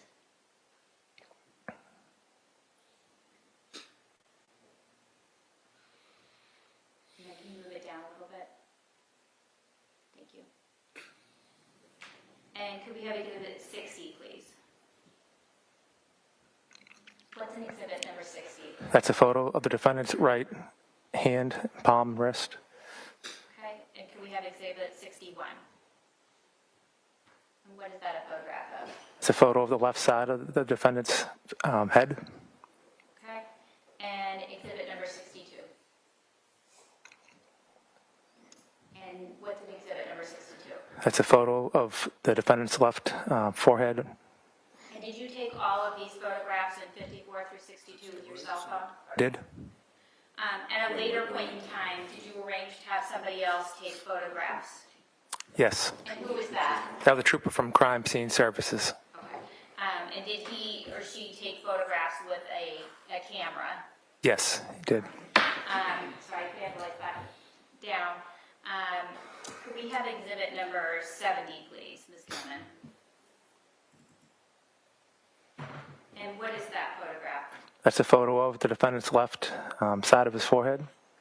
And is that a fair and accurate representation of how his forehead looked on May 16th of 2020? Yes. Could we have 71, please? And what is in 71? That's a photo of the right side of the defendant's head. And is that a fair and accurate representation of his, what you saw on his forehead on the 16th? Yes. Could we please have 72? What is 72? That's a photo of the defendant's right hand. Right. Can you zoom in just a little bit, Ms. Gilman? Thank you. And there's a ruler in there. Where's the ruler from? That's from the trooper from Crime Scene Services. Okay. And is that typical that they use a ruler when they take photographs? Yes. Could we please have 73, please? And what is 73? That's a photo of the defendant's left arm. And could we have 74, please?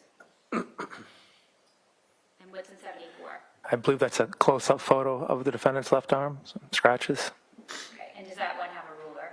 Yes, it does. Could we have 75, please? And what's in exhibit number 75? I believe that's the defendant's left wrist. Okay.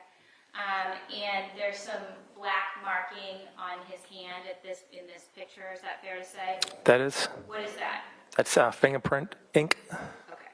And could we please have number 76? What's that? That's a photo of the defendant's knees. Okay. Could we please have exhibit number 77? What is exhibit number 77? A photo of maybe the defendant's right arm. I'm not sure if it's right or left arm, but I think the right arm. And could we have exhibit 78, please? What's on exhibit number 78? A photo of the defendant's left ankle. Could we have exhibit 79, please? What's exhibit number 79? A photo of the defendant's left foot. Okay, and exhibit number 80, please? What is in exhibit number 80? I believe that's the defendant's right arm. And could we have exhibit number 81, please? What's in 81? It's a photo of the defendant's left foot. And could we have exhibit 82, please? What is in exhibit 82? That's a photo of the defendant's right leg. And could we have exhibit number 83, please? Are you able to tell what body part exhibit 83 is? I'm not, no. Is there a ruler in that photograph as well? There is. And exhibit number 84. What is in exhibit 84? A photo of the defendant's shin. And could we have exhibit number 85, please? Can you describe what's in exhibit 85? I believe that's another photo of the defendant's shin. Could we have an 86, please? What's exhibit number 86? That's a photo of the defendant's kneecap. And could we have 87, please? What's in exhibit 87? I'm not sure what body part that is, if it's an arm or a leg. Anything that you were asking the trooper to memorialize in that picture? Yes, any scrape or cut. Yeah, Okay. And was that generally the purpose of taking these photographs? it was. I'm sorry, I can't see. Is that 87? Okay, thank you. Could I have exhibit 88, please? And what is contained in exhibit number 88? A photo, I believe, of the defendant's leg. Okay, thank you. Can I have the lights back on, please? Thank you. So subsequent to May 15th and 16th, did you apply for any search warrants? I did.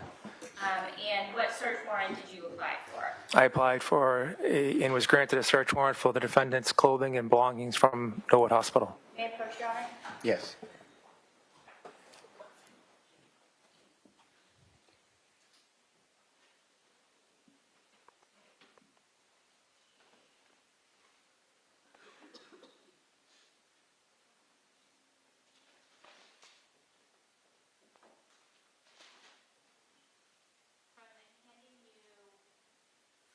Some items together with a bag that have been marked exhibit number 290. Can you just I stand. take out? Yeah, is it okay? Sergeant out the contents of the bag, please?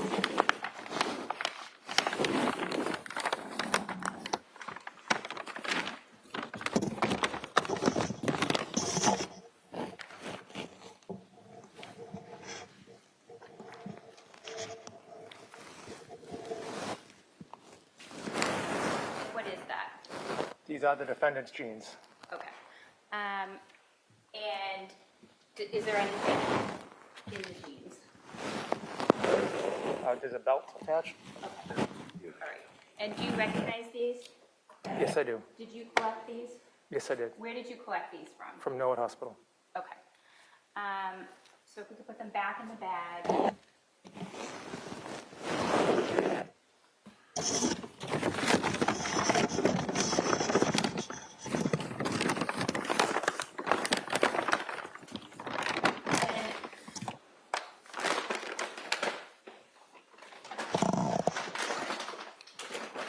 Sergeant, is there any writing on the outside of that bag?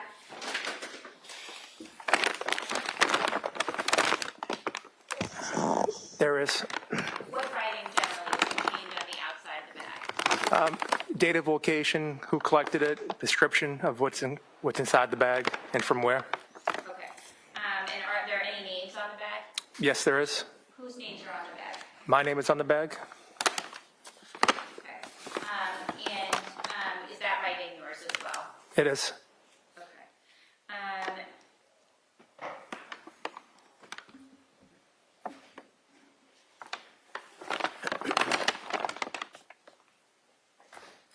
Just take that.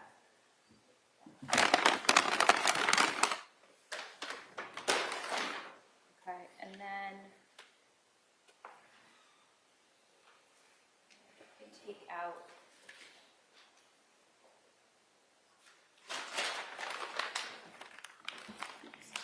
That's okay, that's fine.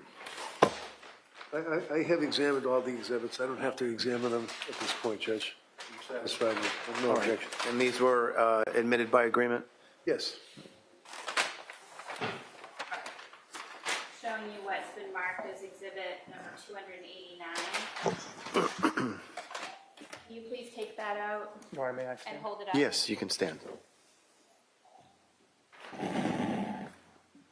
And what is that? This is a white T-shirt or white shirt. Okay. And is it your understanding, how did the clothes come to be in that condition? You can put it back in the bag.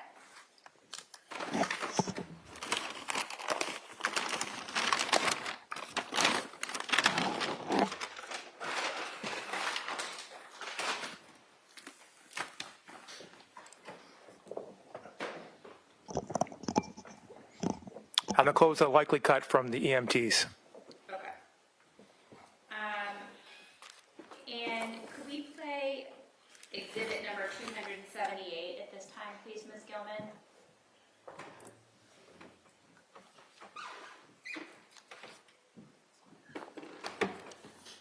Which date would you like?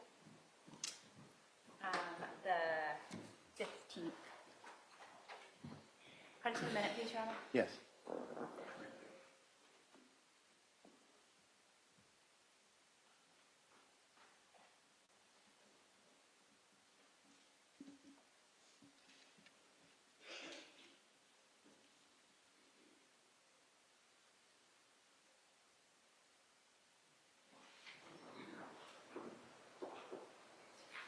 All right, and can you play the second video, please?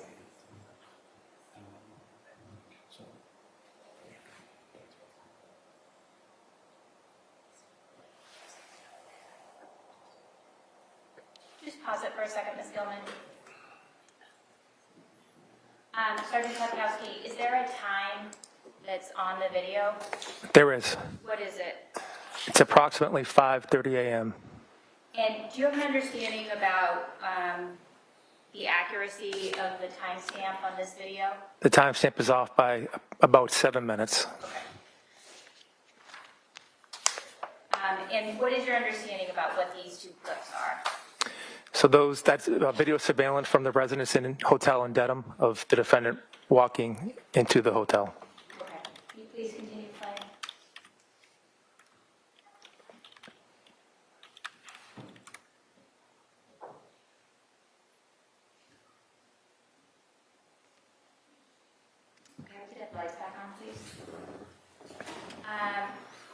if anything, did you do on Sunday, May 17th of 2020 in connection with this investigation? I spoke to Dr. Matthews from the medical examiner's office. And on Tuesday, May 19th, what, if anything, did you do?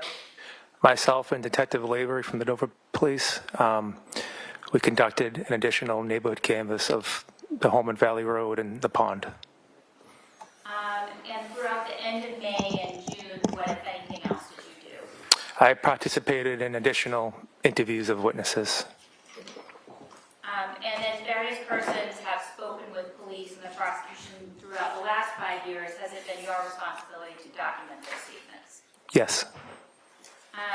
In directing your attention now to the spring of 2021, the end of March, what, if anything, did you do? So I believe it was March 19th, I collected a DNA sample from the defendant. And can you explain how you did that? It was a saliva sample.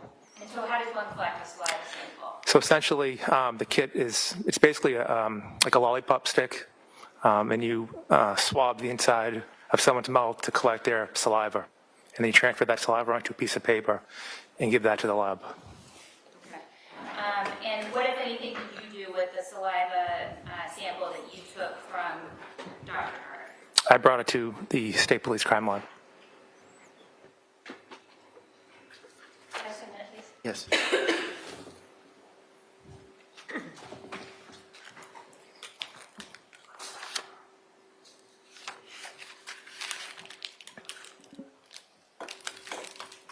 No further questions at this time, Your Honor. Okay, thank you.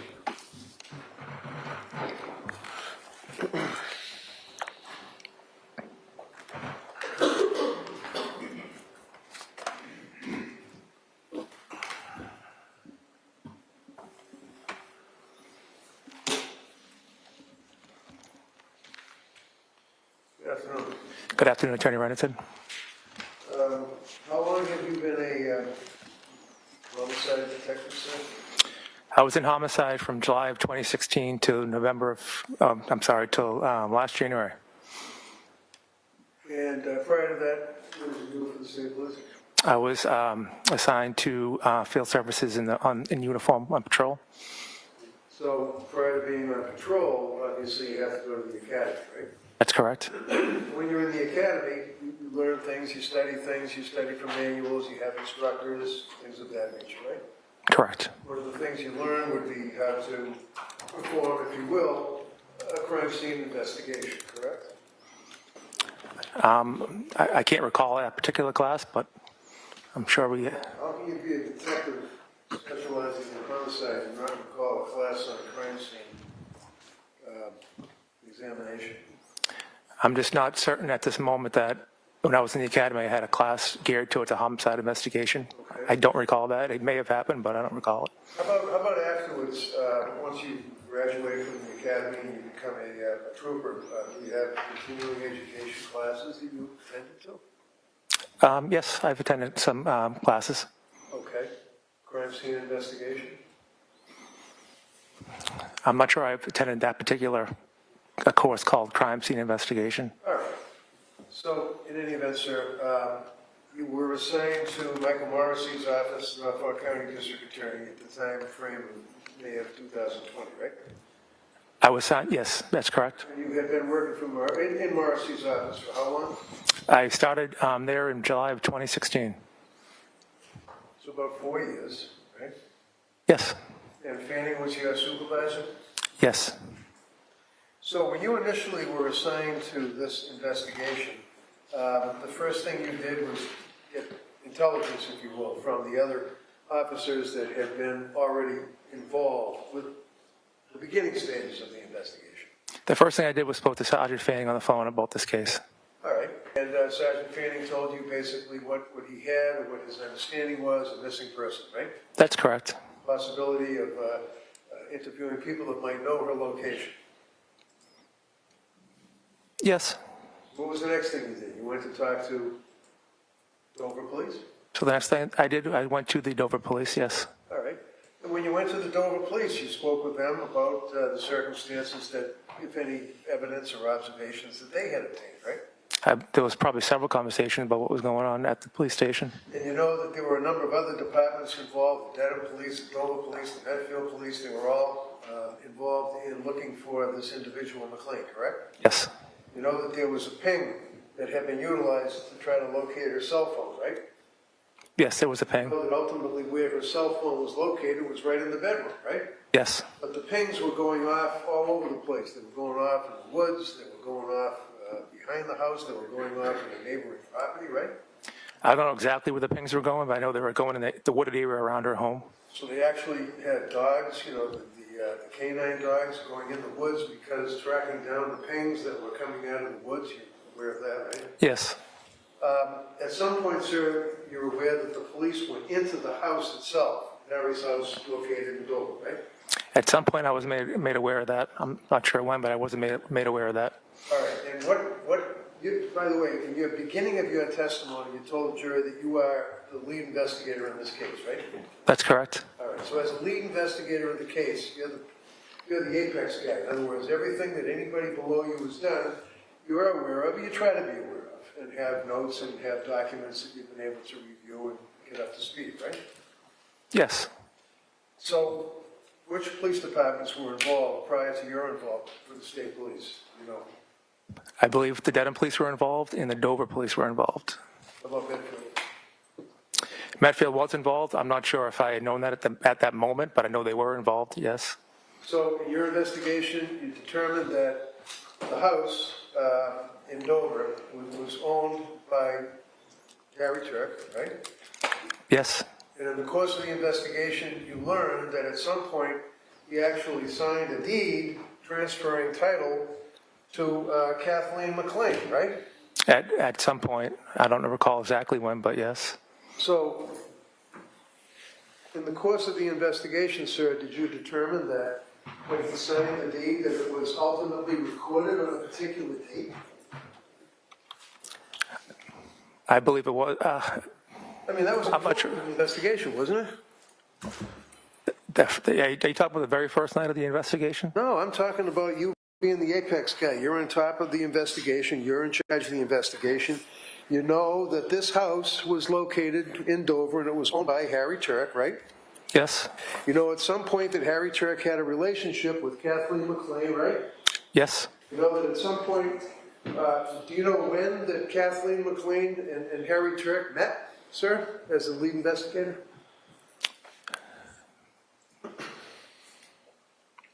If I suggest to you that it was in November of 2017 that they met online, does that refresh your memory? I know they met online on the dating app Bumble. I'm not sure exactly. Yes. Okay.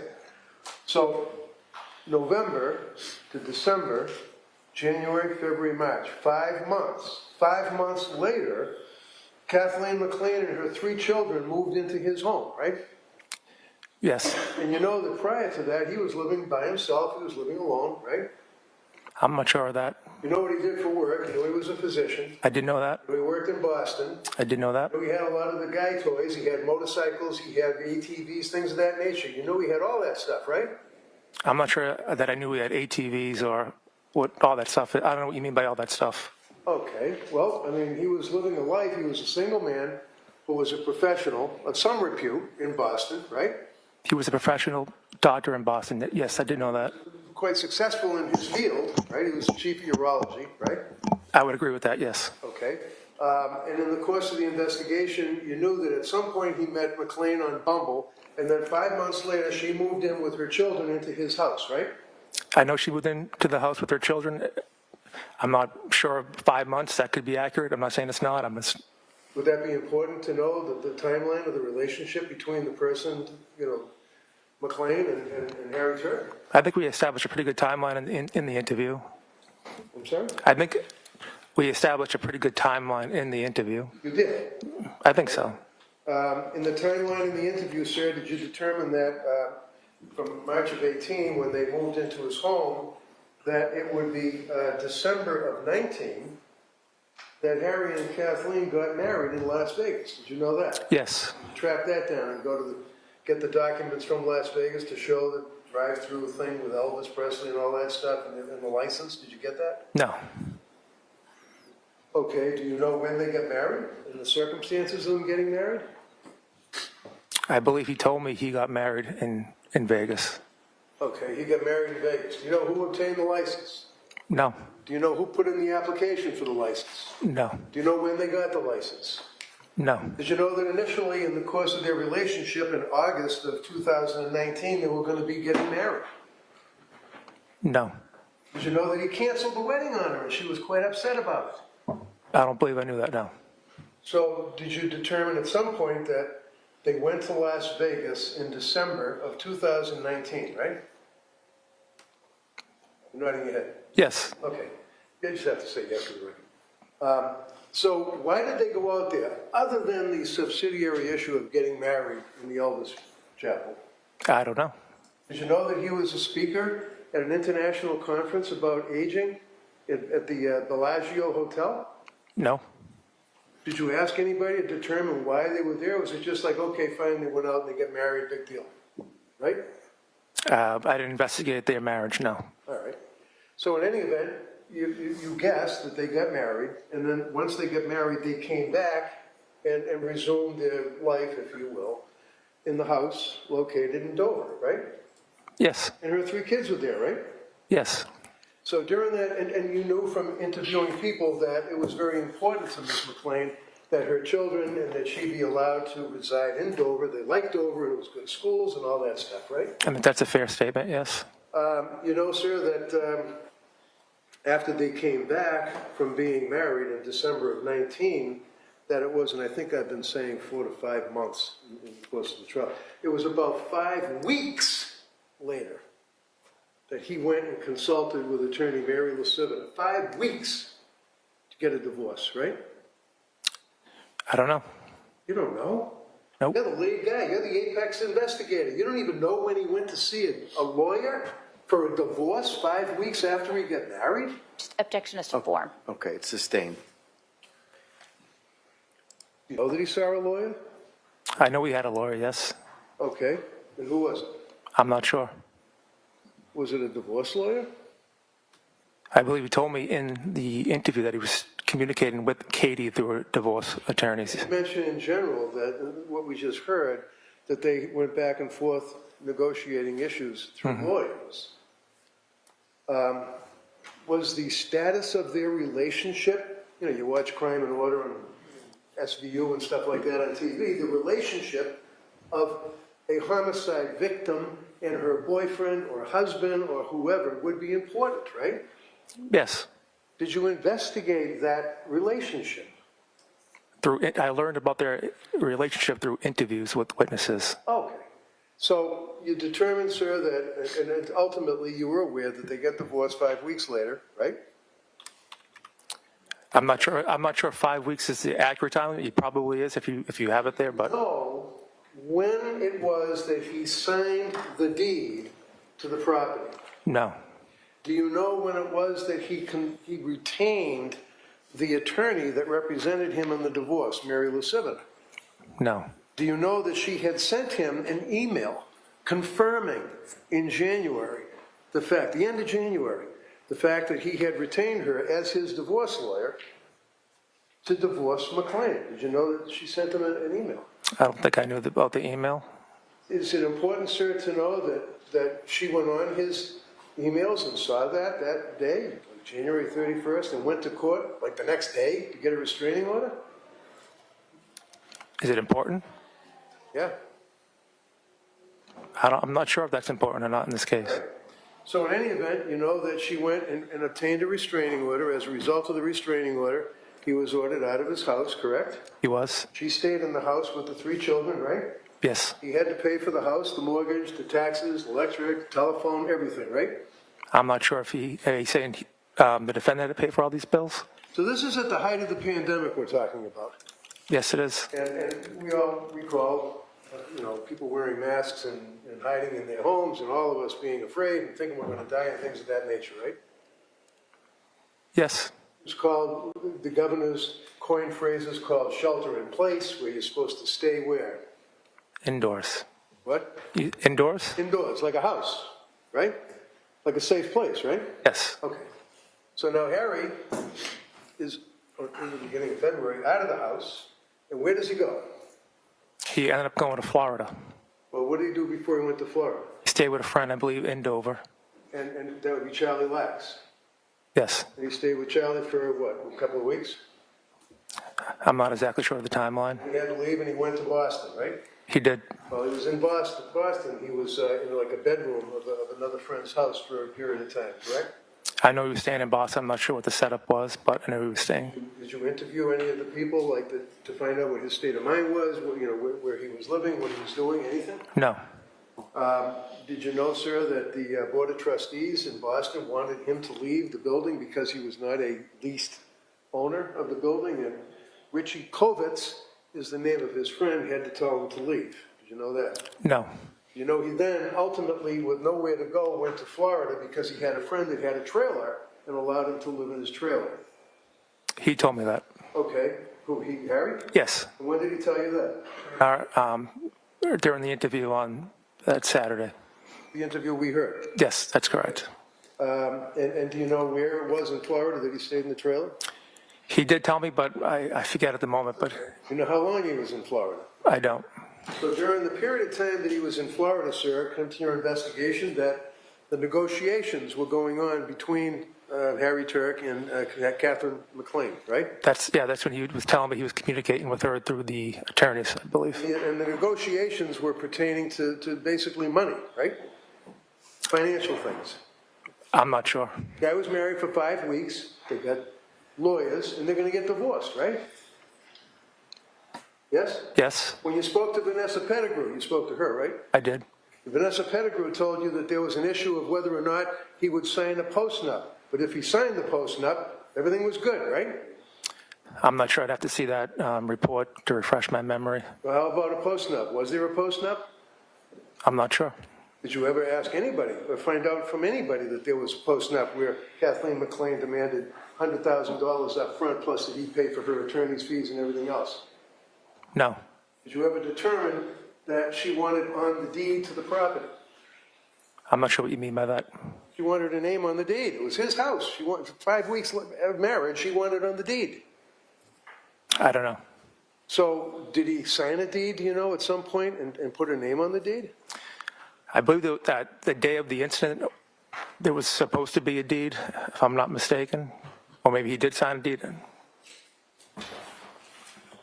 Okay. Excuse me.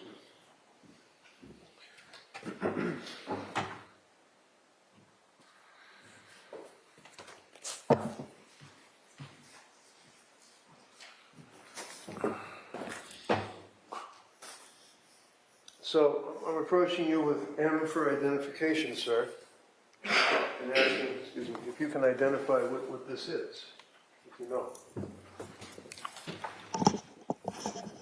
Well, it's titled Quit Claim Deed. And who are the parties on the deed, if you know the names? I see the name Ingolf Tuerk. And for consideration paid in full consideration of less than $100, grants to Ingolf Tuerk and who? Can you just point to where you're... Sure, sorry. Oh, Kathleen McLean. I was looking down there. Yeah, no problem. As tenants by the entirety because they're married, correct? Correct. Now, this deed was to Valley Road, right? Correct. And it was signed on April 29th, 2020, correct? Correct. Okay. I would offer this. No objection. There's a smaller one in evidence as well, but that's All right. fine too. That's fine. You can mark that. The 292. Thank you. 292? Yes, sure. Thank you.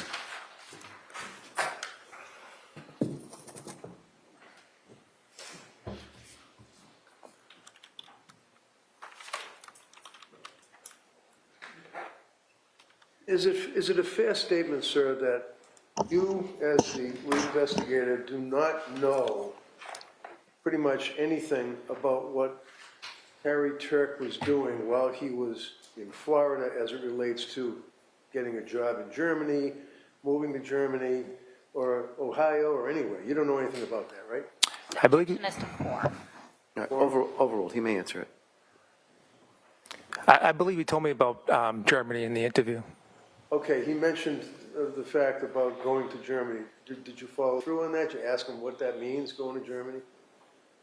I believe he did. I think he told me it was for work. And he had a job offer out of Germany. I'm pretty sure that's what he said, yes. Go to Germany. Yes. Kathleen McLean was not happy with that, right? Yes, he told me that. He didn't want to go to Germany. Yes, yes. There was an issue about selling the house, that Kathleen McLean wanted to stay in the house with the children, correct? I'm not sure if there's an issue about selling the house, but I think it's fair to say she wanted to stay in the house. One of the issues was what the time frame would be as far as selling the house, and he told you in that interview that he didn't care. She could stay there with the kids until they're done with school and then sell the house, right? I don't recall that part of the conversation, but all right. I'm not denying that you said it. As you were investigating the case,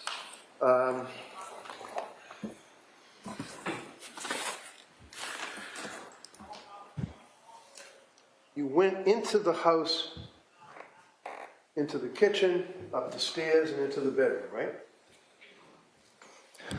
I mean, I went throughout the house. I'm not sure that's the path I took the very first time I went in the house. Garage. Yes.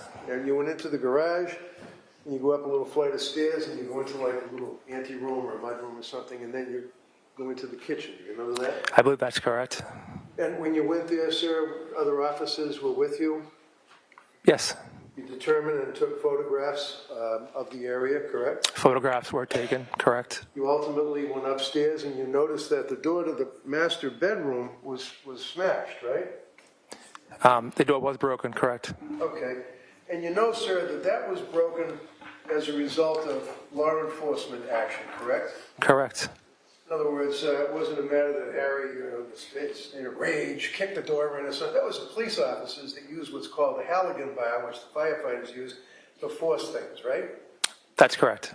And when you went in there and you made that observation, sir, that would be, call up 282, please, exhibit 282. So, approaching you with this. Exhibit 282. Okay. That's a fair depiction right there on the screen, is that correct? That's correct. Now that depiction on the screen shows exactly where the police officer, whoever it was, actually forced the door into the bedroom to get into the bedroom, correct? Correct. Once you get into the bedroom, you were able to make observations of the bed itself, right? Correct. 283. And when you made the observation, exhibit 283, you saw the bed, you saw the bedclothes on the floor, right? Correct. You saw what appeared to be a round spot of blood in the dead center middle of the bed, correct? Correct. That's the area of the bed, and Harry indicated to you that night that they had sex that night, right? He said they had sex, correct. Okay. He also indicated to you, sir, that it was in this bedroom that's depicted on 283 that the argument occurred in the area of the bed, right? That's what he said, yes. You asked him if it was on the bed, if it was near the bed, and his response was in the area of the bed, right? Correct. Basically, not on the bed itself, but on the floor, in front of the bed, right? I don't know that to be true. So when you went into the bedroom, sir, you made observations of the floor, right? Yes. You saw the broken glass on the floor, right? I did. And you observed the broken glass all over the floor that looked as though it was shattered, and that was in the front of the end of the bed. I forget what you call it, the end board. I know what you mean, but yes, in the front, yeah. Right? Yep. Now, there was also a broken glass that was on a piece of furniture. This would be exhibit 284, right? That's correct. And that was picked up by a police officer and put up on the desk or on that piece of furniture, right? I'm not sure about that. Well, who put it there? I don't know. Did you ask any of the cops that were working for you who put it there? Because they went in first, you're aware. Yes. And they're all running around looking for whether or not they're looking for the pinging phone, right? That's what they were doing, yes. Dog there, right? I'm not sure if there was a dog there, but they were looking for Katie. I understand they were looking for Katie, but I'm asking you, sir, about the circumstances of the broken glass that was shattered, and it was all over the floor, and there's one chunk of it that's up, and it shows by Exhibit 4, is on the piece of furniture, right? That's correct. Now, you don't know who placed that glass there? I don't. Do you know how many police officers were involved in the entry into that bedroom area? I don't. So when you, in the course of the investigation, go to the hospital, you learn in the academy that one of the things that's important is when you're interrogating a citizen or a person who's a suspect in a crime, there are a number of things that you want to be aware of, correct? In other words, you want to be aware of their state of mind. Correct. Are they aware? Are they out of it? Are they sleepy? Are they drunk? Stoned? Anything, right? Yes. So the first thing you would do is you have a conference with, I guess, the medical staff, right? I had a conversation with Alish, Wilky. All right. And the conversation with her took place on what date? On May 16th. And it was your understanding that you had permission to speak to Harry Tuerk, right? Yes. And you indicated to the jurors that you saw him walk into the room, the family room, I think it's referred, and sit down, I guess, to talk to you guys, right? That's correct. Now, did you know when he was admitted to the hospital? He was admitted the previous day around 10 a.m., maybe a little after 10 a.m. And when he was admitted to the hospital and after they do their triage and they do their initial evaluations, what was the observation or determination of the medical staff as to his condition when he was admitted to the hospital the day before? When he was admitted to the hospital, he was unresponsive. I'm not sure what further. Unresponsive? I don't know the answer to that. You don't know. Was he on drugs? I don't know. How about alcohol? Did you know that he was practically dead from alcohol? Just objection as to form. Sustained. Well, do you know that he had any effect of alcohol at all on this person? At that time, no. What about at any time? I recently learned he had a high blood alcohol content, but at that... Like, in other words, like you were a road trooper, right? I was. You're familiar with stopping people for drunk driving charges, right? Correct. You're familiar with the breathalyzer? Yes. Familiar with blood testing? Yes. You know that when they take blood from a hospital that it's called serum blood as opposed to whole blood, right? Yes. You know there's a conversion factor that's involved. In other words, you've got to convert the serum level into what is called whole blood level for the breathalyzer conversion, right? So a 226 serum blood level is about a 0.40, which is like almost borderline dead, right? To your knowledge? I'm not sure of that calculation. I'm not saying you're wrong, but I don't know that. All right. Did you know he had a 226 blood alcohol when he went into the hospital? At that time? No, I did not know that. Anytime. I recently learned that, but I did not know that at that time. And did you determine, sir, and when was it recently? Was it a couple of days ago? Somebody showed you the medical records? It was today.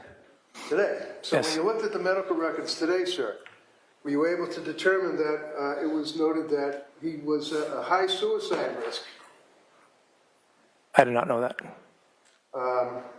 That in fact he was comatose and was in a coma from alcohol when he was first admitted to the hospital, and when he finally regained consciousness, that's when you guys came in and talked to him, right?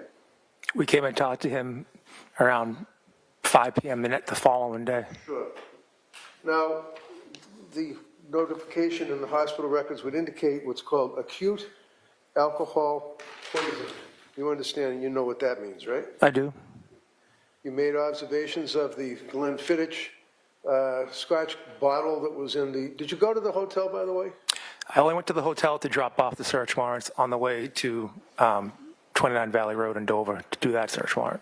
Okay, so the answer is yes, you went to the hotel. I didn't go inside the hotel. I just went to the parking lot of the hotel and handed them a search warrant and kept going. You know, sir, that there was a bottle of scotch that was empty in the bedroom of the hotel room?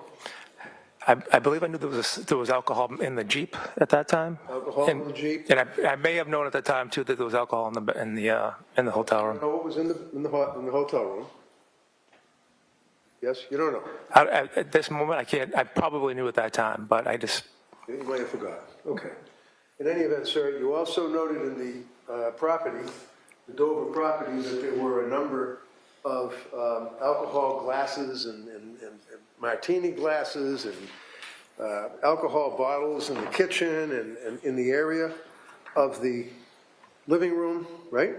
I don't recall that at the moment. Do you have, at any moment, a recall of all of these items in the house? Are we at 29 Valley or the Residence Inn? The Valley. Oh, I said the 29 house. Valley. The house in Dover. Okay. Yeah. Yeah, pull up 106. Do you recognize that, sir? Yes, That's the kitchen, right? that's correct. Okay, the living room.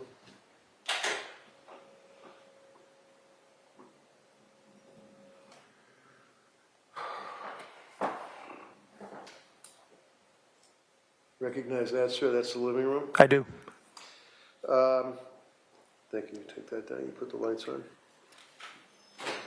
One of the things is that you interviewed some people. I think you told the jury that you had occasion to interview potential witnesses, such as Vanessa Pettigrew, right? I interviewed her that day, correct? And Vanessa Pettigrew, one of the things is that you showed us that she signed an authorization for you guys to get access to her phone, find out, like, by way of a phone dump, texts, photos, emails, things of that nature, right? Correct. And then you talked to Kurt. Remember Kurt? I do. And you indicated to the jury that you had occasion to talk to Kurt, and that Kurt signed a form authorizing you guys to get access to his phone for purposes of the phone dump, to get his text messages, cell phone documentation, records, and emails, photographs, right? Correct. And he signed that, right? He did. And did you determine, sir, that, let me ask you this. How many text messages did you get off of Kurt's phone? I don't know the answer to that. Why not? You asked me for a number of text messages on his phone? Like about 6.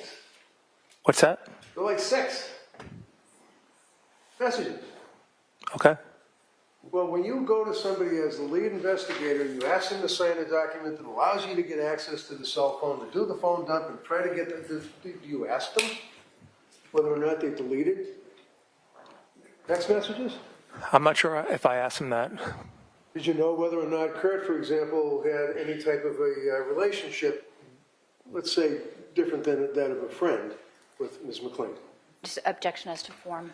Sustained in that form. Did you ever talk to Kurt about whether or not he had an affair with McLean? No. Did you ever ask Kurt whether or not he deleted text messages on his phone? I did not. Do you know that Kurt, in fact, that there were over 5,374 text messages on his phone that were deleted? I did not know that. So when you spoke with Kurt, you basically asked him about the text that he had received from Harry saying to the effect of, she's a double brother, she, duped us all, and I'm sorry, and things of that nature, right? Yes, And you spoke to Kurt about that, right? I did. And Kurt indicated that he was a good friend of Harry's, right? He said he was a friend of Harry and Katie's, yes. Okay. Did he say that he was a good friend of Harry's? He said he was friends with the two of them. Friends with the two of them? Yes.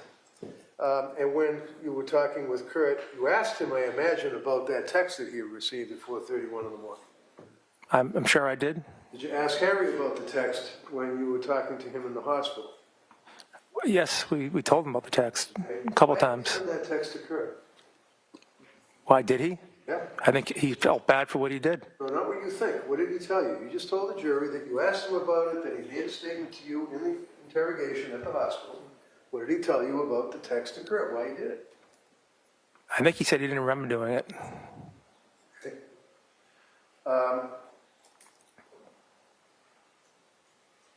One of the things that you're concerned about as a detective is when you're speaking with someone,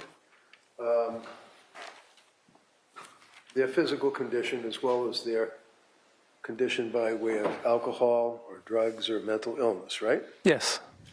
I'm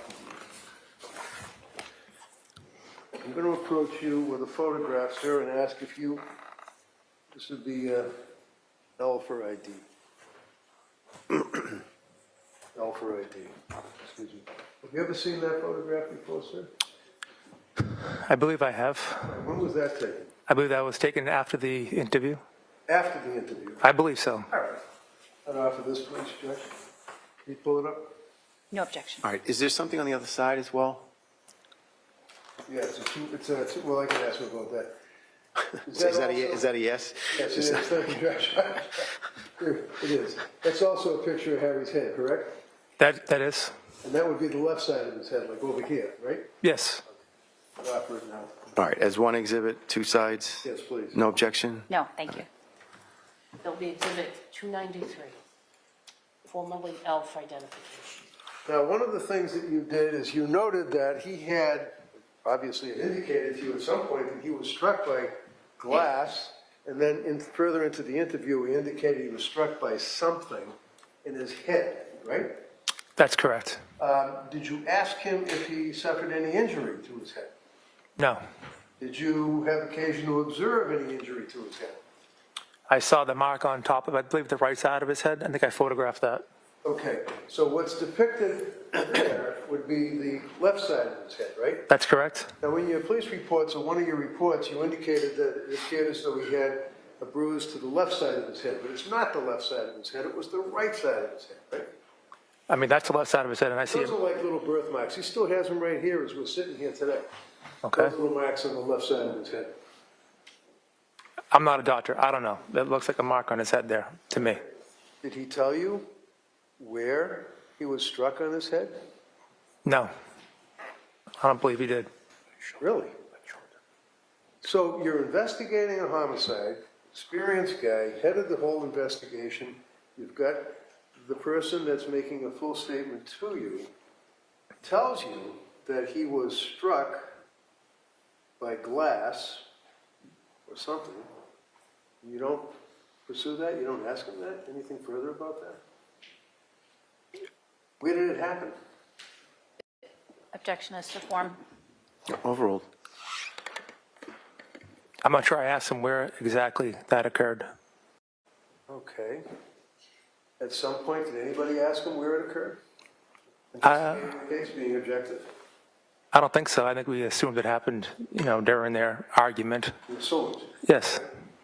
So let's assume then that there was an argument, and the argument was in the bedroom? Possibly, or downstairs. It's a homicide case, sir. You're the lead investigator. You're telling us possibly, maybe, you think? You don't know? He told me the incident happened in the bedroom.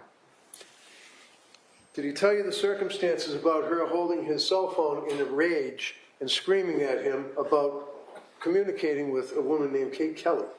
He did mention that part of their argument. And did he indicate to you that he and Kate Kelly were friends that go back like 17 years? He did mention that they were friends, and I think he told me that he had performed surgery on Kate Kelly's dad. Okay. Did he tell you that she was holding his cell phone and showing him the text message with Kate Kelly while she's holding the drink, and he was on his knees on the floor? Did he tell you that? No. Did you ask him any conversation that occurred before being struck by the glass? Did she say anything to him?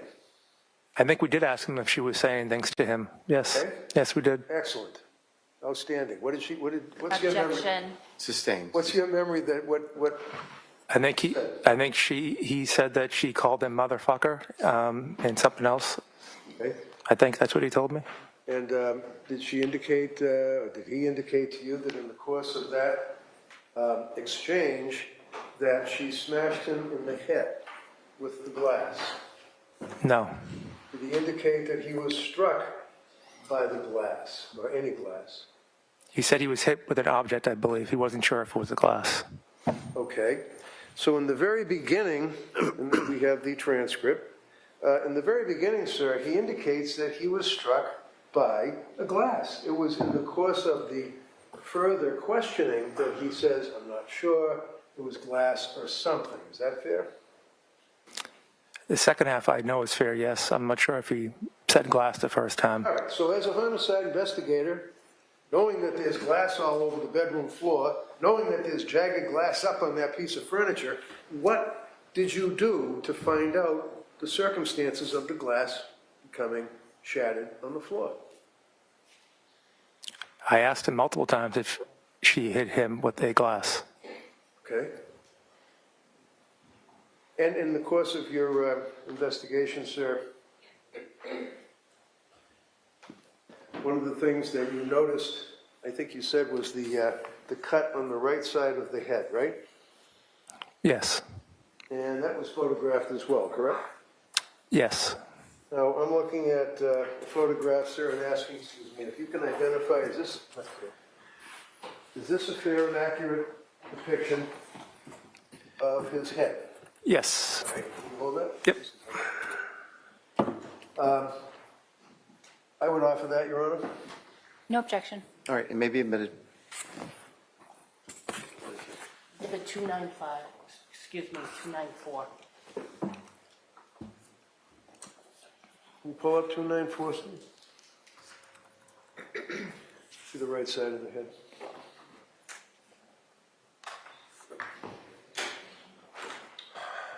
All right, now, Exhibit 294, is this where you noted, you see what looks like a scabrous thing? Is that where you noted the cut by his hairline, sir? That's what I thought was a cut, yes. Well, it was a cut. It wasn't that you thought it was a cut. It was a cut, wasn't it? It looks like a cut to me. Okay. And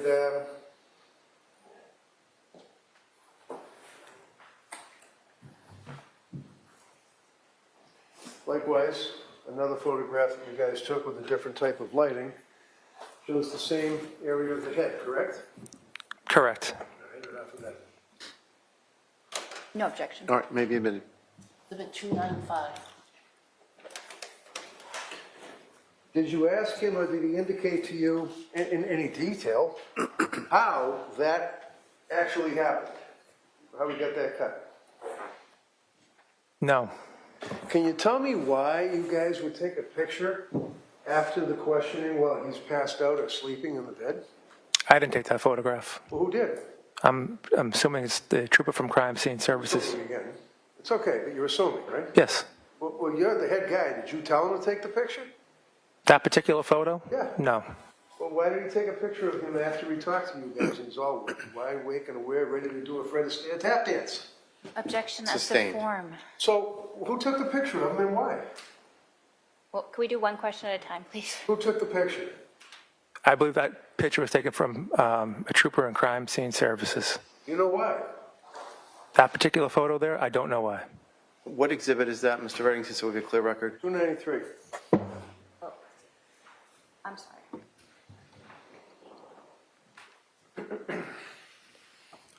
Looking at Exhibit K for identification, sir, you made reference to injuries to his wrist, right? Yes, And you saw that, correct? I did. This is a fair and accurate depiction of the marks on his wrist. They are. Now, what offer this, Your Honor? No objection. All right, may be admitted. So there's 296, formerly K for There you identification. go. Now,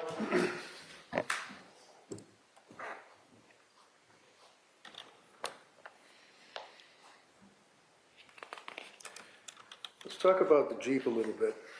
The woman, the detective from Dedham. What was her name, Gonski?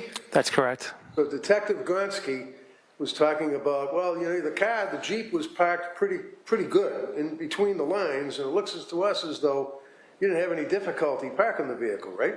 She said that, yes. Yeah. And that would be to basically say, okay, look, come on, man, you were fine, you pulled up to the hotel, you weren't intoxicated, you weren't inebriated, you had no difficulty driving the car, right? I think that's fair, yes.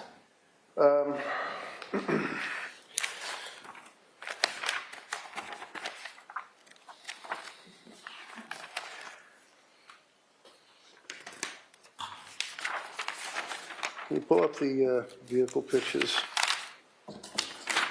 Yeah. Okay, so that's the first picture of the white Jeep, right? Correct. Now, who owned that white Jeep? I believe that. Kate McLean's car. Kate McLean's car. Who owned that car? I believe Ingolf owned the vehicle. Yes, and he let her drive it, right? I believe so, yes. Just like he owned the Mercedes, correct? Yes, And in I fact, believe so. normally she would drive the Mercedes a lot, but lately he wanted her to ride she wanted to drive the Jeep, right? That sounds right. So that's the vehicle that's parked in between the two white lines next to the Residence Inn, right?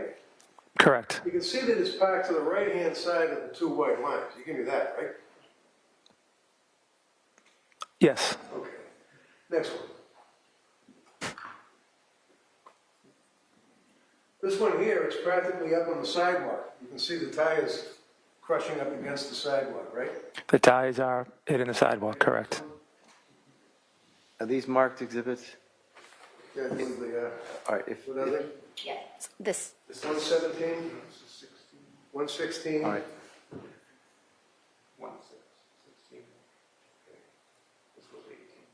118. No The next more. one is one more. Again, depicting the vehicle parked in the parking area, correct? All right, thank you. Put the light on.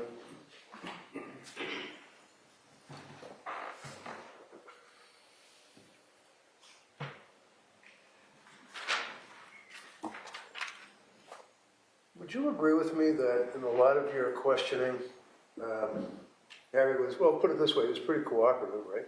He was. He was a gentleman. He was. He answered your questions, it appeared, to the best of his ability, right? I think so. He had some memory issues, or he had some difficulty recalling some items, correct? He told us that several times during the interview, correct? You know, calm and talking with him as well, right?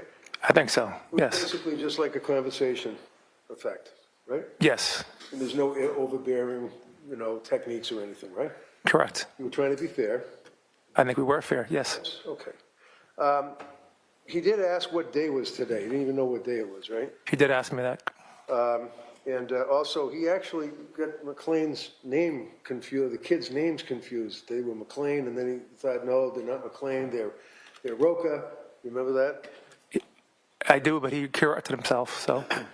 He what? He corrected his statement. Okay, so he had the mental acuity to recall that he was wrong when he said that it was McLean is the name, and then corrected that to say that, no, it's not McLean, it's Roca. That's how I took it, yes. Okay.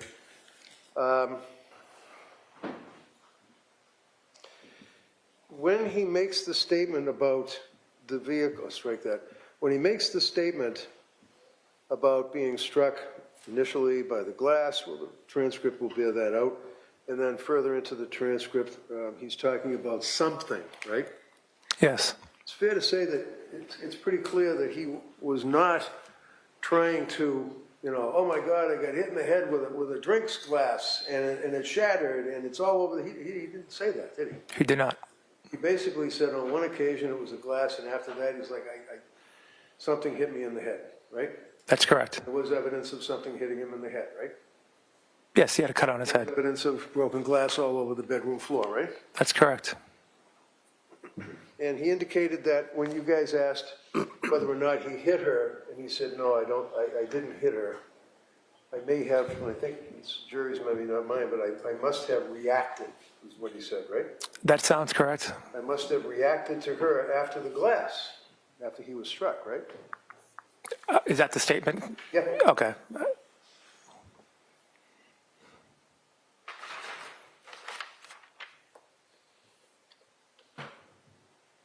And again, he was asked whether or not he hit her, and again, he says, I don't think I hit her. Then he was asked again about grabbing her, admitted that he had grabbed her, reacting to being struck by the glass, stated I was drunk, I was very drunk, is what he said, correct? Correct. Indicated, I believe his words were, I must have snapped, is that correct? I believe he did say that.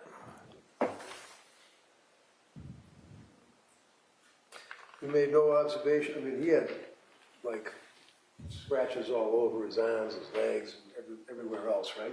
He did.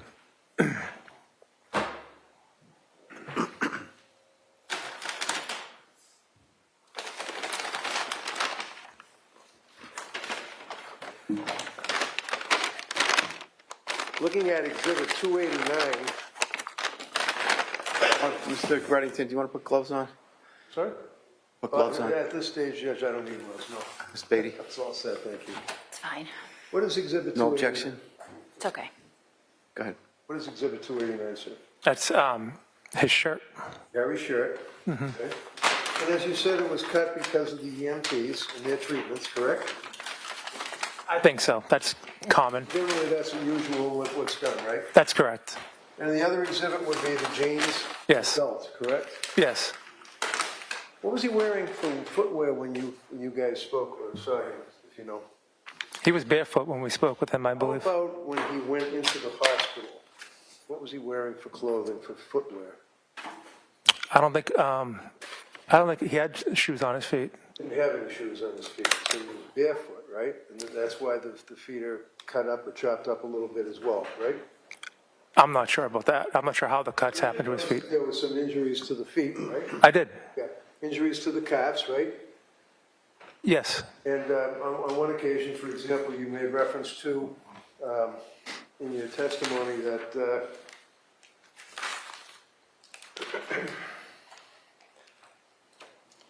you referred to, and it's understandable, could I have Exhibit 82, please?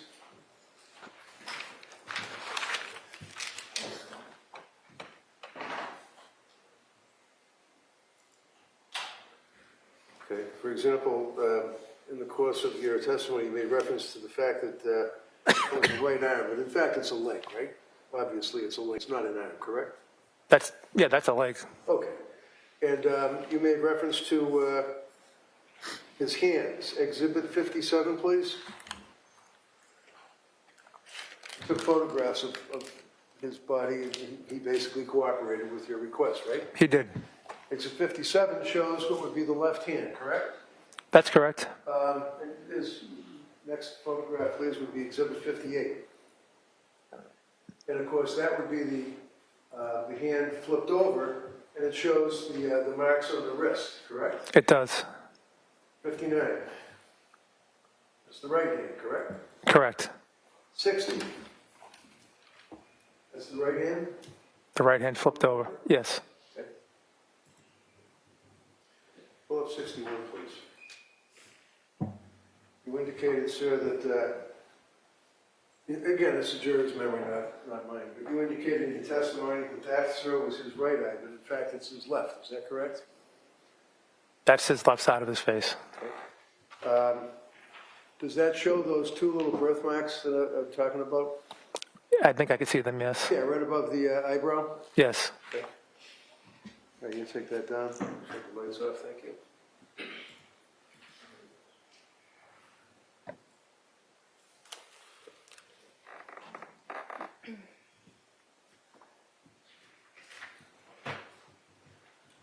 By the way, you indicated that you took a DNA sample? Yes. A buccal swab or a buccal swab, depending on how you pronounce it, right? Correct. And he cooperated in that as well, correct? He did. And that was sent off for examination, correct? Correct. Now, he also told you that, in fact, that Ms. McLean, that they were married, and they were, at this point, living together again in the house, right? Well, at the time of the incident? Yeah. He was in the process of maybe moving back in, but he was staying at the hotel. But he was staying at the hotel, but it was by agreement that he was at the house, right? Yeah. And he told you that he had sex with her that night, correct? He did. Yeah. And the DNA, by the way, whenever you have DNAs, I mean, it can be blood, right? Yes. It can be semen, right? Yes. It can be sweat, right? Yes. It can be saliva. Yes. It can be skin. Mm-hmm. Yes. So any of those things can lead to a DNA found somewhere, right? Yes.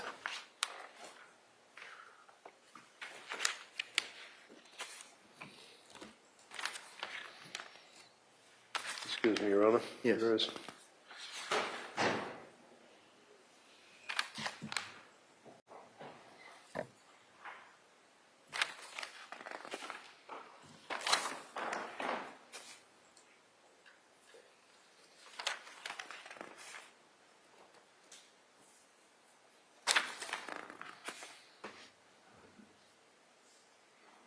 That's all I have, thank you.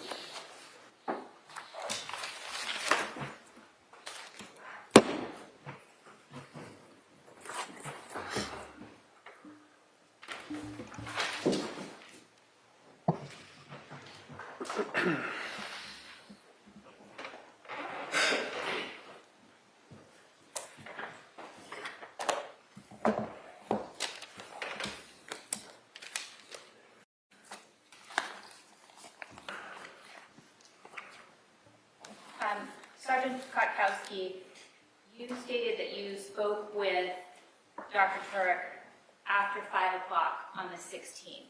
Is that correct? That's correct. And do you have an understanding about what, when it was that he awoke that day? I want to say he woke that morning. The morning of the 16th? Yes.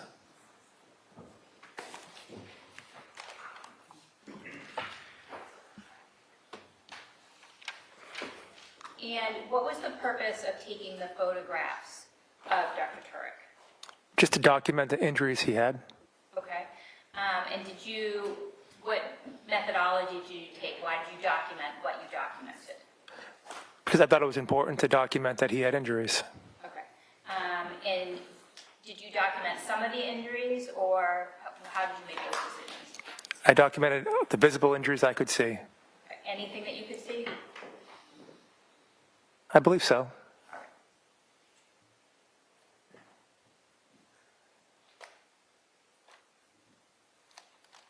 And when you were talking with Dr. Tuerk in general, in that statement, what types of information were you trying to obtain? At first, I was just trying to establish, background between him and Katie, and the ultimate goal was to find Katie McLean.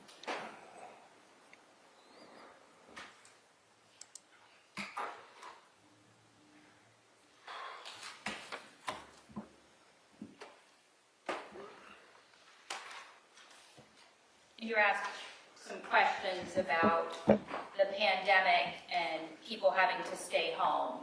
Were you staying home from work during that time period? No.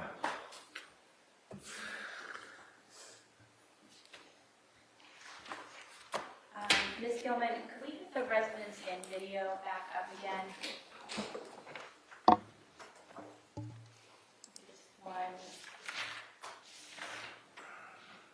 Sorry, 278. Could we play that again?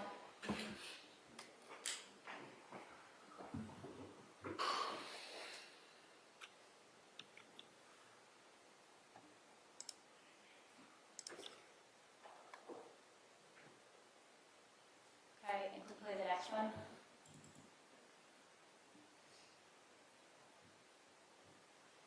Okay, can you pause it?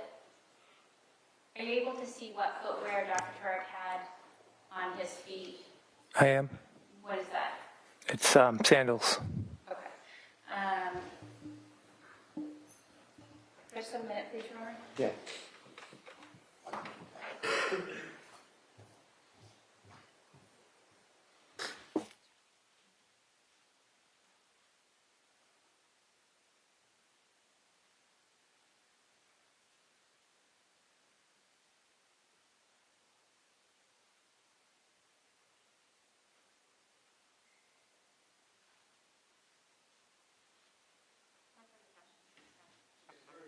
If I may, counsel asked you about whether or not you... 1 second. Is there another question? No, thank you. Okay, all right. Counsel asked you whether or not you stayed home from work during the pandemic, right? Yes. Well, I mean, seriously, you're what's called an essential employee, right? Yes. You didn't take off the pandemic and stay in your house. You had to go out and do your homicide detective job, things of that nature. Well, that's what I wanted to correct. There was a time, I'm not sure it was around that same time, that we did work from home, but we still went out to calls. Sure. And Investigate things, right? we did, but there was a time that we did stay at home, yes. But I just can't remember if that was that particular week. Okay. You wore a mask, right? Yes. N95. Yes. You certainly didn't, after working for 3 or 4 hours in the day, go grab a beer or something to eat with a friend after you got out of work, did you? You couldn't even go into a restaurant, right? That's correct. Oh, yeah. Okay, you may step down, sir.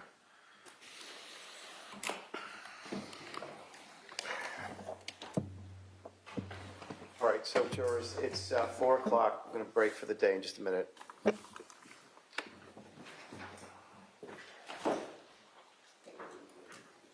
Okay, so you can leave your notebooks on your chairs. Tomorrow's going to be a half day, as I had indicated, so we're going to end sometime around 1 o'clock. We are not here Thursday and Friday, as you know, and I will update you on next week as we get into the morning tomorrow. There's obviously a lot of things going on in the building, so we're trying to make do with what we have and get as far as we can. So please be patient with us. and we appreciate your patience up to this point. Please remember my instructions. Don't talk about the case with each other, with anybody else. Do not watch any media reports, anything online, on TV, on the radio. Don't listen to anything. No independent investigation, including going on to Google or having anybody else do so for you to look things up to you. Please keep an open mind. You haven't heard all the evidence, and please avoid contact with anybody having anything to do with this case. So we will see you tomorrow at 9 a.m. We'll break at 1. We're off Thursday and Friday, and I'll let you know about next week when we get into the morning tomorrow. Thank you again for your time and patience today. All rise, please, Rebecca.